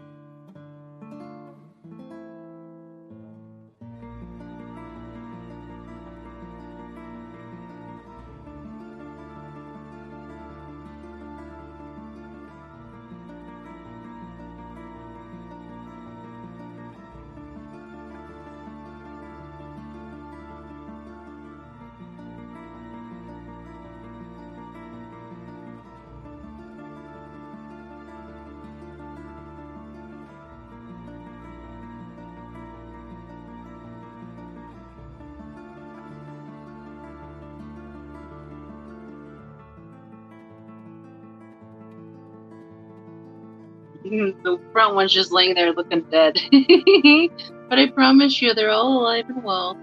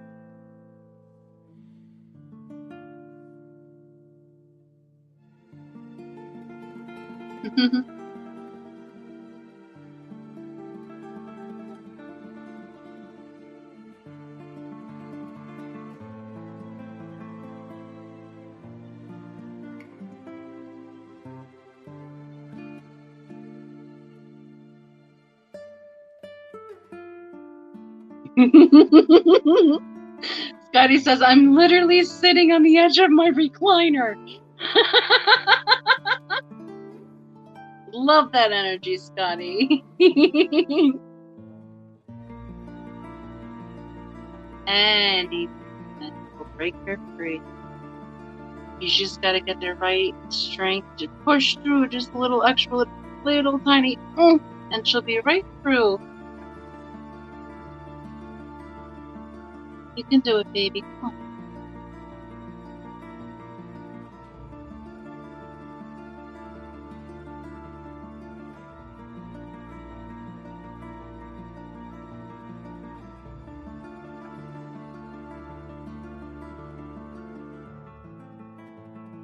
Let's go, Lucy. Let's go. Let's go, Lucy. Let's go.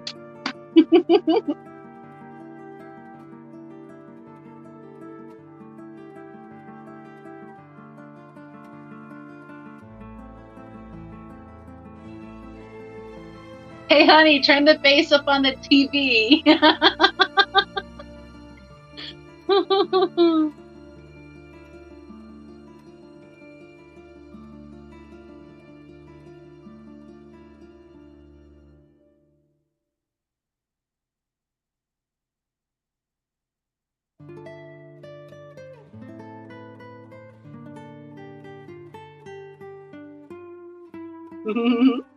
Scotty said, come on, Lucy, gotta eat before the auction.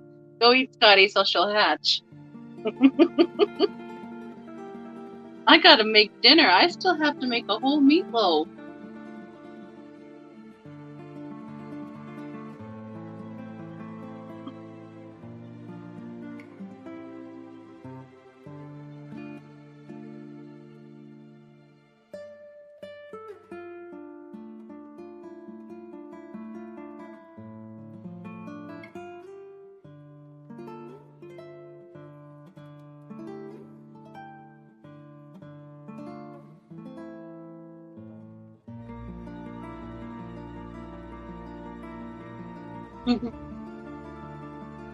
Yes, it was, Shane.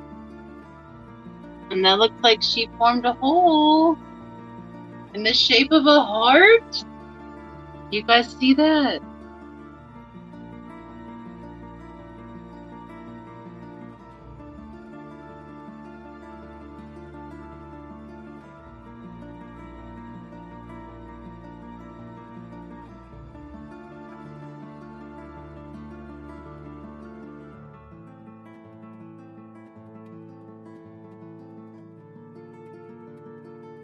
Oh!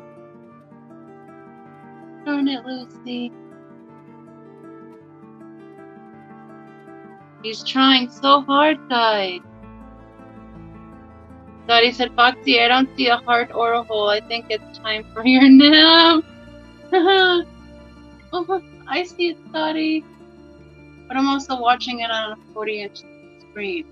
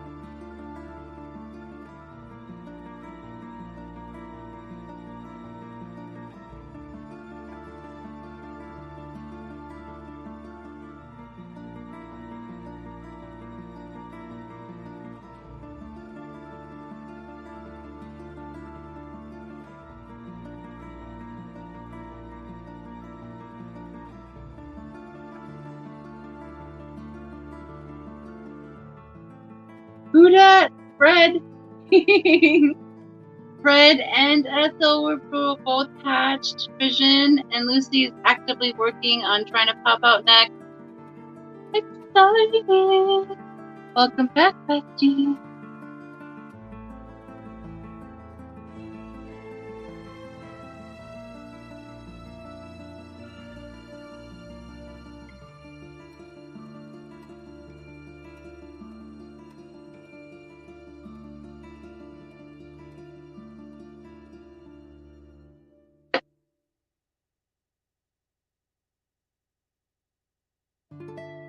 Don't chew on my tablet, please, Grace.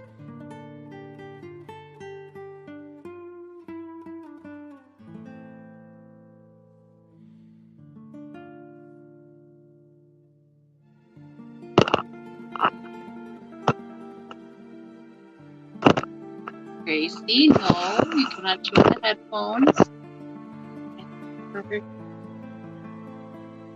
Went to the grocery store. Nice. What are you guys making for dinner this evening?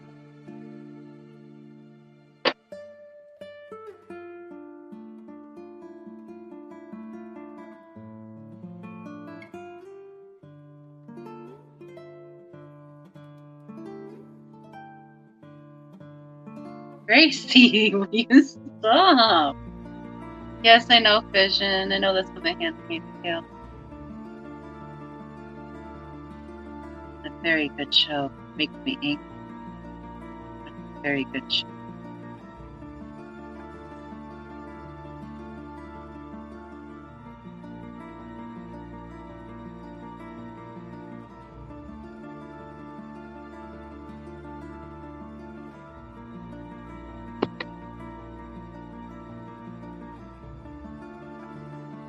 Chicken tandoori.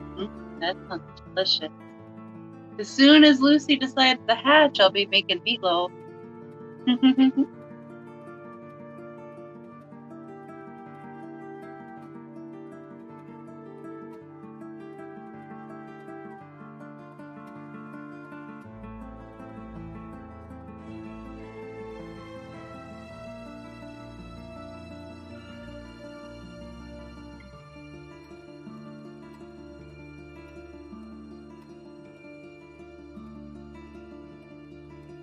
Yeah, butchered as in totally not the real thing, Google recipes and such. Hey, close enough count.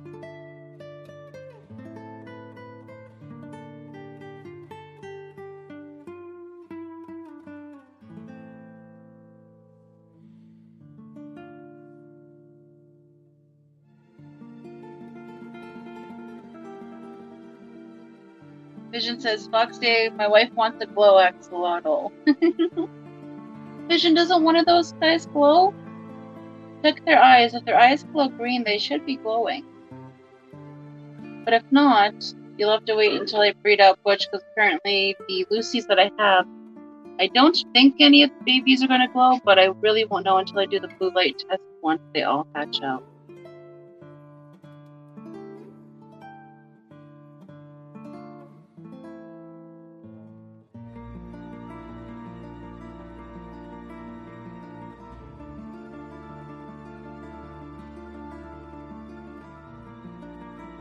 Luigi said he will not be making me glow joke. Please don't, Craig.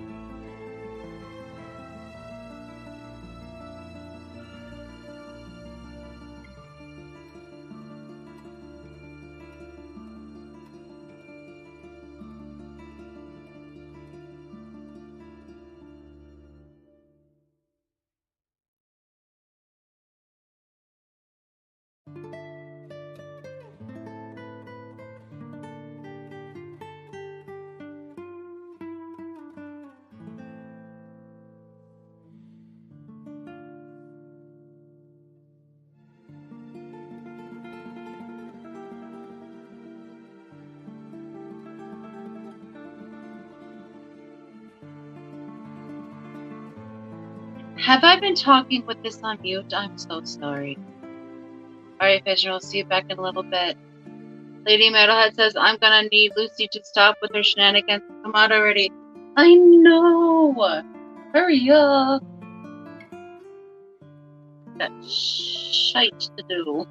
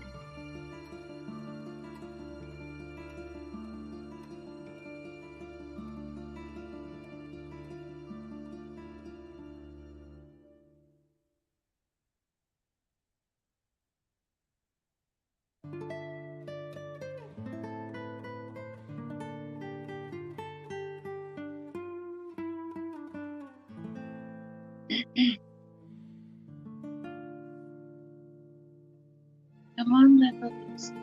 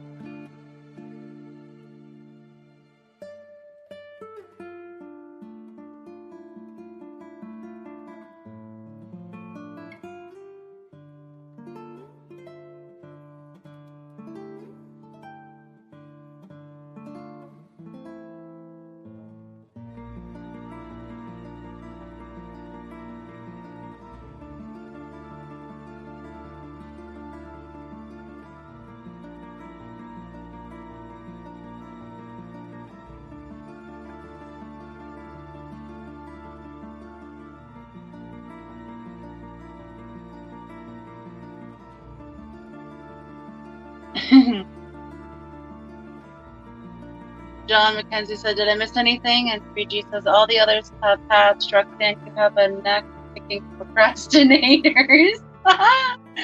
Don't I, 3G? Oh my goodness, it's ridiculous.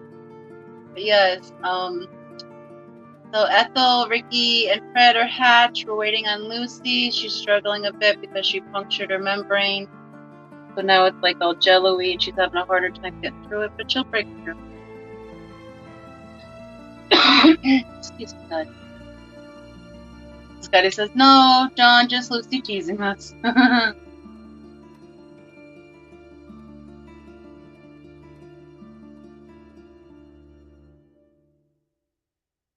What? Well, I think Scotty had it equated earlier quite well. You can, instead of saying it's like watching paint dry anymore, you can say it's like watching axolotls hatch.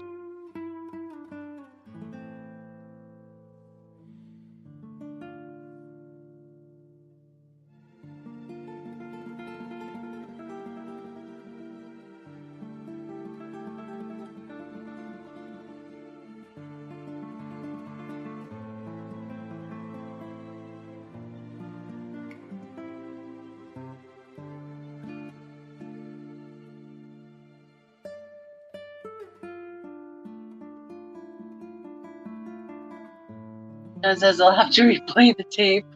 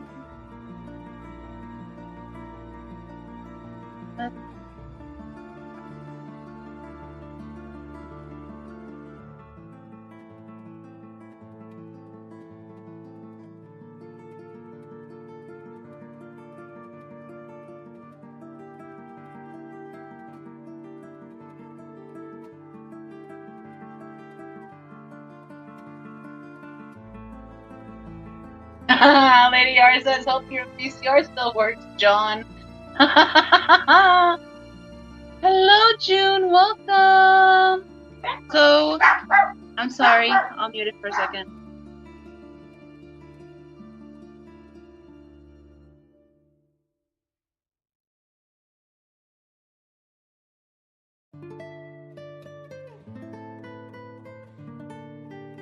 Alrighty, now as I was saying before, I was rudely interrupted, puppy.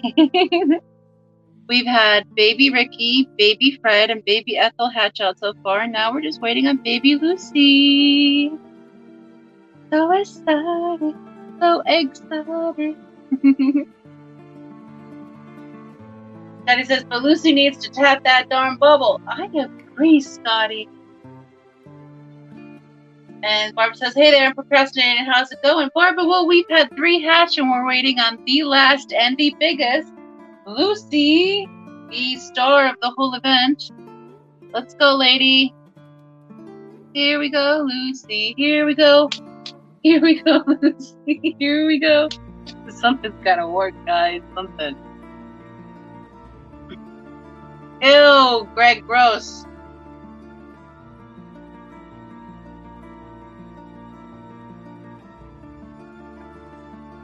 I do not. That is disgusting.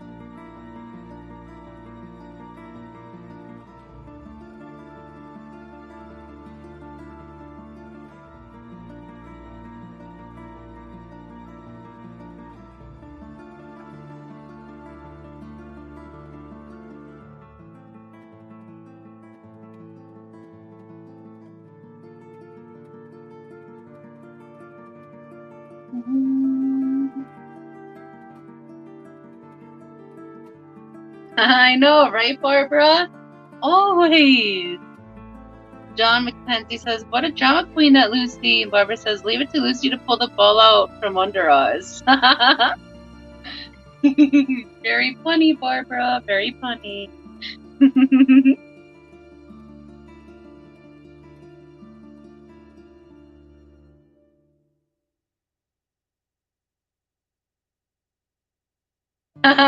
Greg.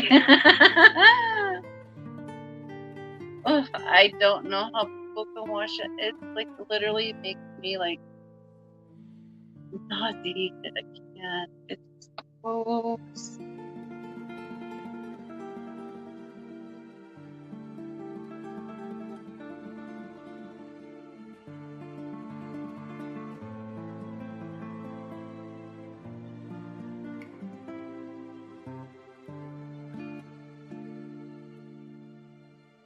Now, if it was named something like Dr. Egg Extractor, it's something I could get behind.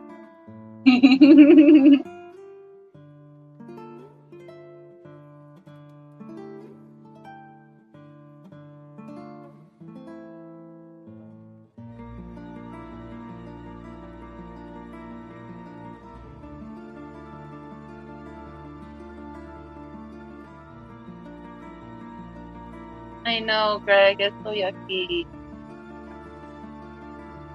And some people are super into it.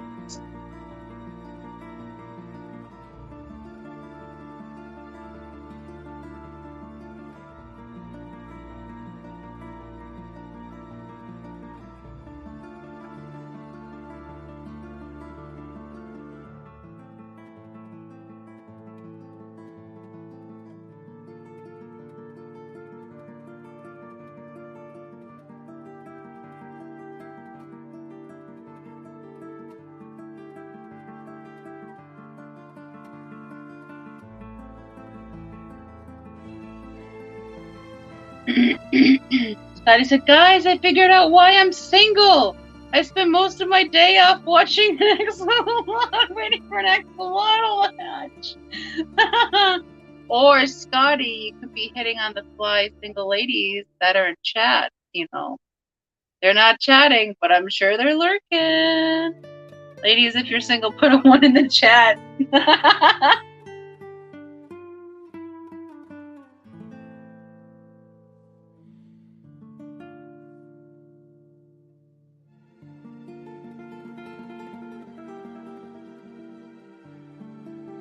Don't knock it, Scotty. I met Peplin through FishTube.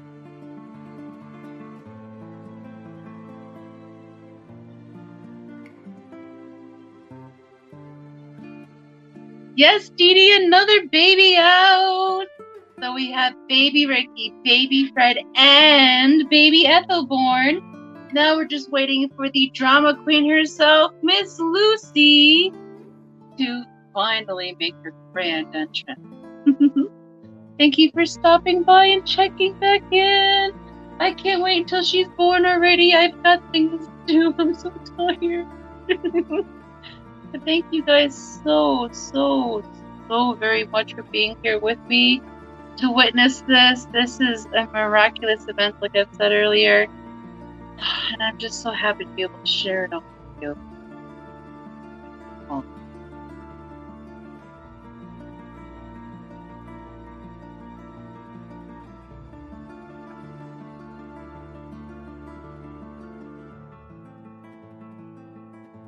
Who came out first, Fred or Ethel? Fred came out first, so there was no scandal. So it was Ricky and then Fred. They were together.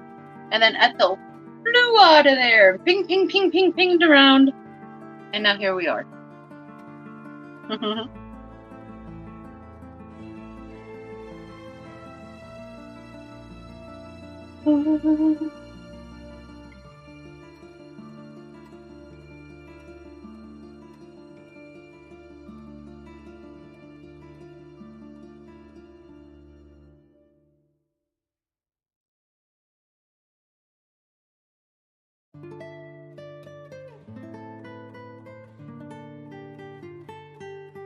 Barbara says, do you guys ever get nervous about netting fish? I don't mind guppies, but fast fish are tough. I feel like I'm stressing them too much. I'm putting it off.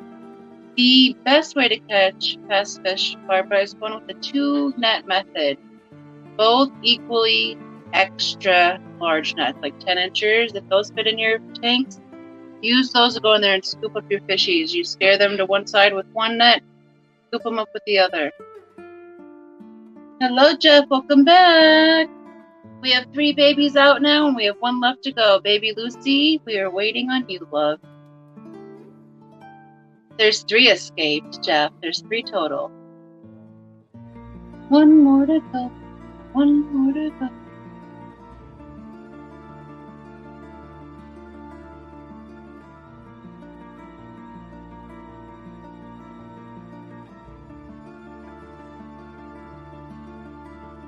Yes, even better.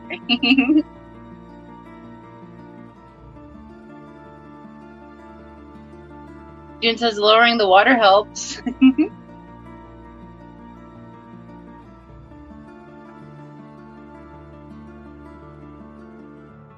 Yes, lowering the water does help. But if you don't feel like doing that, I usually just go with the 2-net method. That's what usually you're doing when we're catching up fish for shipping.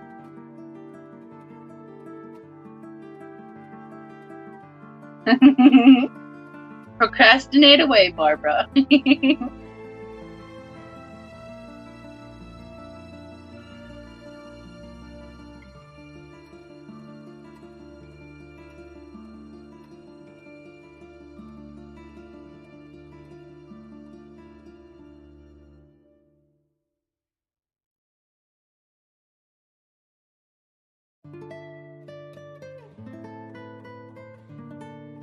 $3G. It's a dirty trick, but turn out the lights and come back after a little bit with flashlights.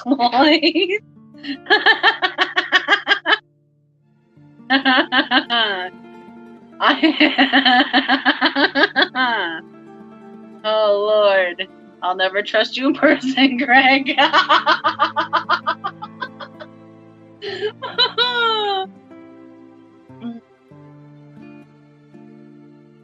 Did you replay Chicha? Okay, that's cute.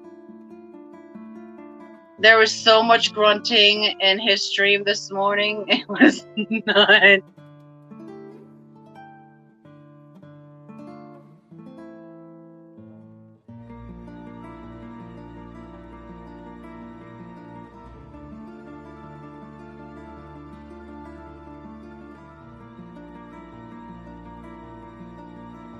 Stephen always attack at night.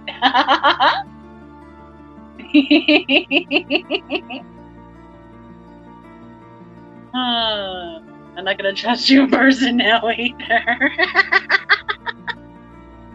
So you guys are ambush predators. That's your fish spirit. Your spirit fish. Sorry, I'm a little delirious, guys. Come on, Lucy. Please. Daddy says, where'd it go? Daddy says, that's why I went to bed early at the class so that a gnat couldn't attack me.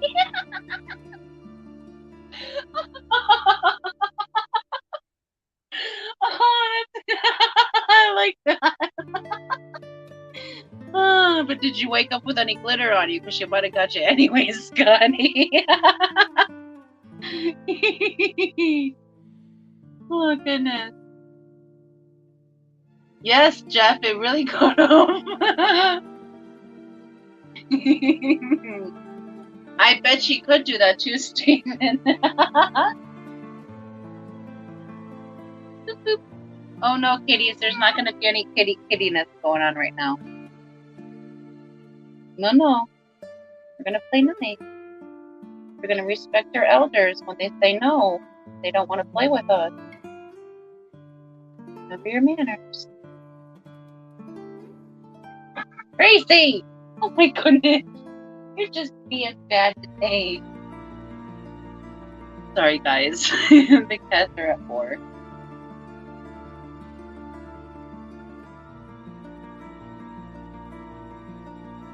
They're a little bored because they're stuck in the house for the winter. They don't know what to do with themselves, so they just get too close for comfort and just be like, bitch about it. Nothing else, they just sit there and bitch about it.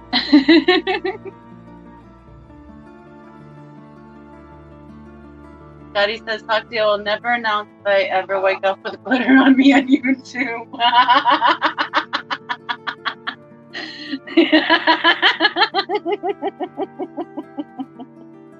It's best you don't, Scotty.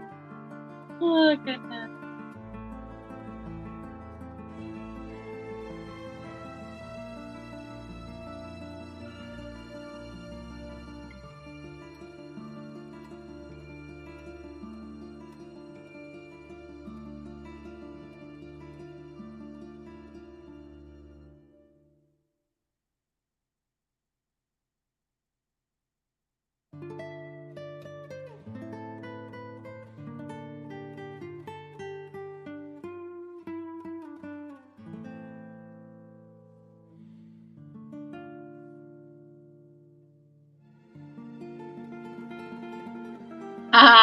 Greg says, would that mean you broke down and got a stripper?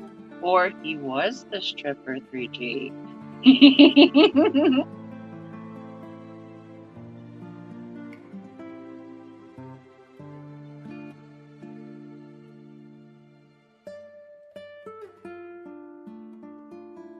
Oh, kitty, she's just playing.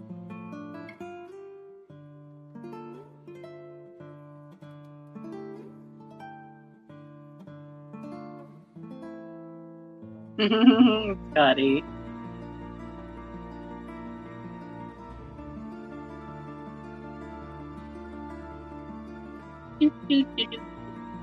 June says, today I'm hoping to move the Star Sapphires and Red Fins to a 220, hoping we'll get it done.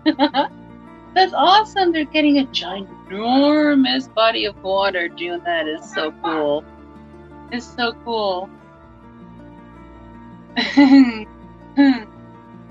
Edie says, loving a stripper costs a lot. Daddy says, OMG, Foxy, leave my midget firefighter stripper side hustle on it. Oh my goodness. Oh, I love you guys so much.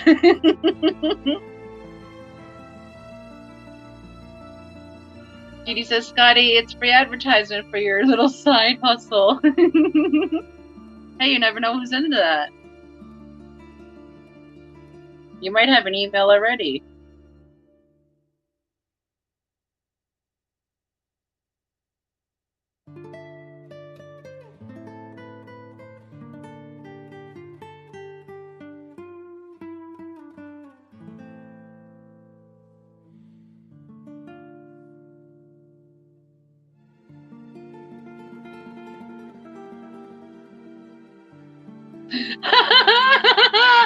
Scotty says, why's it gotta be a little side hustle?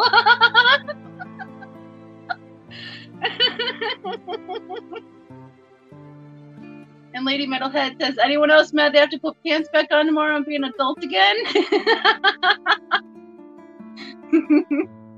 I don't, Lady Metalhead. Shipping season's over.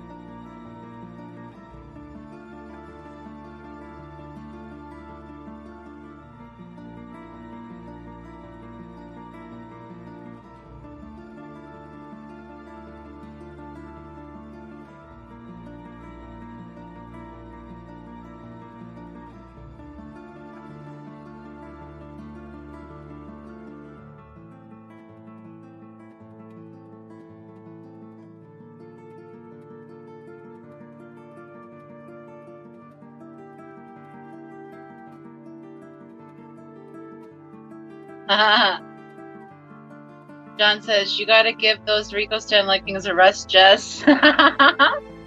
Dee Dee says, one of the perks of retirement, no pants.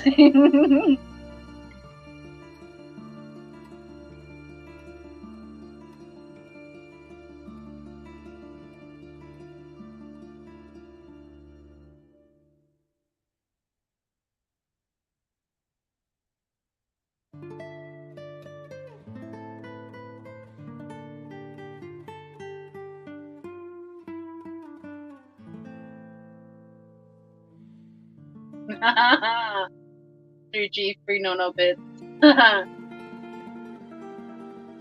Phil said, Jess, if you have Scotty's side hustle, you don't have to put them on.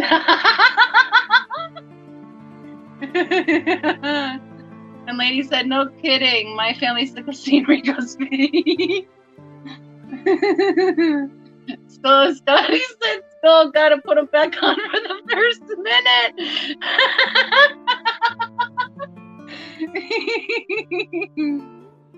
And June says, I'm with Dee Dee. Retirement is for PJs all day, every day. And Lady Metalhead said, yeah, but my side hustle can't be small.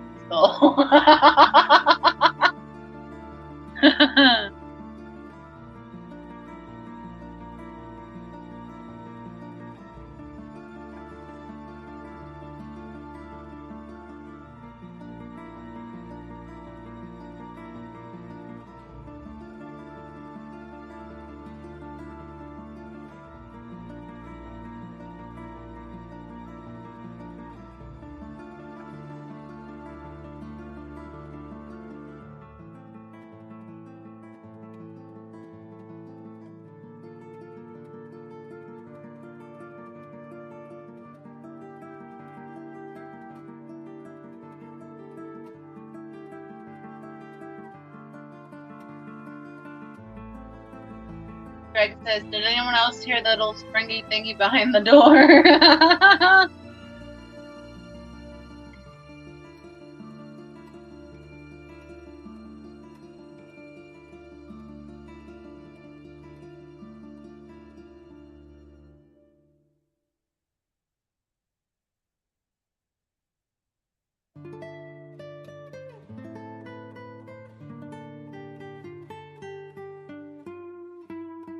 Or Jackson says, yeah, leggings and hoodies are comfy too. Someone's talking about polishing shoes, and I realized I don't have any that take polish anymore.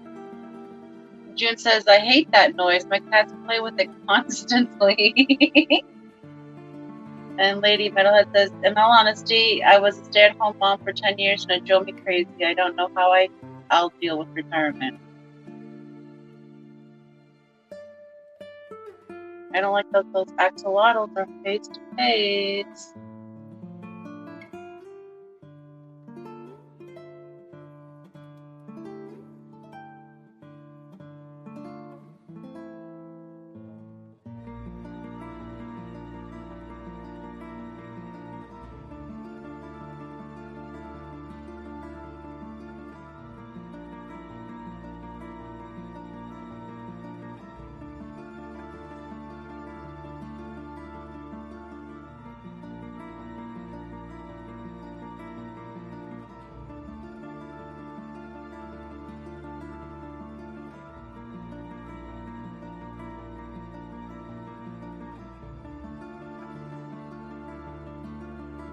I hope so, Scotty. I hope that happens.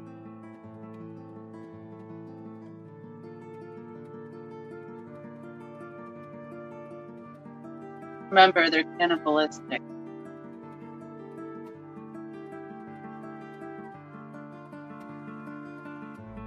Oof.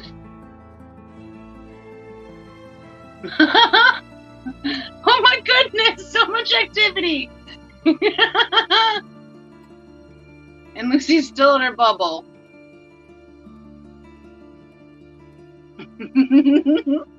Scotty said, Free Willy is now Free Lucy. Lady Meadow said, oh wait, we have 11 billion fish tanks to keep me busy. Can I hire a tank boy like women hire pool boys? Possible.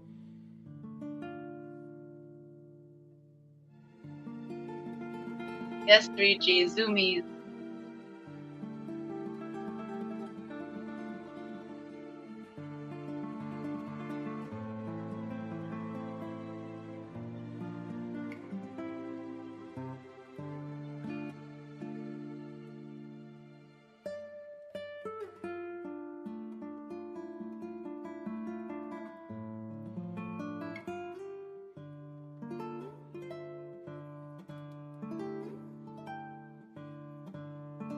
Demon said they just feel more comfortable inside a big fat pee.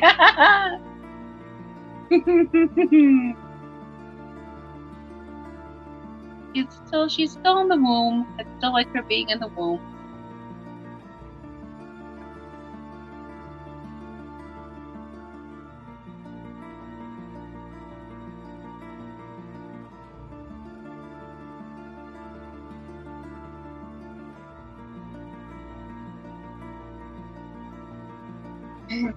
Yeah, oh, come on, Lucy. Come on, baby. WP said, just if I were 30 years younger, I'd be your tank boy. Phil said, not making any jokes on that one. June says, I'm busier now. Thought retirement was going to be easy. Boy, was I wrong. Lady Metalhead said, Jimmy P, I'd hire you.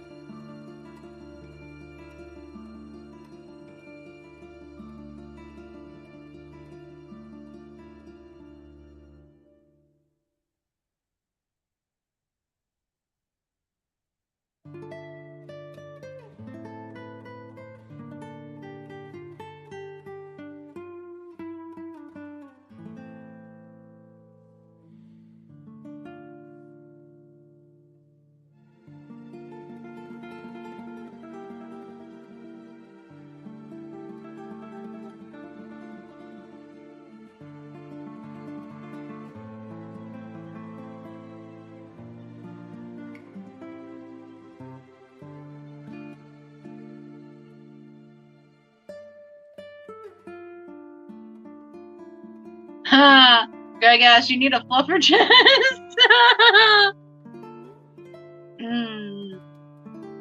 June said, careful, Jess. Jimmy's a older version of Josh.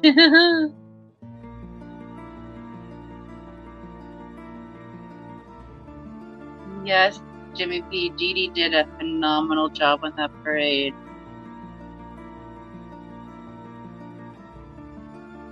If you guys haven't seen it, we did a Hot Mess Thanksgiving Day parade for our Thanksgiving Day celebration live stream. Definitely check it out. It was a good time. If you can hear anyone over me screaming the whole bloody time, like, I don't know what that was about, but apparently I have some volume control issues. Personal volume control issues. I just get too darn excited, Joel.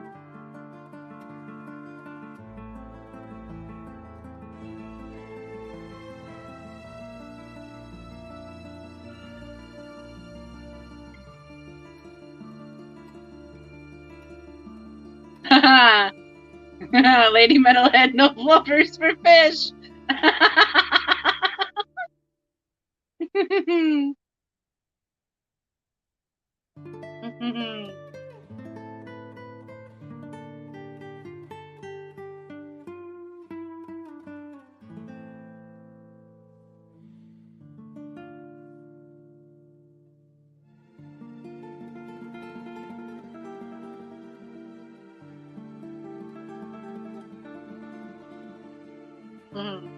Was Jimmy throwing balls again, Greg?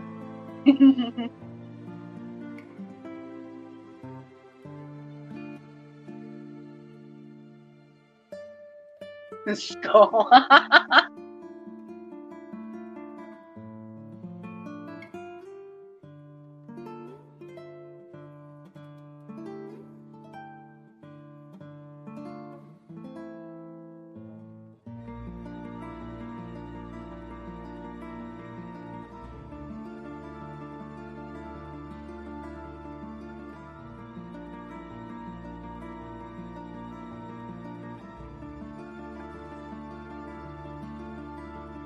Lady says Jimmy should throw a brick at Matt. Holy crap!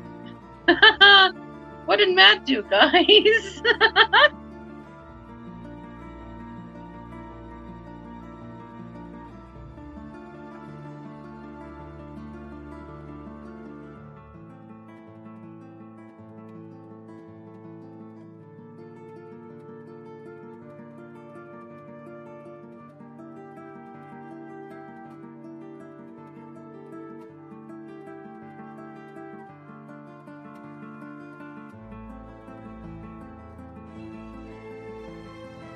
Jimmy said, I'm working on it, Jess.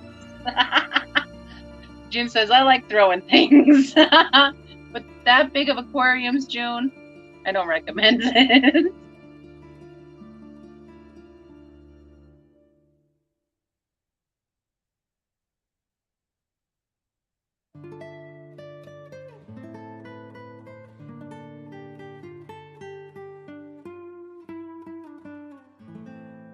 Dee Dee says, I gotta throw some victuals together before the auction starts. Victuals? What? Okay. Jimmy says, Matt is a smart-ass son I've never had. Greg says, sorry, Jimmy, I won't make that joke anymore. Guess it hit too close. What? Oh, Lord. Okay, Jess says, I never wanted Jimmy P. What? I'm lost. Food. The food. Okay. Sounds good. Sure, we'll still be here. Goodness gracious. Great balls and get the hell out of the Jaeger. Ready, Lucy?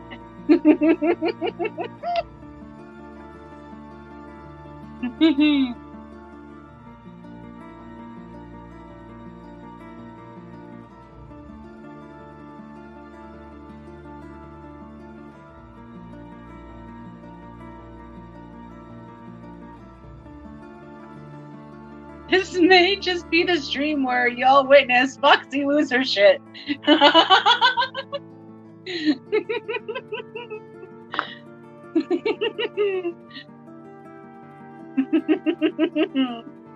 Feel the crack beginning. Oh my goodness. Come on, Lucy. Welcome back, Eduardo! She's still inside the egg.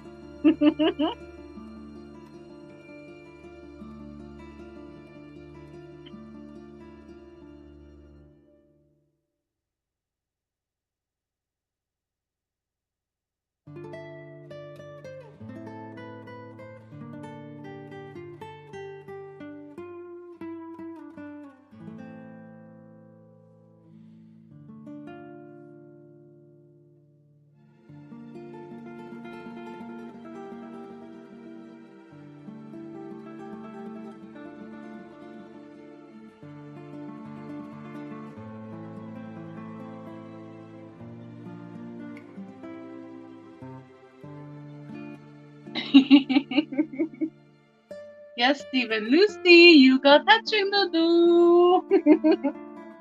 Please, please, Lucy. I tend to pick the eggs that hatch the very last.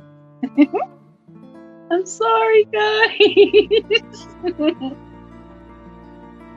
Eduardo says she does look hangry, though. I know, right? She's looking kind of hungry. And that has some nice, freshly hatched baby prawn shrimp. She's just gotta leave that bubble.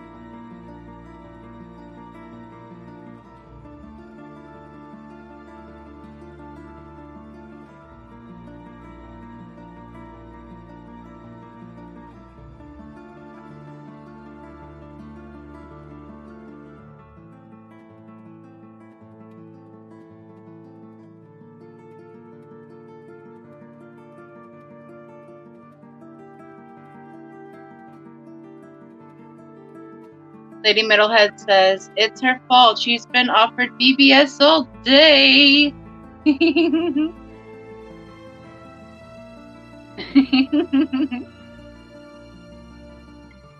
But she hasn't come off for the BBS either. But if she's getting hungry, she's gonna have to.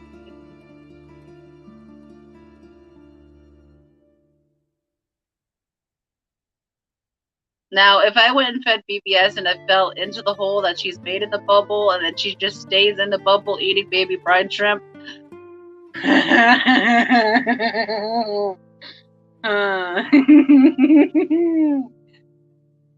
Because that's what would happen.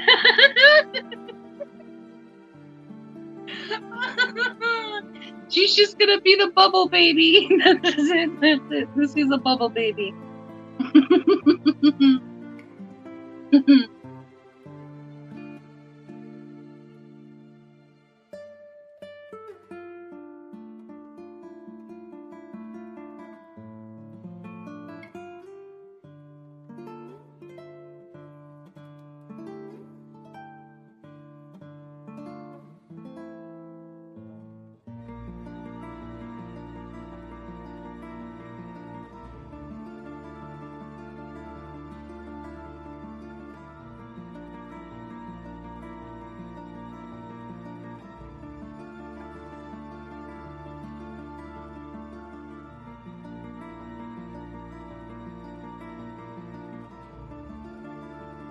Come on, baby Lucy. You're the last one.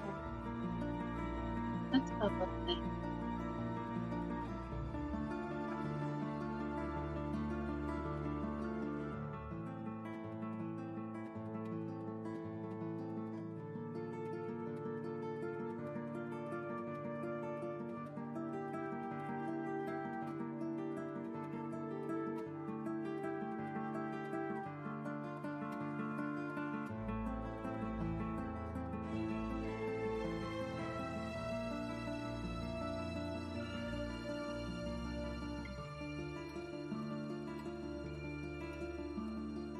Ooh, zoomies.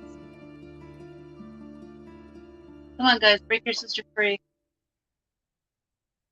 The auction time has changed to 8 p.m. Eastern Standard Time, guys. Thank you for that update, Eduardo.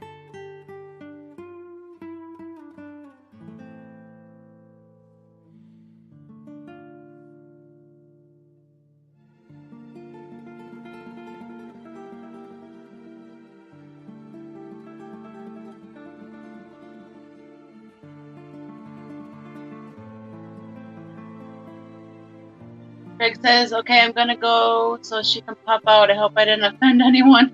And Greg, you didn't offend anyone. You're good. But check back in later, see if she did or not.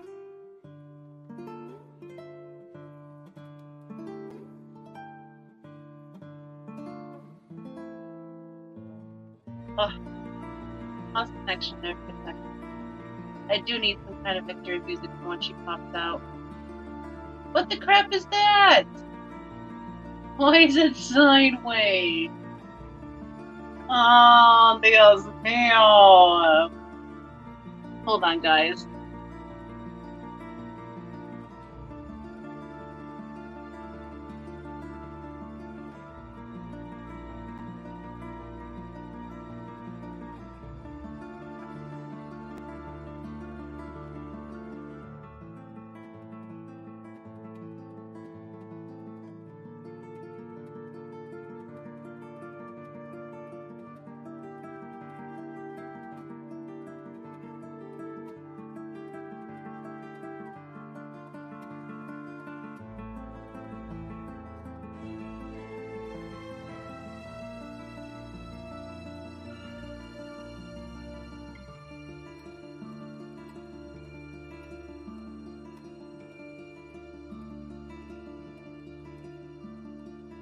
I wonder. Let me check on that phone, guys. Technical issues.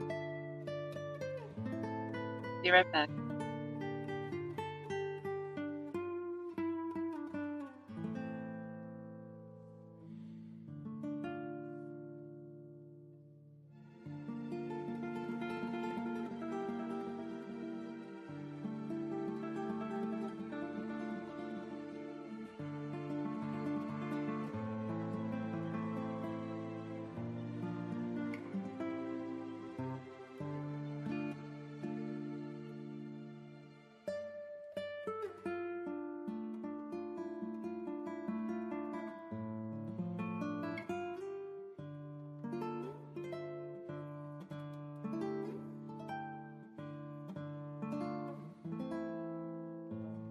Alright guys, that phone died even though it was plugged in, so I'm going to have to use this phone to plug it in, to use this camera here for you guys to see Lucy hatch. So hold on a moment, I'm going to change things around a bit.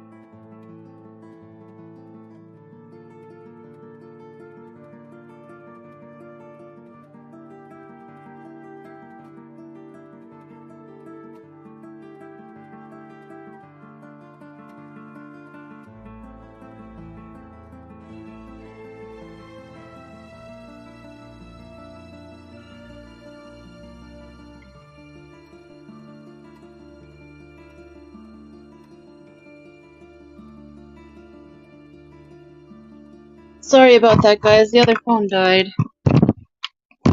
So, and this one isn't wanting to focus the best, so we'll get it focused as best we can, and we'll just have to deal with the picture quality that we get. Actually, sound check. Can everyone hear me?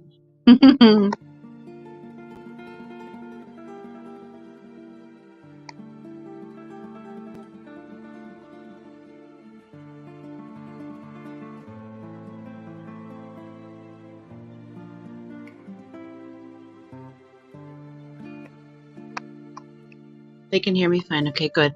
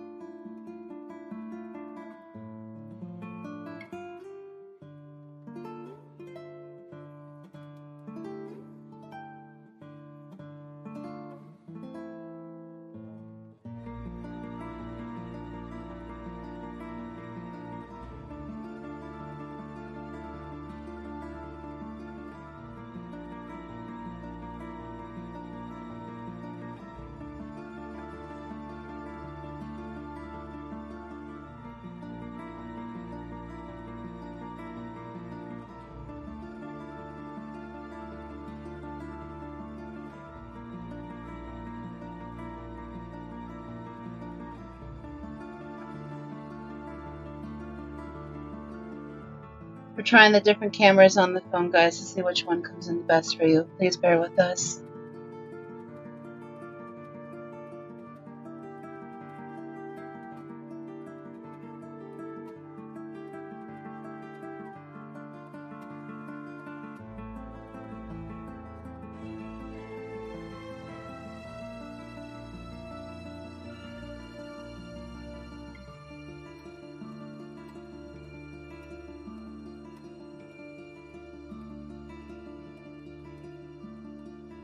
You guys get to see how much of a bitch this is in real time.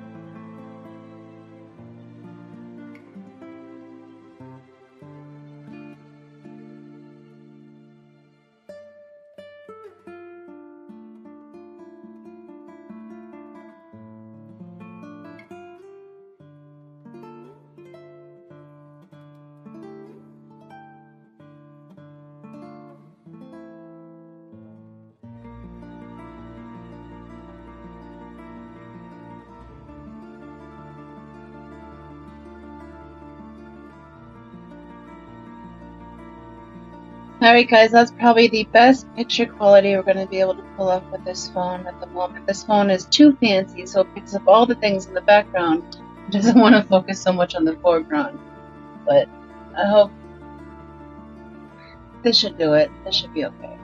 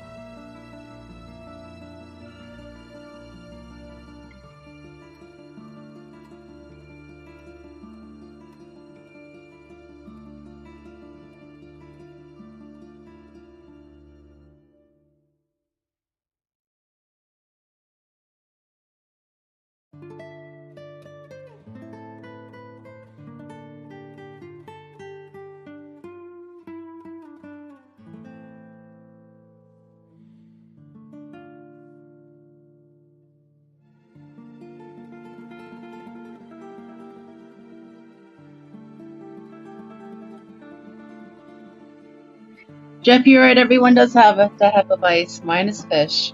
How about you, honey? Yes.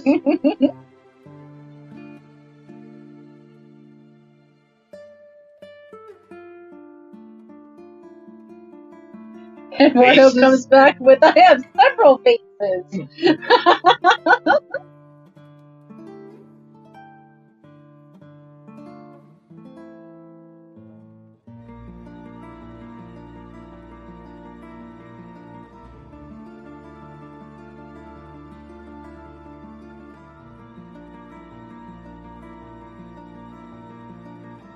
That's no. Yeah. Oh, hell John McKenzie says, I fell asleep and dreamed I was the bubble boy. Yeah.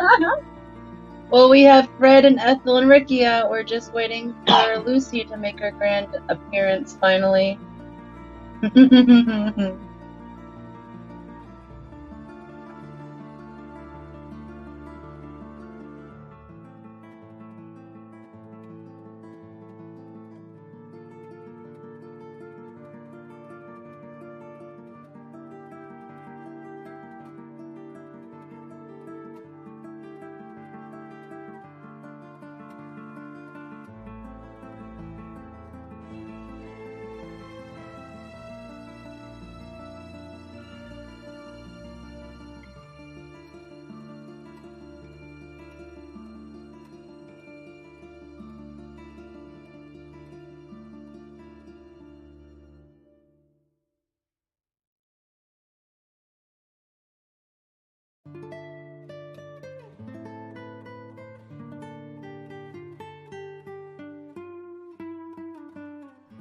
Those chameleon plecos were very nice in the auction last night, TD. Oh. And welcome back, Skull. Or, yeah, Skull. Yeah, Scotty, how was your dinner?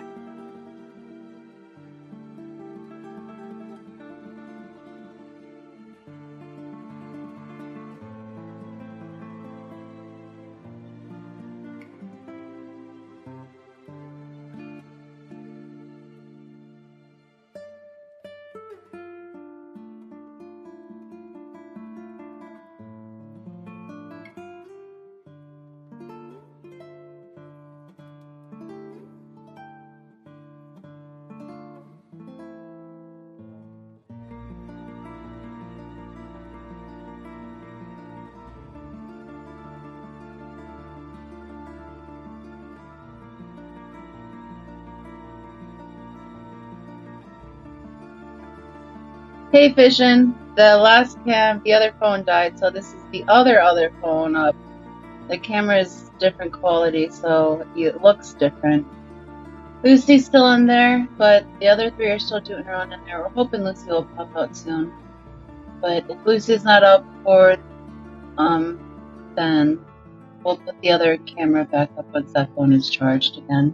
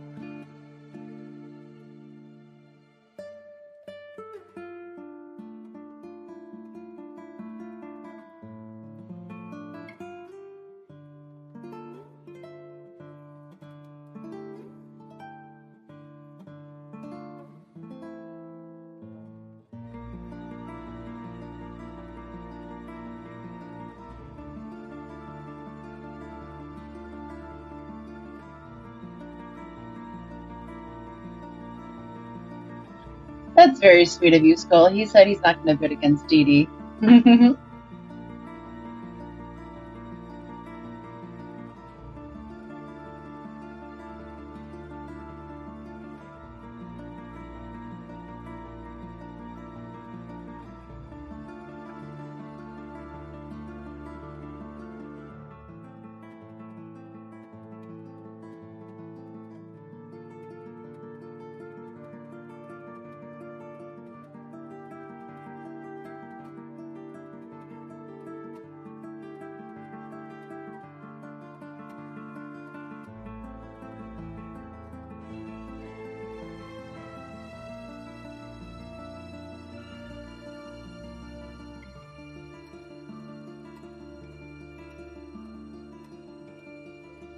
None of y'all sound like scared about that. Y'all sound excited about the potentiality of getting tied up by Miss Dee Dee.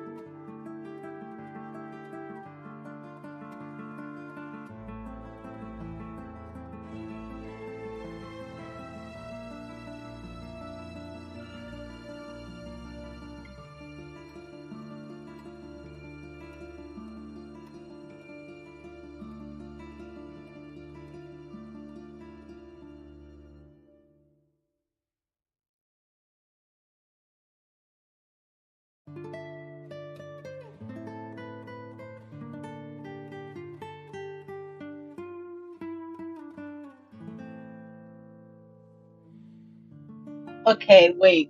I missed something in chat. Wait. There's Probably there are talking freaks, about Roxy. I'll need to get tested soon. I might be expecting soon. Dee Dee's fault. Eduardo's pregnant. Dee Dee. Hey, What?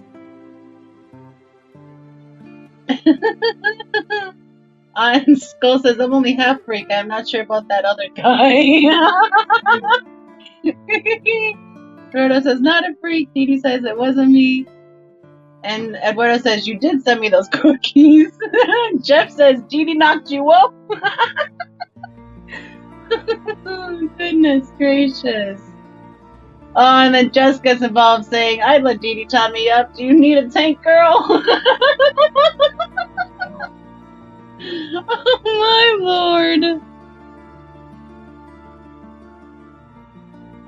On a Sunday, people.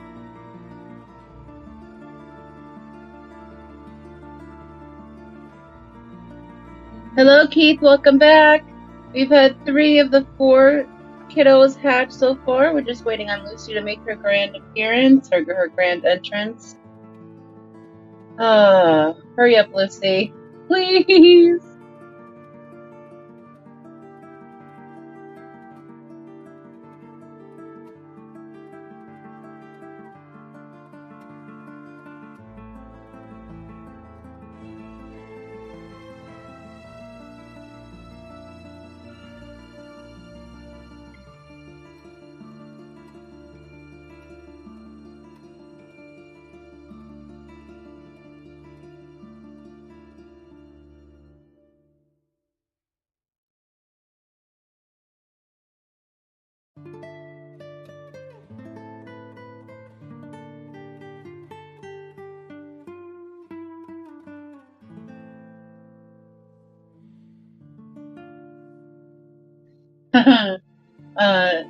Dee Dee says Eduardo is ready to take one for the team.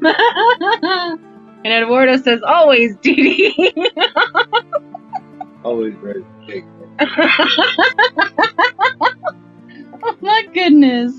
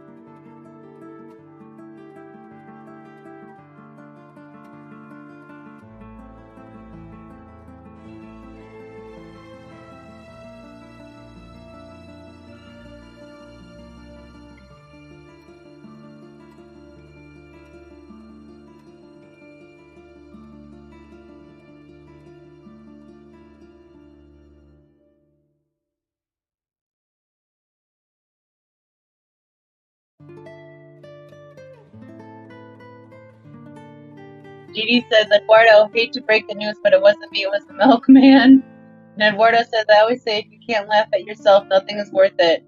Laugh with joy, even when knocked up by Dee Dee's Christmas cookies. What did you do with Dee Dee's Christmas cookies, Eduardo?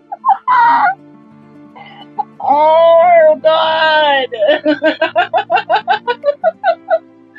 Oh, my God.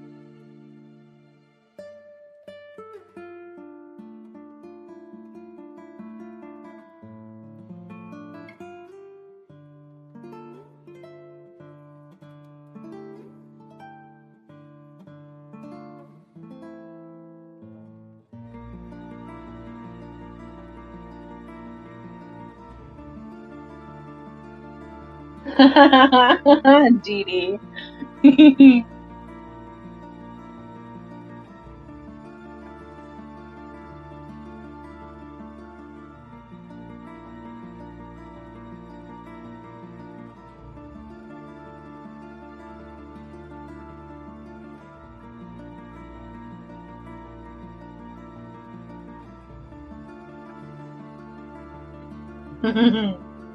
Hey, where is Greg? Scotty said, what am I returning to here? And here's Matt. Did you impregnate the cookies, Eduardo? That's weird even for you. No, Matt, the cookies impregnated him. They impregnated him.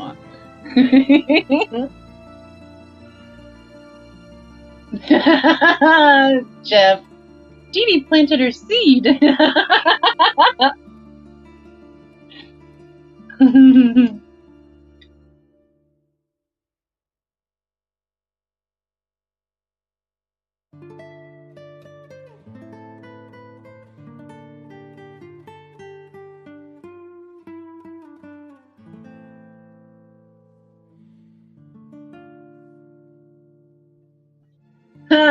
Matt said, that's even more strange. Which hole did he put them in? Did he have to grind them up first and confuse and go into any more details?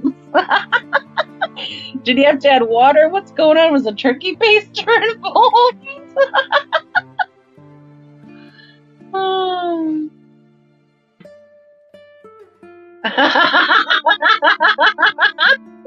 Vision, I'm also curious, asking for her friend.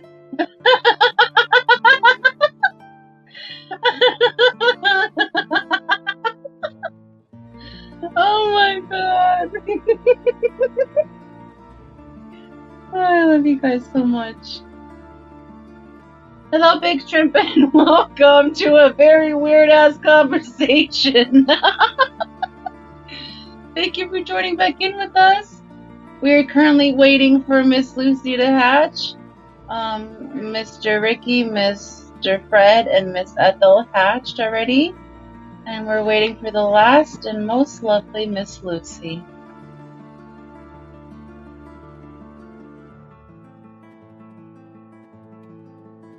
Matt said, I mean, there's some cookies that I've loved, but never that kind of love.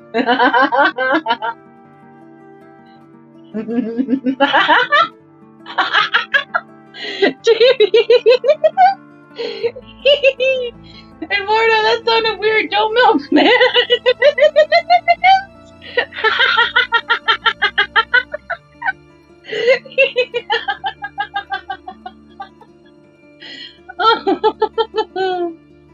What the crap? Was it muscle milk?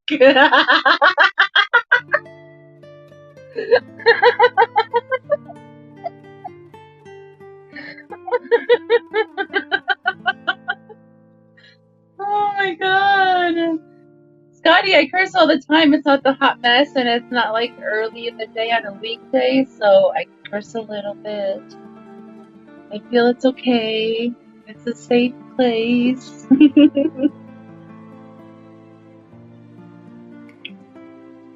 Go at me, actually. What the fuck?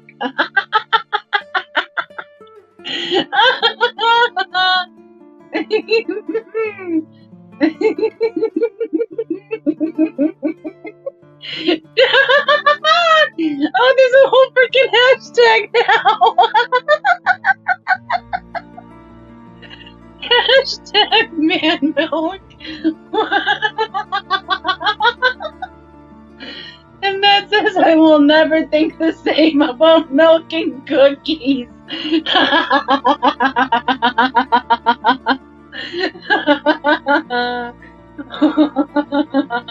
My lord.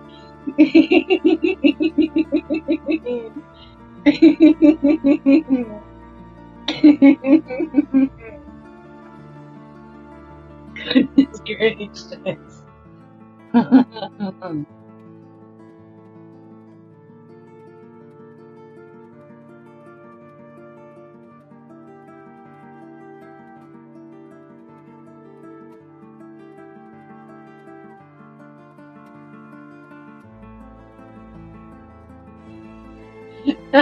Like what you did there, Vision. Say it fast enough, it sounds like a stutter. He said, Matt is the mailman, you got the milkman. Milk your cookies. What the heck? Merry Christmas, everybody.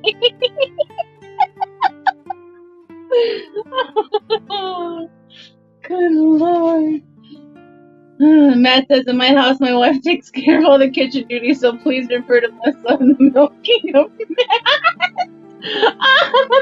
Oh god, that's a whole nother topic. Please don't.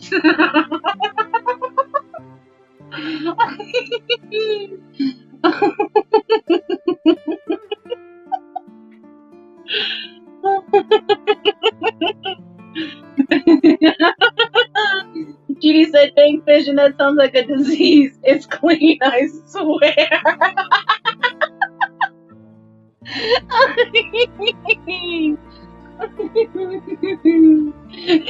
Scotty with the hashtag cleano.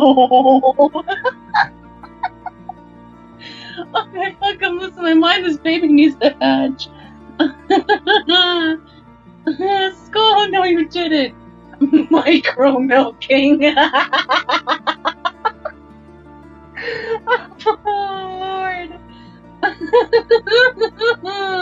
Why did I picture hamsters?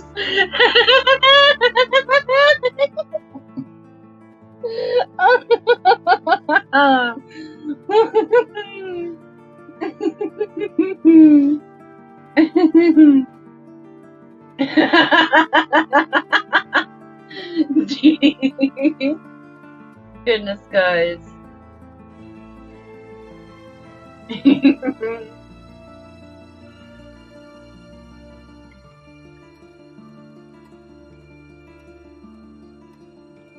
Vision hamsters and cotton balls.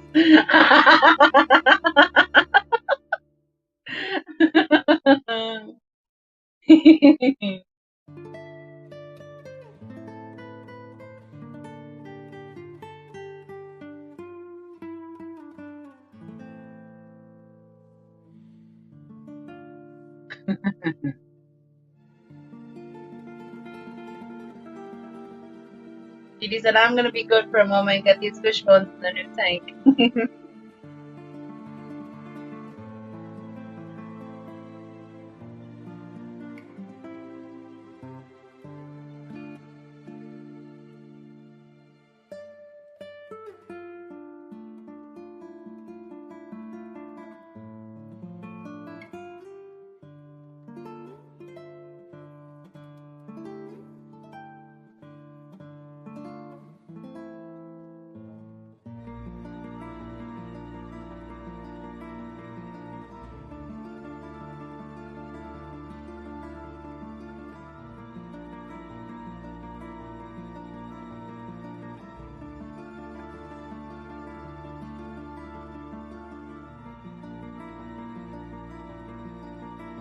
Big Shrimpin is asking, does anyone else know what's going to be in the auction tonight?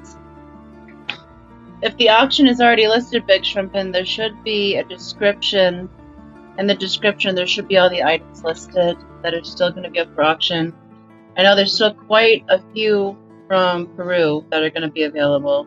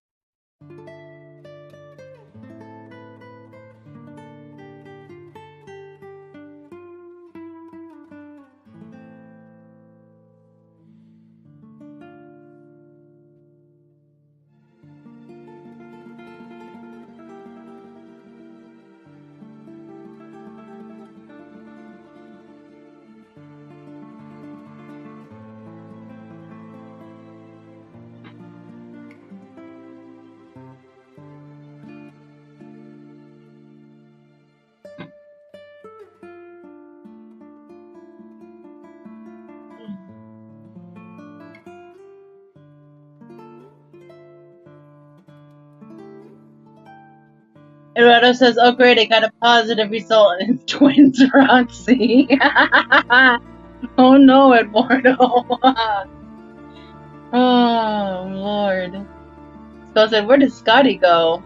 Vision said, hashtag fish bones, hashtag hamster balls, hashtag man milk.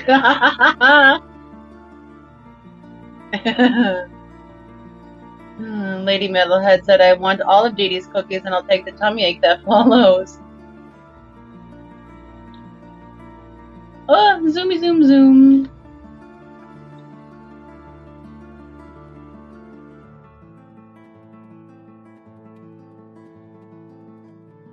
So, the description is Todd. Oh, fuck. Alright, here we go. Bear with me. Tatya Perigia. 6 red micro branchium shrimp. 3 pairs Cory pygmy. 10 Coria agassizi. 6 Epistogramma alto tapiche pair. Epistogramma Atahualpa sunset. Pair red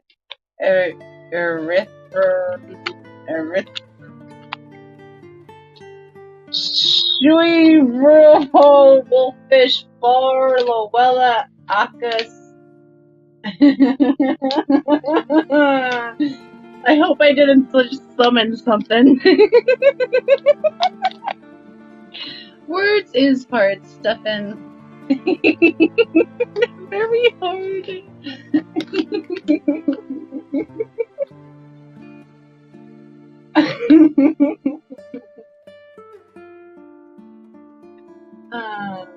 Thank you for your belief, but I don't know how well I did.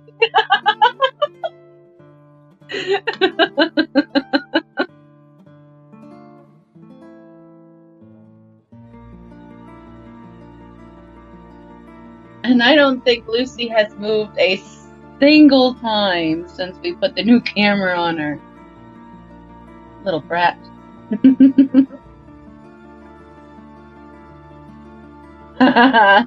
Send Foxy that Latin book, please. Hooked on phonics and Latin. That was close enough.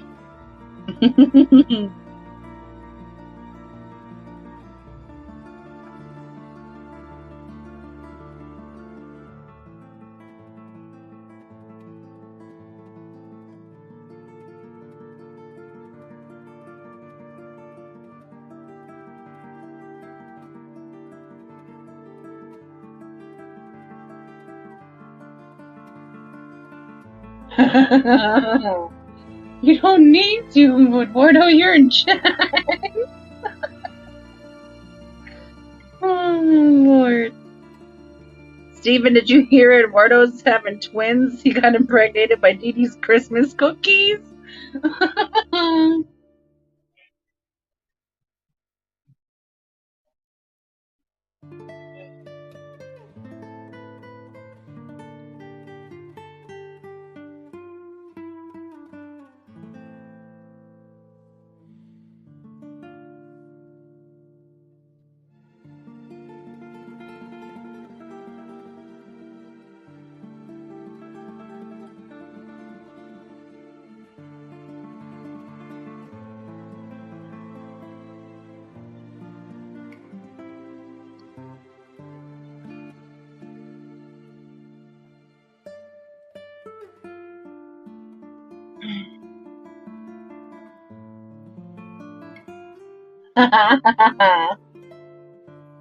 Is it really Danny's and Whip's birthdays today?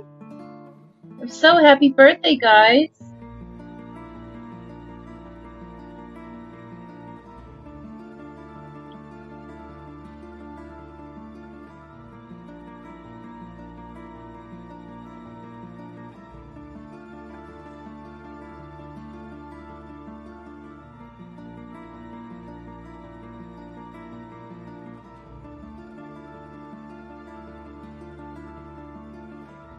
Eduardo, that was a secret, but you said it in chat.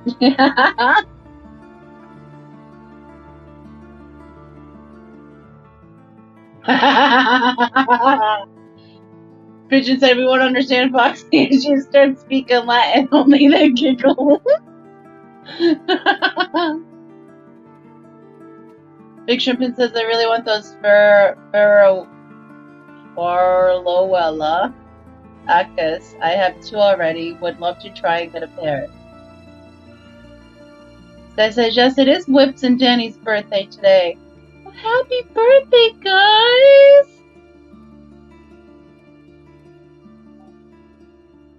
As soon as I get a device that's not being used to do this, I will have to message them.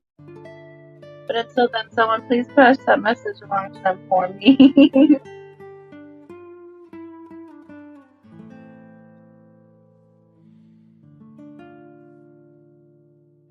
Vision said, well, that was a good start with Latin, Foxies. Well, the love languages are Latin-based, Vision. Eduardo says, first I trip on Jessica Bra strap and discovered Dee Dee's cookies were filled by the milkman. I feel like a female. Ah! You feel? I feel like a female guppy now. Oh, Lord.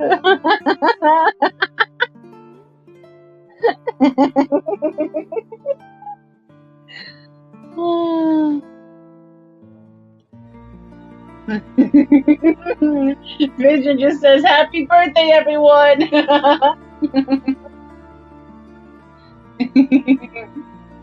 Thank you, Vision. He says, you do really well, though, Roxanne. I've heard you.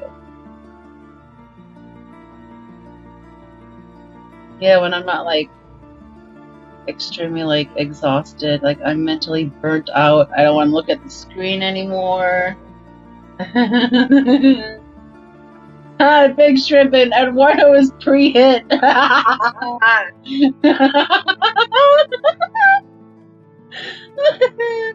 Zoomy zoom zoom.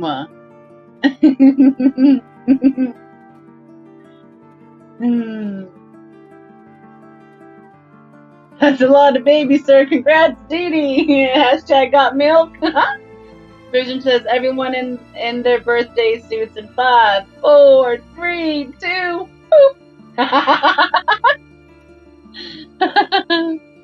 Eduardo, buy Miss Dee Dee's cookies big from last Christmas.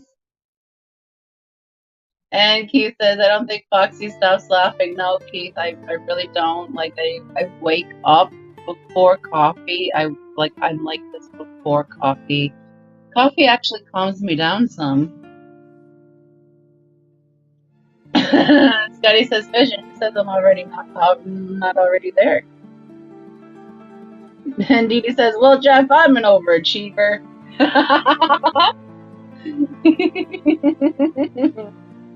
Ooh, cakey cake. Vision says, okay, I'm out of here. Seems I'm out of control. See y'all later. You don't have to leave, Vision. You're fine. It is, Eduardo. Laughter is an awesome relief. Quite therapeutic. Hello, Craig. Welcome. Nice to have you back, lovely. Hope you're well. We've had 3 of the 4 axolotls hatch. We've had Ricky hatch first, and then Fred hatched, and then Ethel hatched, and now we're waiting for Lucy to hatch. And then we can all go home.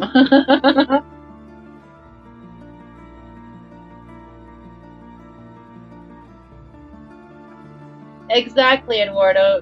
No, you're not, Vision. You fit in perfectly.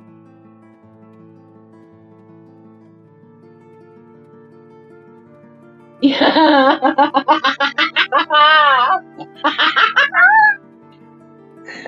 Ricky just comes in with tree. Tree is up. Last I heard from him, he was fluffing branch 6 of 238. So today he was a professional fluffer, guys. How does it look? Is it beautiful? And welcome back, Ricky.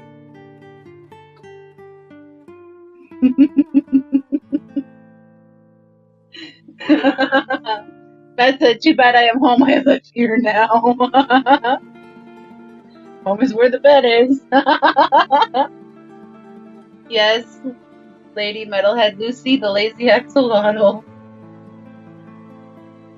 Dee Dee said, awesome, Ricky, so is mine. Of course, I only had to pull it out of the closet.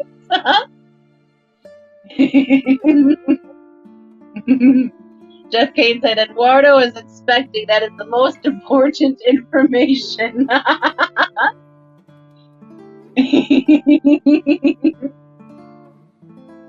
Yeah, that was before noon, and now it's 5:36. Lucy, you got some splaining to do.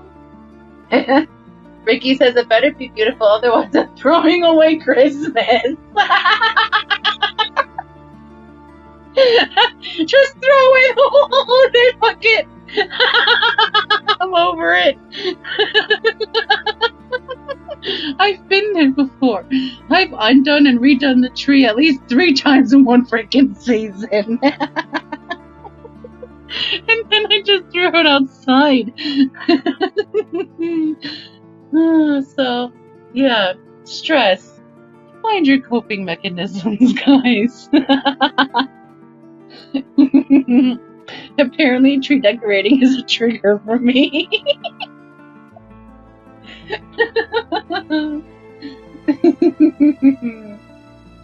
Yes, Chukuli. Lucy is still refusing to emerge.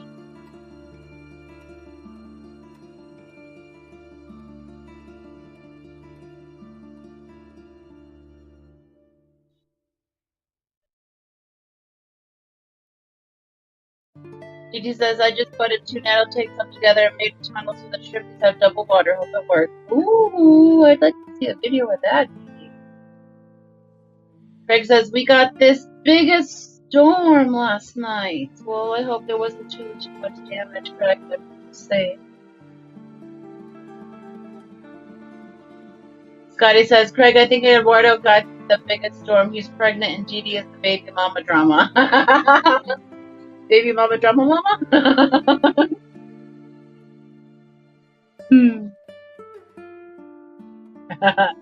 Yes, Ricky, I agree. He says, oh, wow, Didi needs to do a short at least. At least.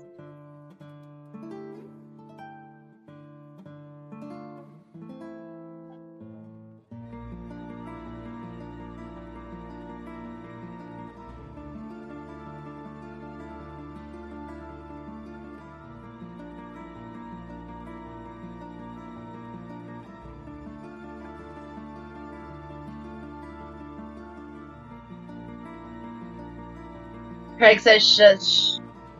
Huh. Scotty has his body bags, not breather bags.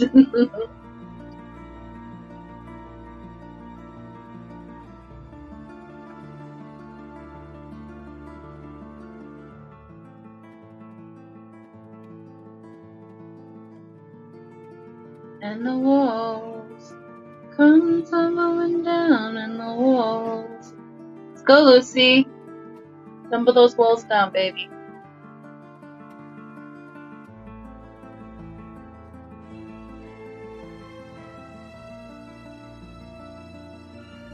We need some cheerleaders cheering Lucy on.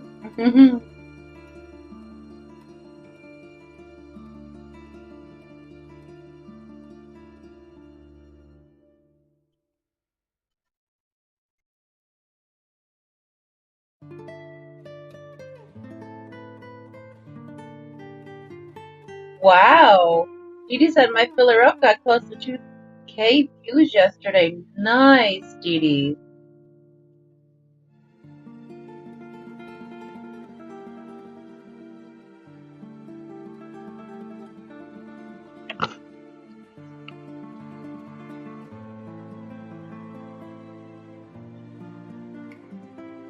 I hear you, Craig. I want to go to Bloody Bed.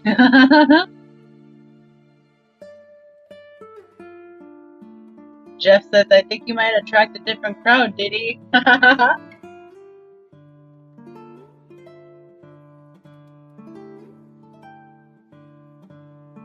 Nice, Scotty. He said my short 2 days ago got 5.6K. I don't get it at all. That's amazing, Scotty. Good job. Didi says it's at 1928 now. It was a good year, Didi. Do you remember it well? I love you, girl. You know I'm teasing. Oh, and she got 2 more subs, too. Nice. They will be surprised. That's so awesome. Yeah, my subs or my shorts have been doing pretty good lately as well. They've been getting like between 1,000 to like 2,000 views. I think the biggest one was like 2.9 thousand. And that was the security chicken short. Seriously, like it was so super silly. That's what got me over 700. That's why I'm giving away a stuffed security chicken on the Hot Mess Express on Thursday. It's what the people want. Nice. Craig says I'm up to 740, slowly climbing. Didi says I was 3 in 1928. Did your dad used to take you for a ride in the Model Ts, Didi? Goodness. Craig says I got 2.2K last night off the rack. Nice, nice. Scotty says his record was 15.2K. Wow. That's incredible. Nice job, Scotty. I think my biggest one was the 2.9. I think it's the biggest one Peplin's had was like either 58 or 68,000. And that was like a while ago already though. Craig says I can't get over 10K. Yeah, Brian's got put on a shelf for like a month or 2 months. It just kept climbing steadily every day for like 2 months.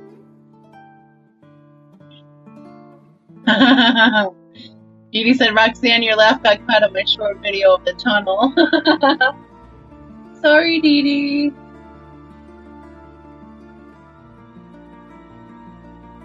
Haha. Craig says only my dog gets 10K.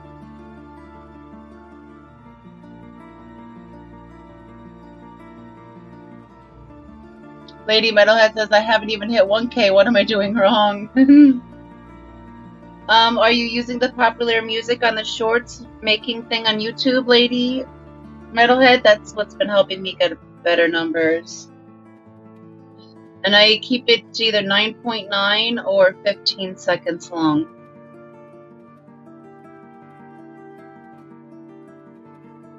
Dee Dee will need to make that money. She's got future child support to pay. Just saying.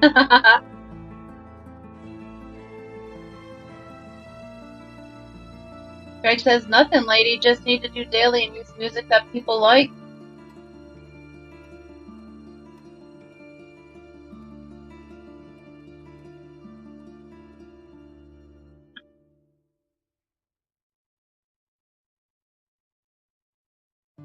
Yeah, the music and everything is crazy, lady says. Yeah, and what the music that people like is not necessarily the music I like, so I have a hard time picking what music to use because it all sounds bad. Well, most of it sounds bad.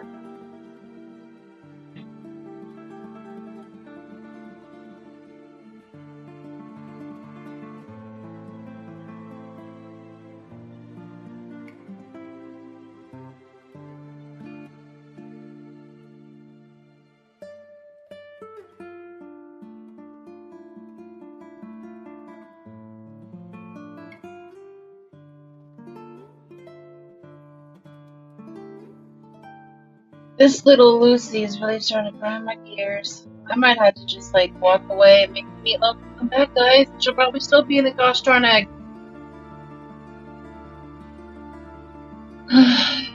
Oh, Dios mío. Let's go.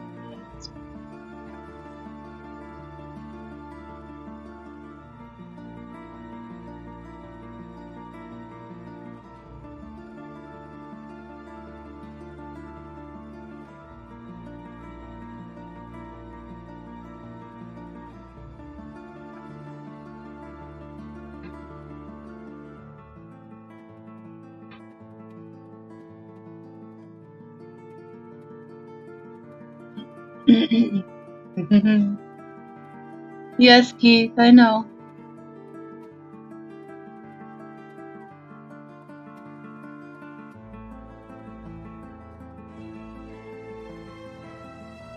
I was amongst Dominican people for like 18 years. I heard that phrase a lot.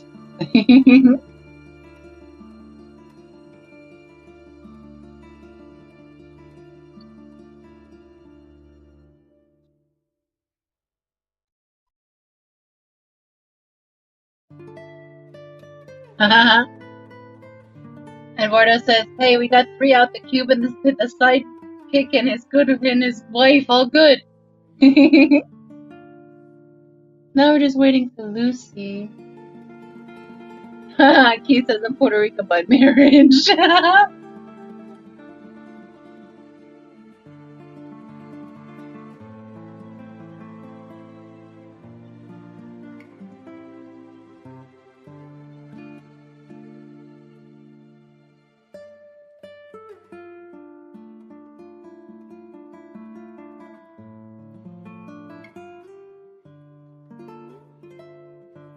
Aqua Garden Zen says water changes and moved our bed intake again. Nice.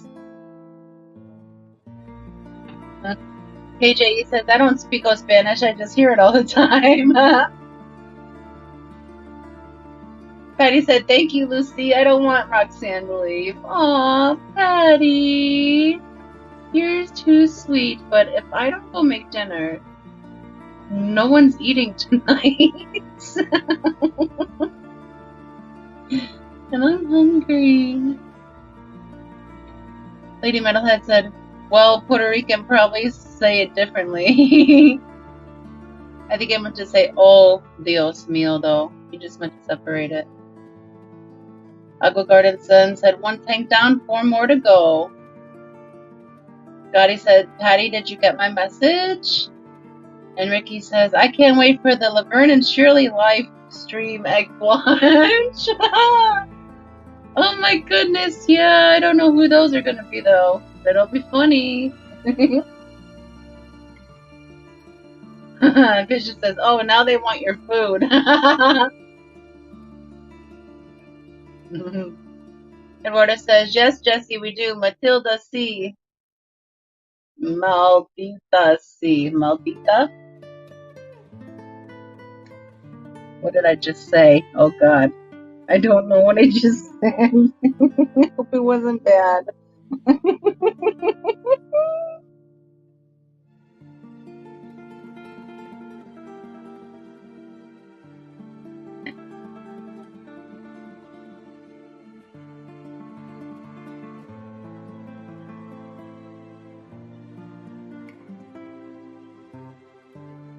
Jeff, I'm supposed to be making meatloaf if Lucy will hatch. Meatloaf, fresh smashed mashed potatoes. Not sure which greens yet. Dinner rolls. Oh, okay. Translation is damn it. Well, I know mal means bad. D, I don't know what D means. Ta means you. Maldita. Maldita, sí. Maldita, say? Sí, say. Oh, look at this. Eduardo's teaching me improper phrases. Not nice, kind words. He's teaching me, damn it.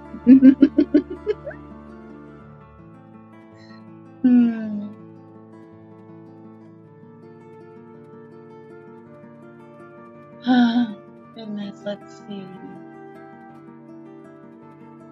Big Shrimpin says, got my notification that my order will be here tomorrow. I'm gonna be Oprah. You get some botanicals, and you get some botanicals, and you can't wait. Awesome, Big Shrimpin. Awesome. Patty says, breaks are allowed.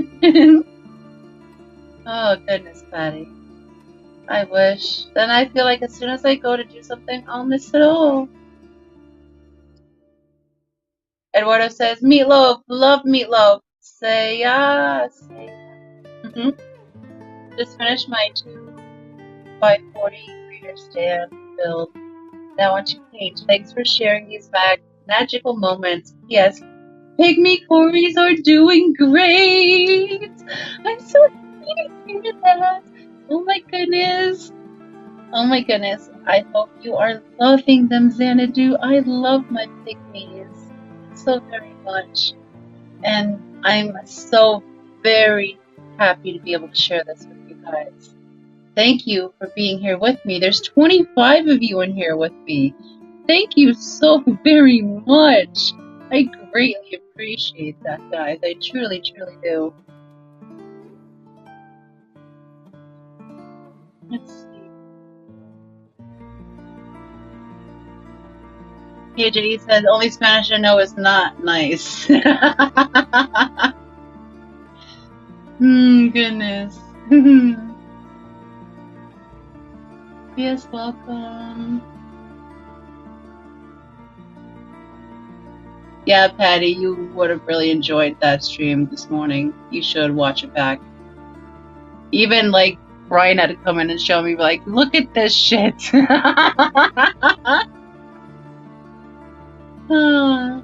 Eduardo, Brian does cook too, but I don't think he makes meatloaf. He said they've never eaten meatloaf before I lived here, so. But At least he never made meatloaf. I'm sure his mom did, or like when he would go over there for, you know, family dinners. But I vaguely remember him saying that. So no, I have to go do it. Big Shrimpin says, that's one of the coolest parts about this community. You get stuff you'd get anyway, except you know who you're getting it from. Exactly, Big Shrimpin. Exactly. I missed it all. You missed it all.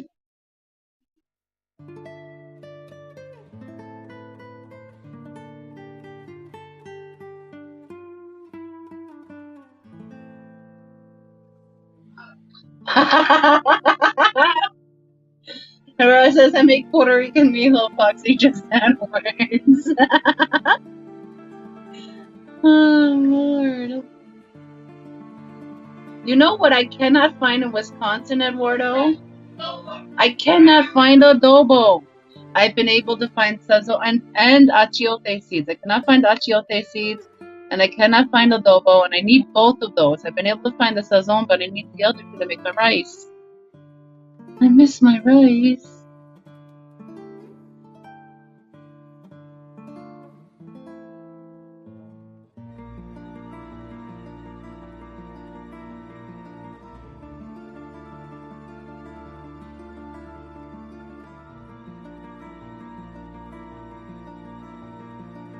Yes, Xanadu. Happy Sunday. Master Aquatics. I love the Goya brand. That's the brand I prefer to use. Jeff says, that's too fancy for me, Roxy. I like to make Dominican Spanish rice. And those are the ingredients I need to like make a good base. The way I learned. I know, lady, right? Oh, look, they're playing. And Lucy's just like, well, I'm going to stay in here because it's safe. Lady Metalhead says, Lucy, stop messing around already. There are 26 people here waiting your emergence from that bubble. Hi, Bunny. Welcome. So far, the people who have hatched, yes, they're people now, has been Ricky, Fred, and Ethel, in that order. We're still waiting on Lucy.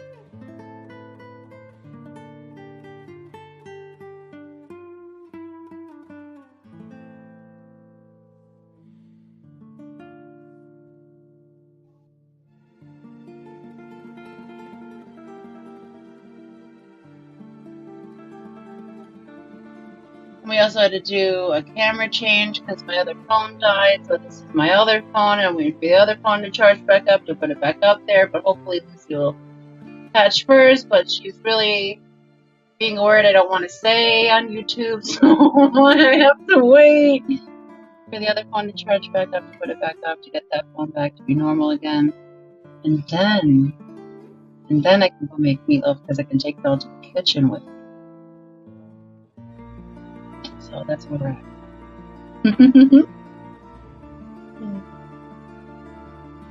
Patty says, Roxanne, you need me to send you some adobo? I'm sure you can get it on Amazon.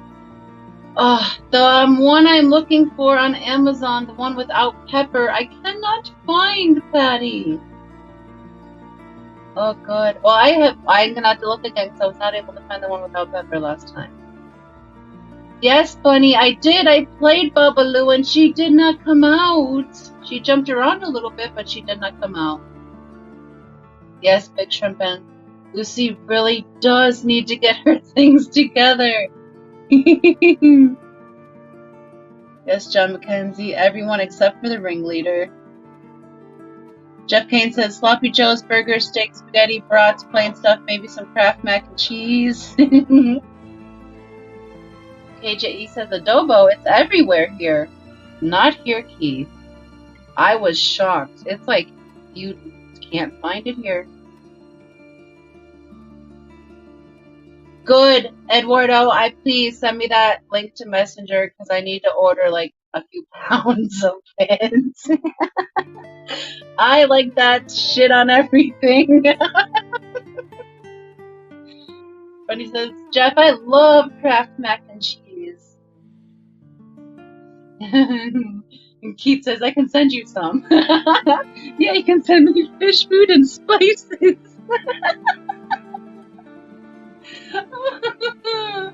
That'd be a great package. Bunny asks, what is adobo? It's a Spanish seasoning, Bunny. Yes, Patty. It's like a few spices mixed together with MSG. Yeah. It's a Spanish thing. It's delicious. KJ, you said everything, Foxy.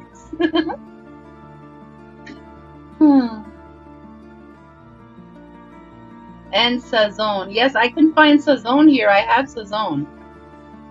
But I can't find the adobo in the store, and I can't find the achiote seeds. Scotty said, don't forget milk! That's only if I'm making something out of leche.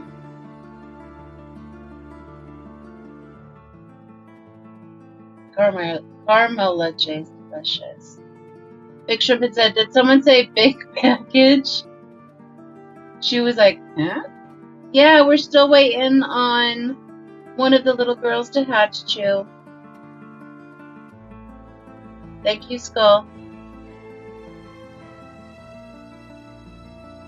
No, Patty, when I tried to, it said it's not available in store, not available for pickup, and not available for delivery. Jeff Kate said, substitute that with Lori's seasoning salt. You can make anything with it. We'll have to try that, Jeff. Scotty says, hashtag Matt's milk. First Clash says, adobo is great. I know it from Filipino friends. They were colonized by the Spanish forever, so they have similarities in food. Yes, they do. And yes, welcome back, First Class. We're still waiting for little Miss Lucy to hatch. Bunny says, Foxy, item Achilles to the CBD Kubo Tay take along with some orange Venezuela. It's turned out to be a nice mix. Loving your babies, all doing great. That's great to hear, Bunny. That sounds like a fantastic dynamic tank. Let it settle in for a little bit and send me a little video if you wouldn't mind. Or post one. I'd love to see it.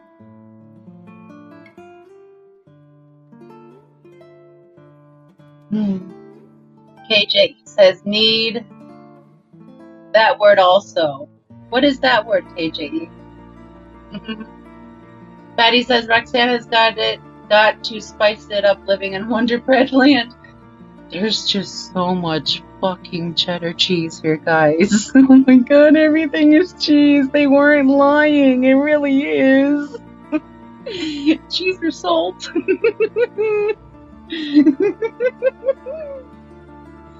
Oh, Lord. First Class says, happy birthday, Fred and Ethel. Thank you, First Class. Now, if only little Lucy would hurry herself up. Jeff said, that's the Wisconsin seasoning.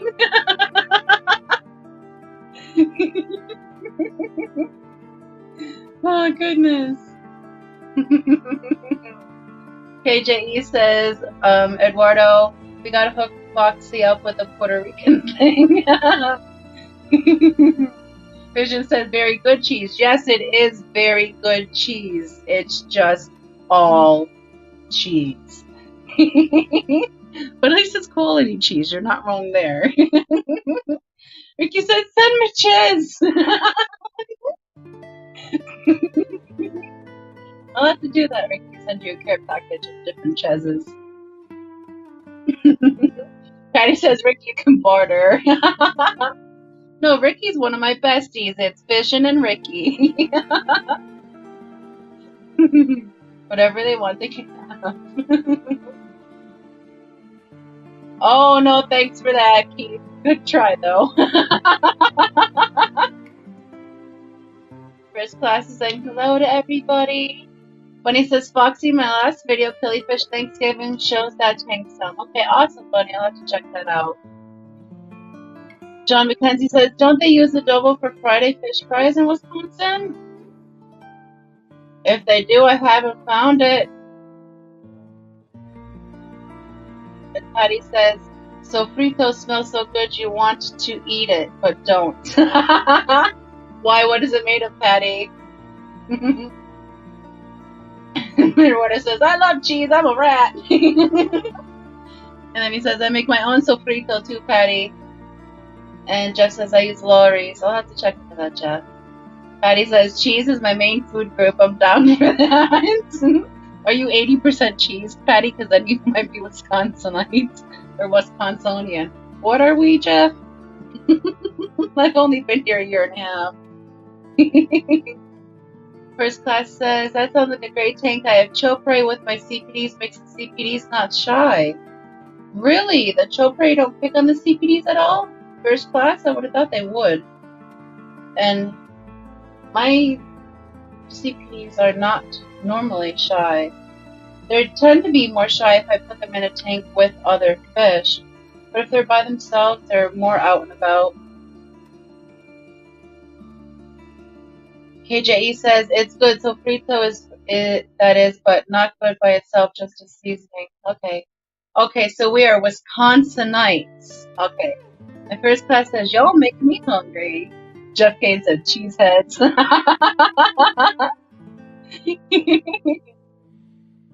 First class says, nope, they only pick on each other a little bit.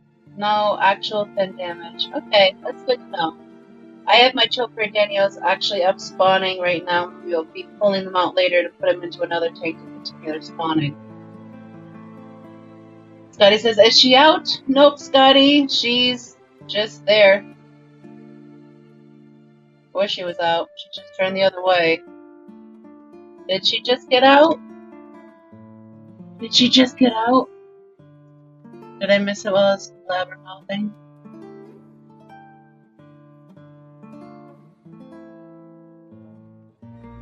Let's see.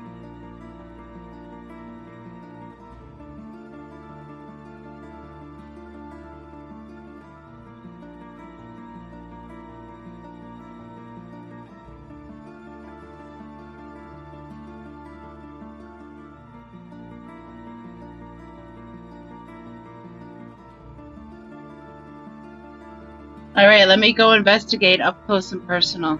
I'll be right back.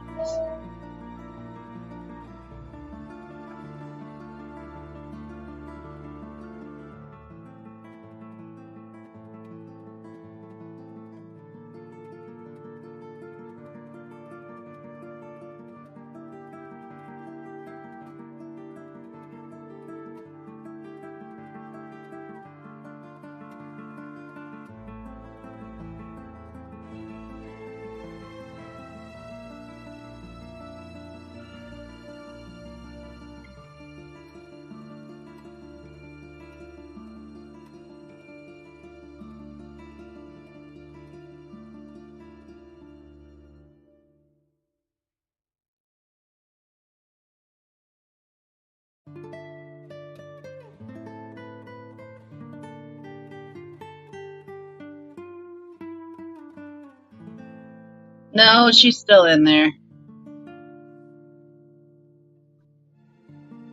She's still in there.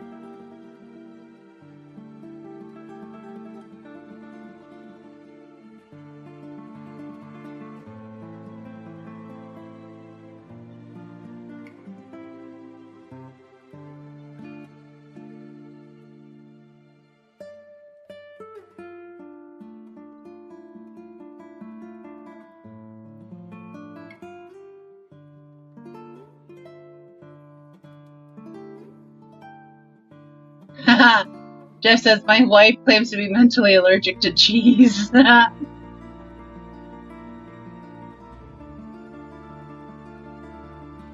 Eduardo says, oh, Foxy, sofrito has onions, green and red and yellow peppers, sweet peppers, cilantro or coriander, ají dulce, cilantro, garlic, olive oil, water.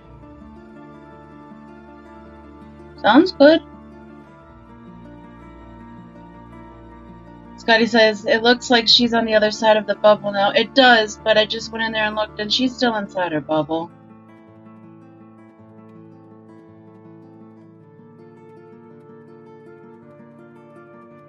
I don't know, that looks like a mermaid tail floating by. How does she live without cheese, Jeff? First Class asks. Patty says it's flavor concentrate. I learned the hard way to not eat sofrito, say, on a cracker. That's funny.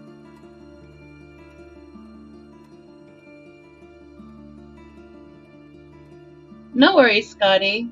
He says, sorry, it looked like she was on the other side. It really does look like she's on the other side. Well, what? Steph says she burns the pizzas pretty good. KJE says make red beans with jamon and add sofrito, but not on a cracker. Vision says cheddar baked curd buns, toasted and cheesy provolone sauce, roasted and melted cheese, sauteed pepper jack with a cheese layered cheese side of cheesy good and cheesy fries. I need to lay down. My belly hurts reading that. Oh, my arteries. Eduardo says all ingredients are then placed in the blender and blended together, stored in freezer and one in refrigerator. Use well with soups, meats, everything really nice. First Class says I'm for real gonna throw a frozen pizza in the oven because of you people. Jeff said a mermaid sighting. I know, Jeff. Didn't you see that? That was so cool. Vision says I want pizza now. And First Class says no shame in fourth meal. No, Taco Bell's good. Eduardo says Gouda cheese is my favorite cheese because it's so Gouda.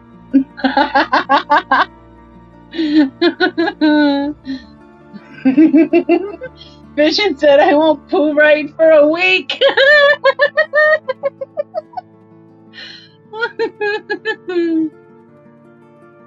Eduardo says, like Patty said, the smell will drive you crazy happy. Jeff Kane says, if you can find it, I do recommend lots of matzo pizza for a frozen pizza. Lots of matzo. I think we've had that one before, actually, Jeff, and if I remember, it was okay.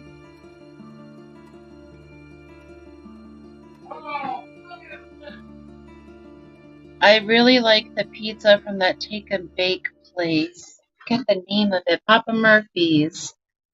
The garlic chicken pizza. That's the best pizza ever. So good. And I don't like garlic or chicken on pizza, but together on pizza, the way they make it, so good. It's so good, guys.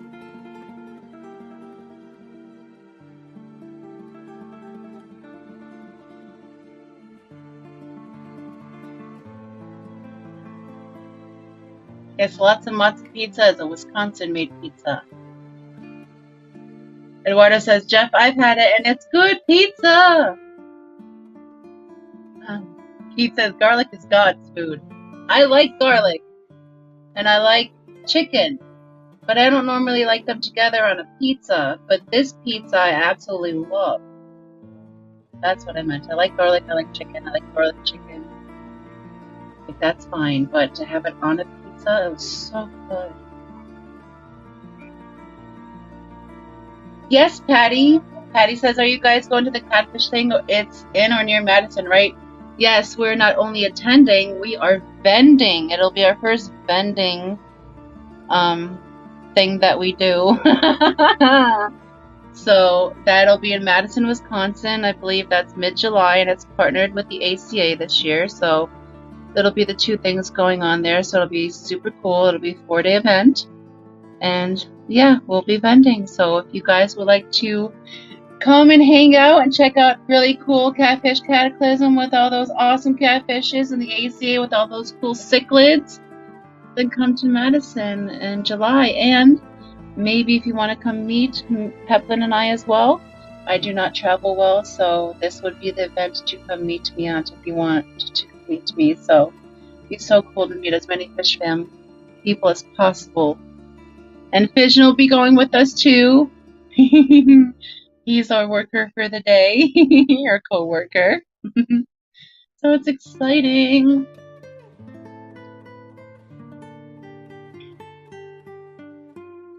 Eduardo said, Roxy, extra garlic then in the sofrito. Okay, Eduardo. I love garlic. Jeff says, no, you need to drive up to Conover, Wisconsin and get a pizza from the log cabin. I'll let Brian know to take me there next time. KG says, I grow garlic, I eat it raw, cooked, baked, etc. So Keith is garlic. Got it. He says, I never have vampires here. I freaking love you, Keith. That's good to know. Safety zone.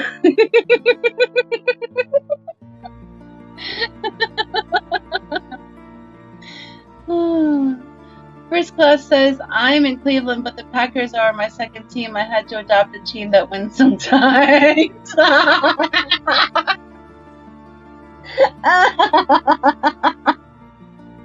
Oh, that's funny. I know how you feel, man. The Steelers are biting it hard this year.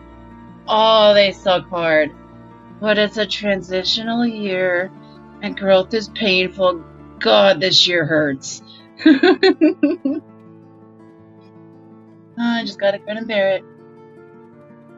Ricky says, I'm there. When is it? It's in mid-July, Ricky. And woohoo! I can't wait to meet you. Patty says, I'm thinking of booking a room. It's only a 15-hour drive. Oh my God, Patty!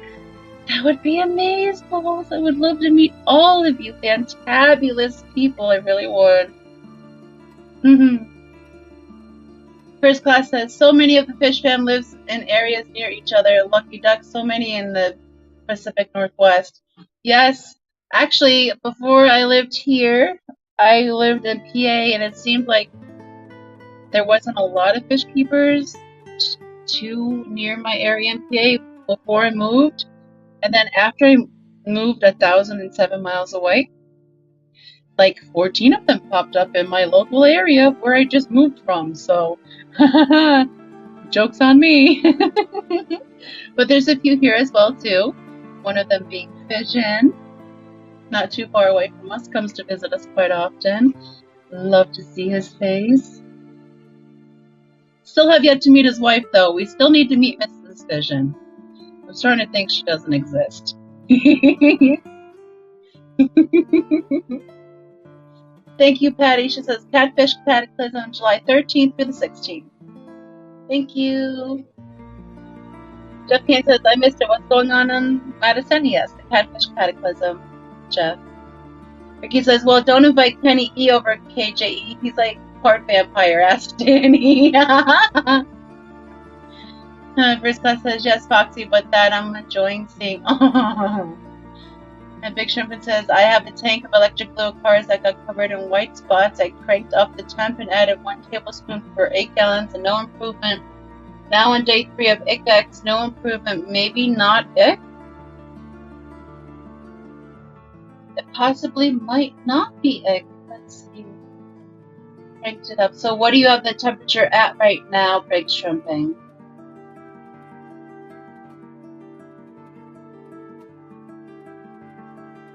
Jeff said, I'll make sure I'm not working. Nice, Jeff. Yeah, Jeff. Oh my goodness. Hello, Lady R. She says, hey there, Roxanne and the Egg Watch crew. So happy little Ethel has hatched. Hopefully Lucy will follow soon. Yes, Lady R, I really, truly hope so. Patty says, there is another disease that presents like it called tetrahymena. And there's also a parasite that kind of looks like it called Epistylus, which is what I was thinking. But Epistylus is usually a secondary infection to like a bacterial fungal infection because that's what the parasite feeds off of. First class says, I don't know how many days total. It gets bad pretty fast. You could go higher on salt. Yes, you could go. It could be 4 every 5 gallons.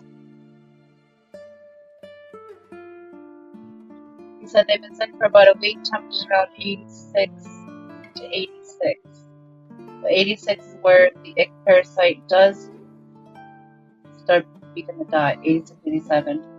So yeah, that's warm enough to interrupt their breeding cycle. Yeah, good question, Patty. Are you also doing gravel backs?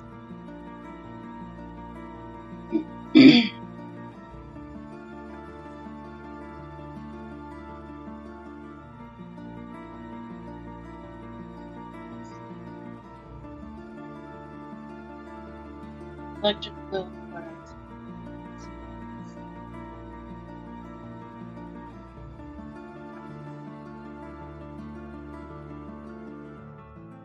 Big Shrimpin, do you have Facebook Messenger? Can you send me a picture on Facebook Messenger? Or Instagram if you have that as well. Facebook Messenger, I'm Foxy Powers. On Instagram, it's Foxy's Fishes.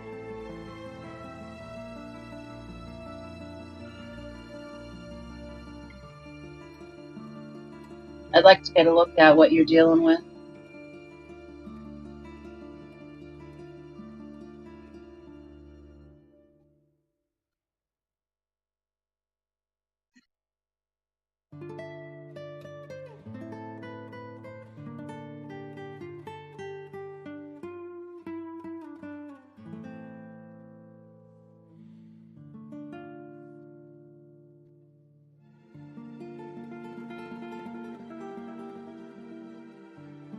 Yes, Patty, get to gravel back because as the ick parasite drops off, it drops to the gravel. And you have to pull that out with water changes. But if he's had the temperature up that high and it's still heavily coated, then it may not be ick, Patty. Which, you're right, may be that word you said, or something different. I'll wait to get the photo and I'll let you know what I see.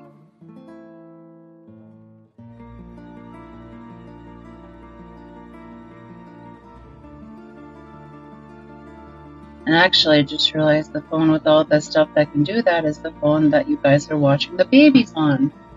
So yeah, send that through. I'll take a look at it when I switch the phones out for the other phone, and we'll go from there. Big Shrimp.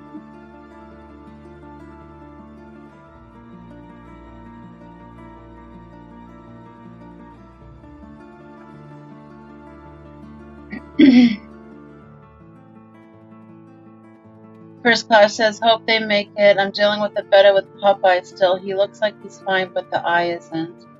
Patty says, I found 100% or as close to that as possible. Every day clears that up pretty well, first class.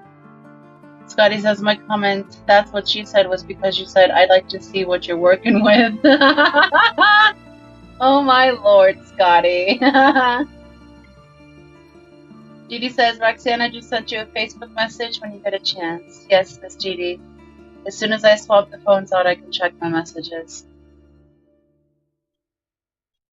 First class says, really awesome chameleon whiptails. Talk to Dr. A, so it should work out. Nice. Nice.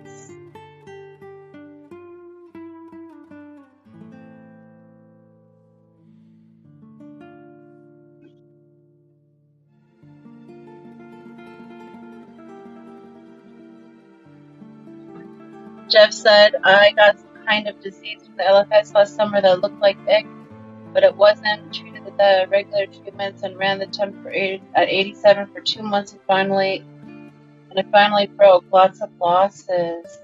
Cooked almost all of my plants.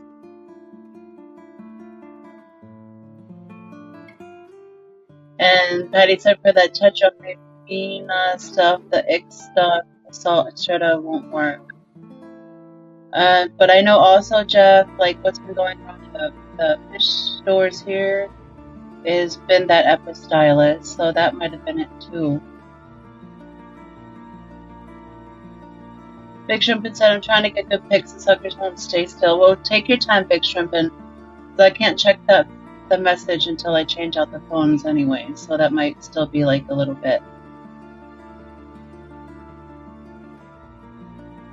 KGE says, high temps is not best cure for ick or ick-like illness. Jeff Kane says it came in with 12 complicos, none of them died though. KJE says use a quality med. And some people like to treat with meds. Some people like to treat with meds, temperature, and salt. But you also have to watch it, but depends on what animal you're treating as well, because each fish has its own sensitivity to its own things. KGE said that is old school mentality.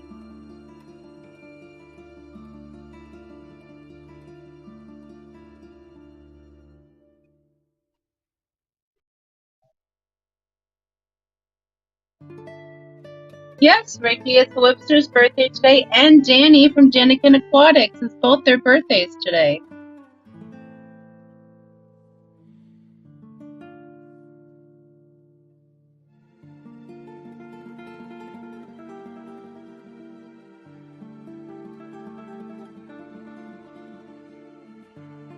Keith says lots of egg is resistant to the high temp now.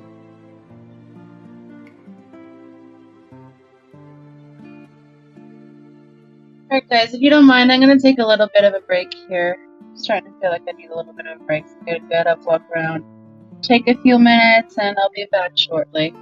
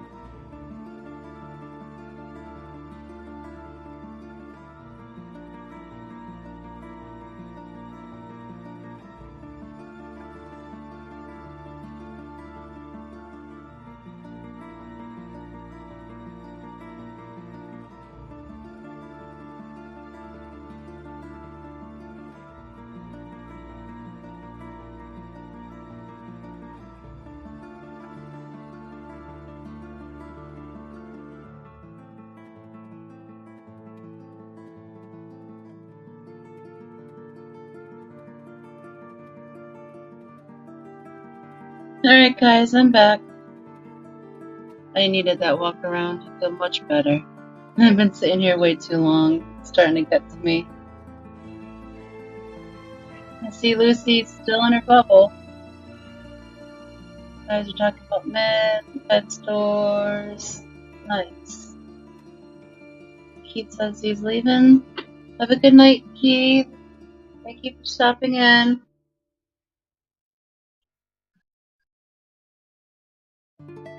First class tickets are gonna go to that pizza that's be at the auction. See you there, first class.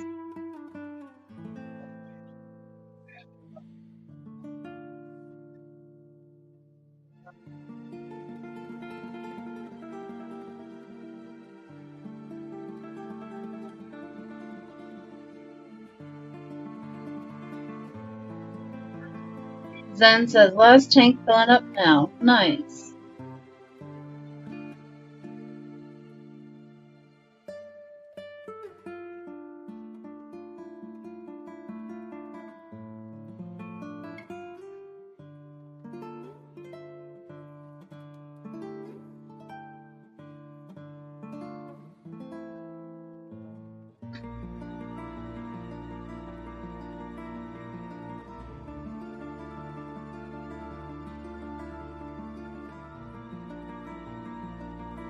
Oh, I should go check see how much that other phone is charged up. I'll be back.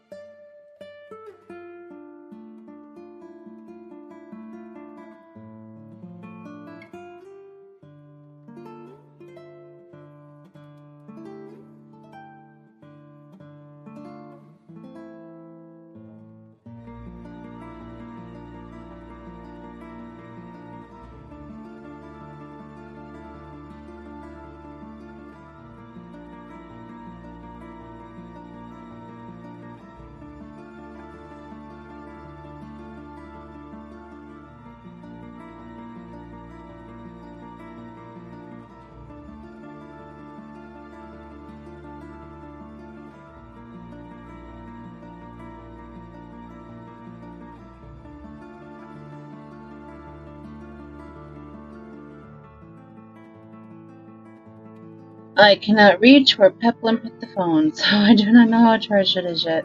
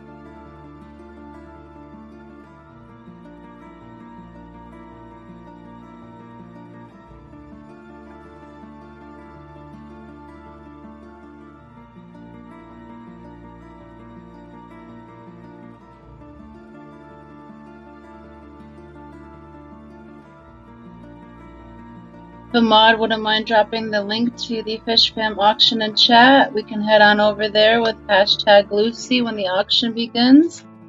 I'd greatly appreciate that, guys.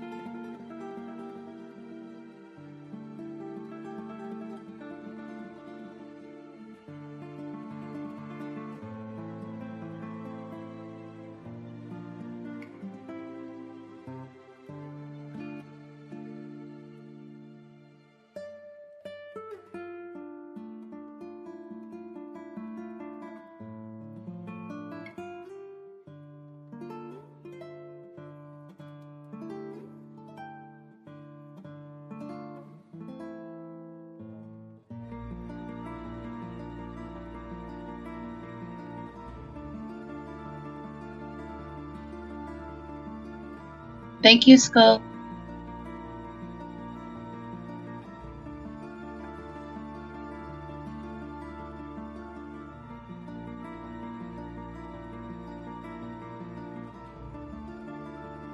Alright, Big Shrimpin', no worries. I'll check them once I get that phone down.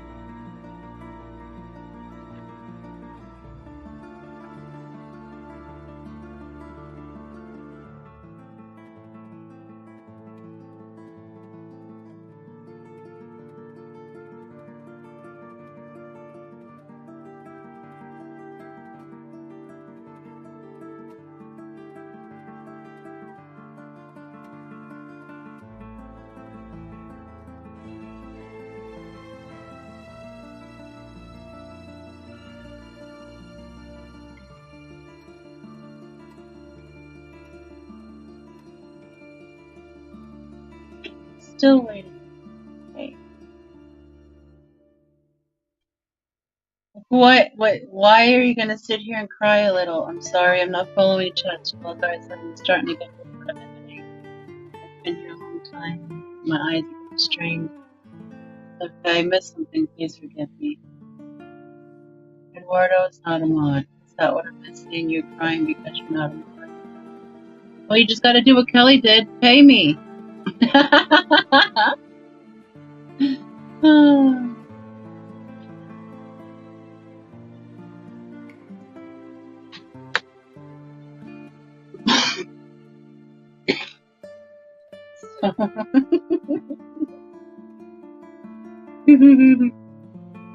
Ha.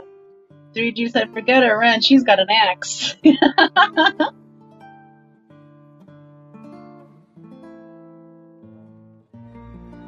Jeff said, I'm not sure why one would want to be becoming a moderator. Eduardo's crying because he's not a mod. He didn't have a blue jacket.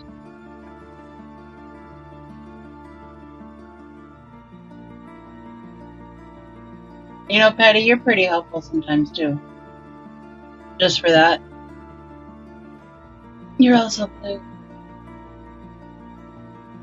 Scotty Quaddy's still waiting?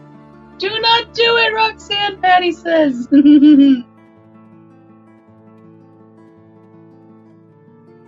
I love it.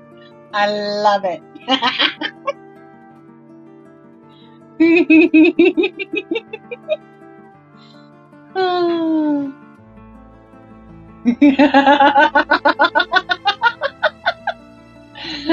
You're welcome, guys.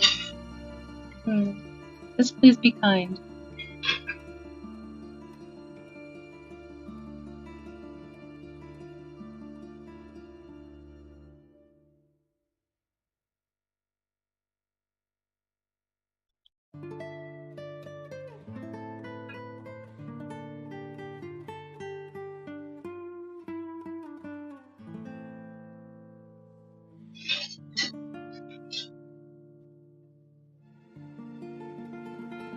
$10 minutes left.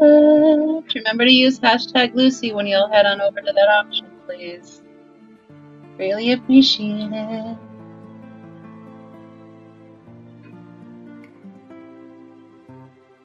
And actually, when the auction starts, that's when I'm going to make my big break and finally go make the meatloaf. So I guess we're eating meatloaf at like 8:30 at night. Late dinner tonight, guys.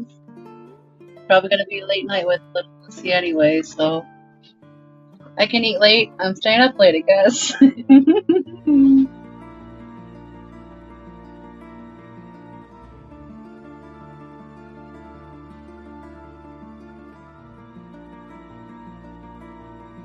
Totally agree with that, Jeff. That's why I like to put on the subscriber-only mode and leave it to 5 minutes, because they typically won't subscribe to you for 5 minutes. They will sub to you for 1, I've learned.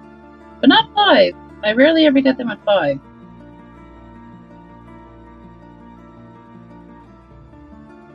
Patty says, especially when you're the one posting them, Jeff. Bazinga.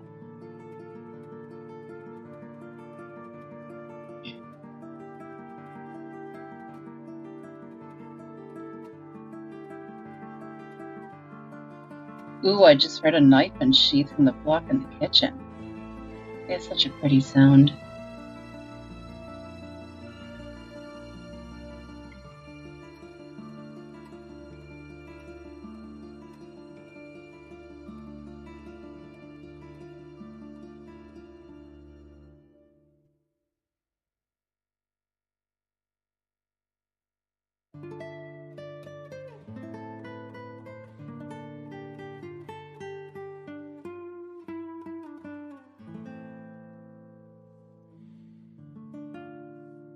I agree, Jeff. Everyone should. Makes it a lot easier on the mods.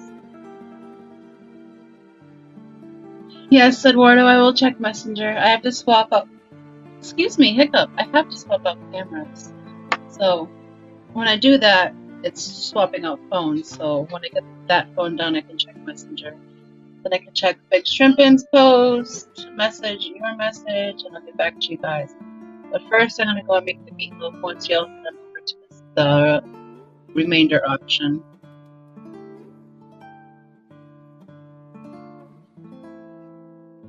Picture said, I swear my house was clean this morning. I'm the only one here. What the fuck happened? ADD much? I'm really good at starting projects and then going on to the next project. And then the next, and then the next, and then the next, and then the next, and I circle back around and work a little bit on all of them, and then maybe I complete one, maybe I start 7 more, who knows? Isn't it fantastic?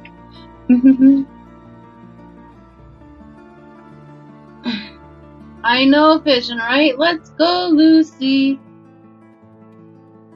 Get out.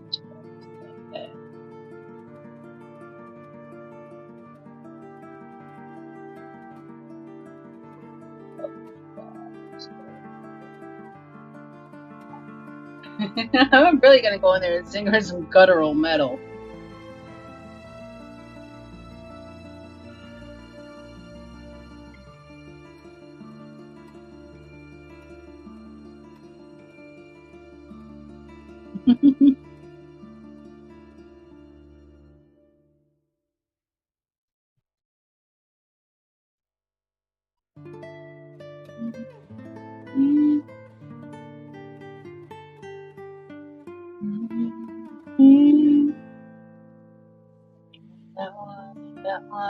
That one, and we don't need this tab open either.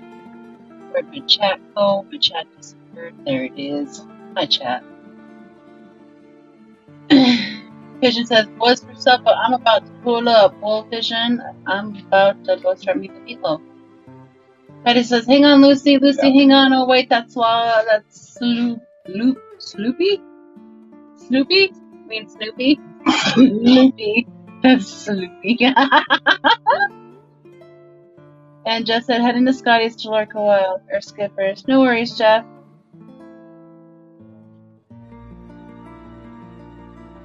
I would much rather you guys be at Skipper's auction supporting those kids than here with my born old ass. I'm not going to be here anyways when it starts, so go spend your time with them.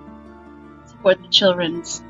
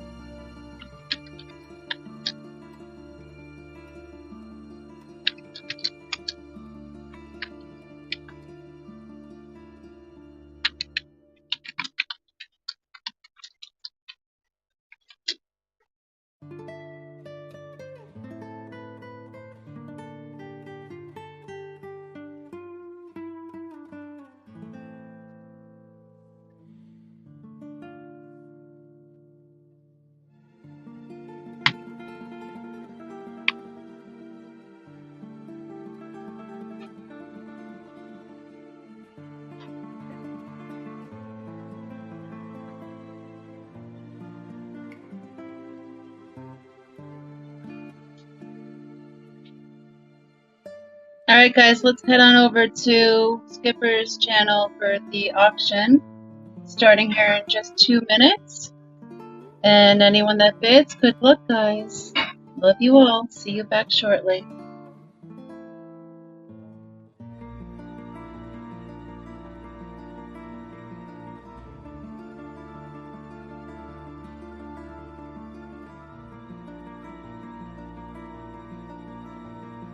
Thank you, Skull.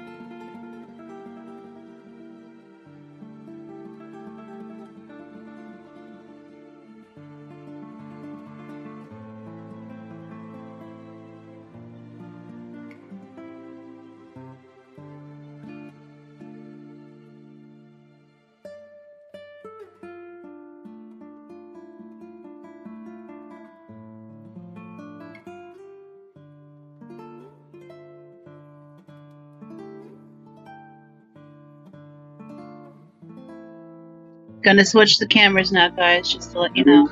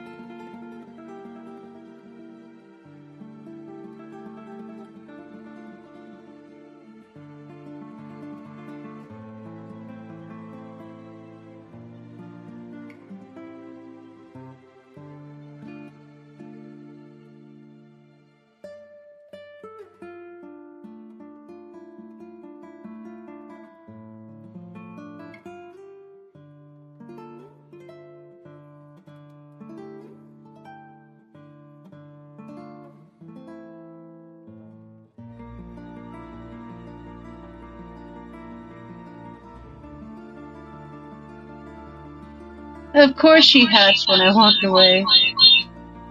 I'll be right back.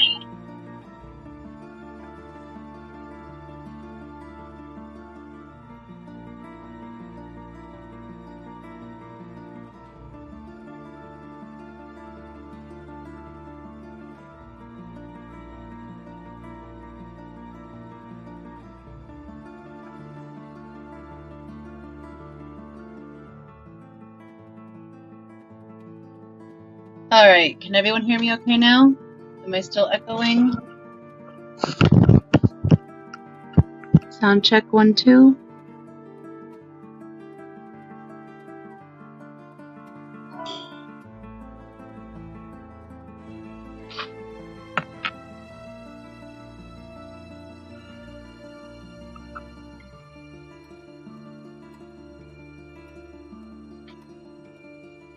I don't know if they can hear me.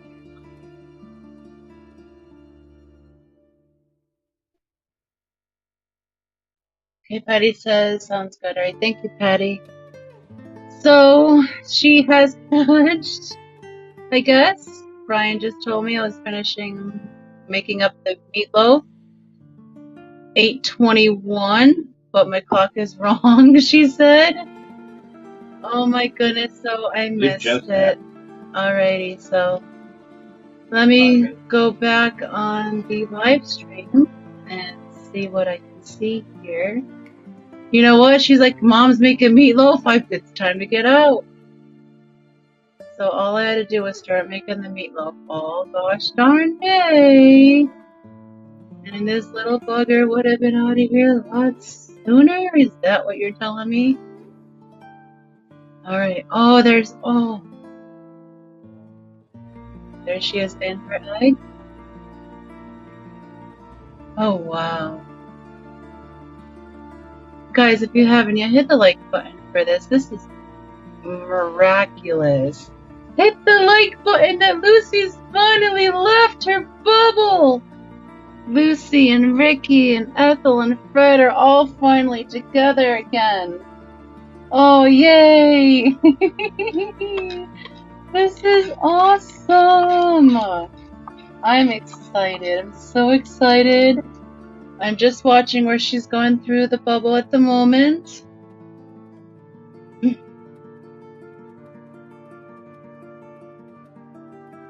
Oh, come on, kitties. It's not time to argue.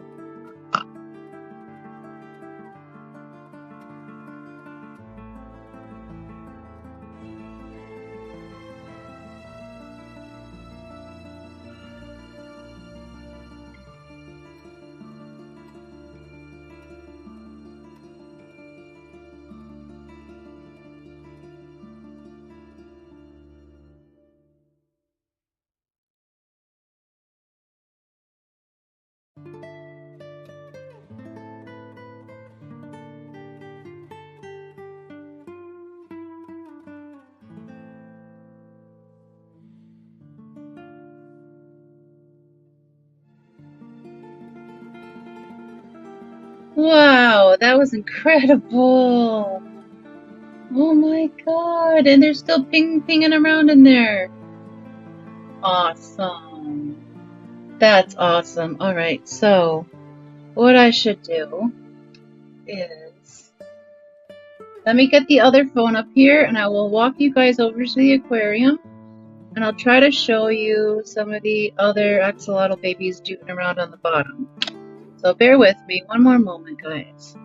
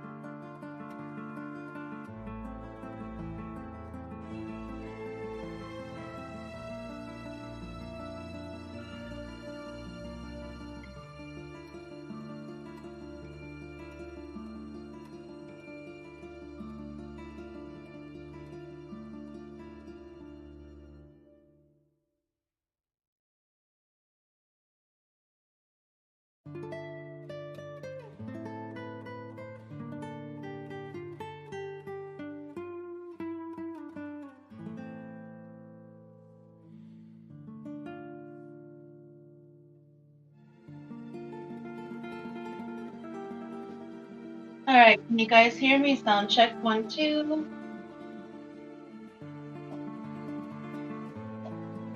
I don't know if y'all can hear me.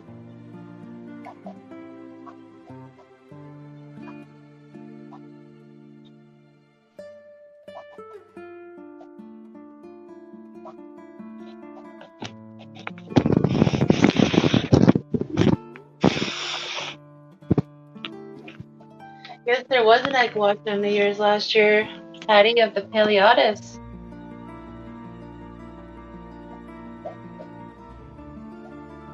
So let me know if you guys can hear me. Okay. So the answer says she can hear me, so I'm gonna run this thing. Yeah. Of course, button. I'm great at hitting buttons.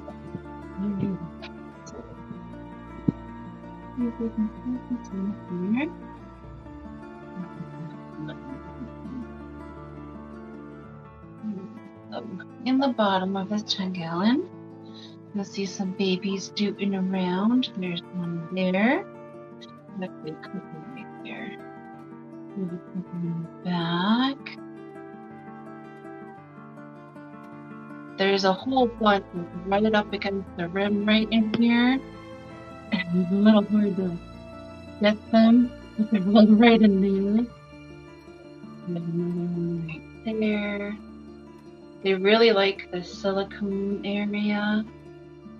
There's a whole bunch in here.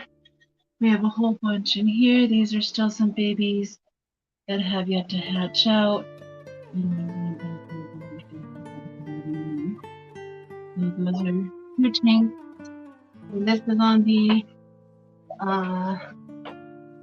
reservoir breeding rack that we've been installing. We're still working on it. A little dark in here, and then there's Duke in the shadows. I'm gonna show you tanks, and then over here, I'm gonna show you guys. These are the breeding pair of axolotls parents. So this is Daddy. This is where Daddy likes to stay in this little cave. Him and Mommy like to snuggle in there. And then there's Mama. Move them right over. They like the dark. There's Mama.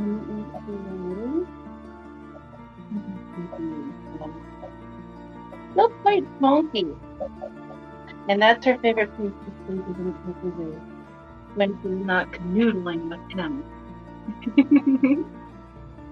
But I thought you guys like to see the parents. I'll show you guys the babies one more time before we go ahead and end the live stream. So I don't want to detract from Skipper's auction. This is the most important. So there's one more look at Fred, Ricky, Ethel, and Lucy. Finally, Lucy is so excited. So, oh, goodness gracious.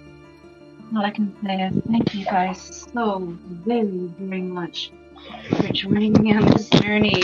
It's been an incredible journey. These guys took a lot longer than expected. I greatly appreciate everyone's patience. It's been amazing. I can finally go and finish up dinner and hang out with the person I love the most in the whole entire world. Spend the rest of the evening with him. So thank you all so very, very, very much for being here with us since Friday evening, joining this journey. Thank you so much. I promise I will provide updates on their progress as they grow.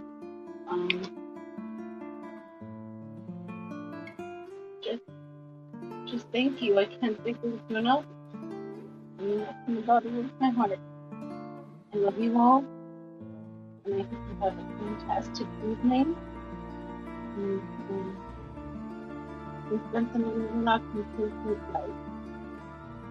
I Happy Wednesday.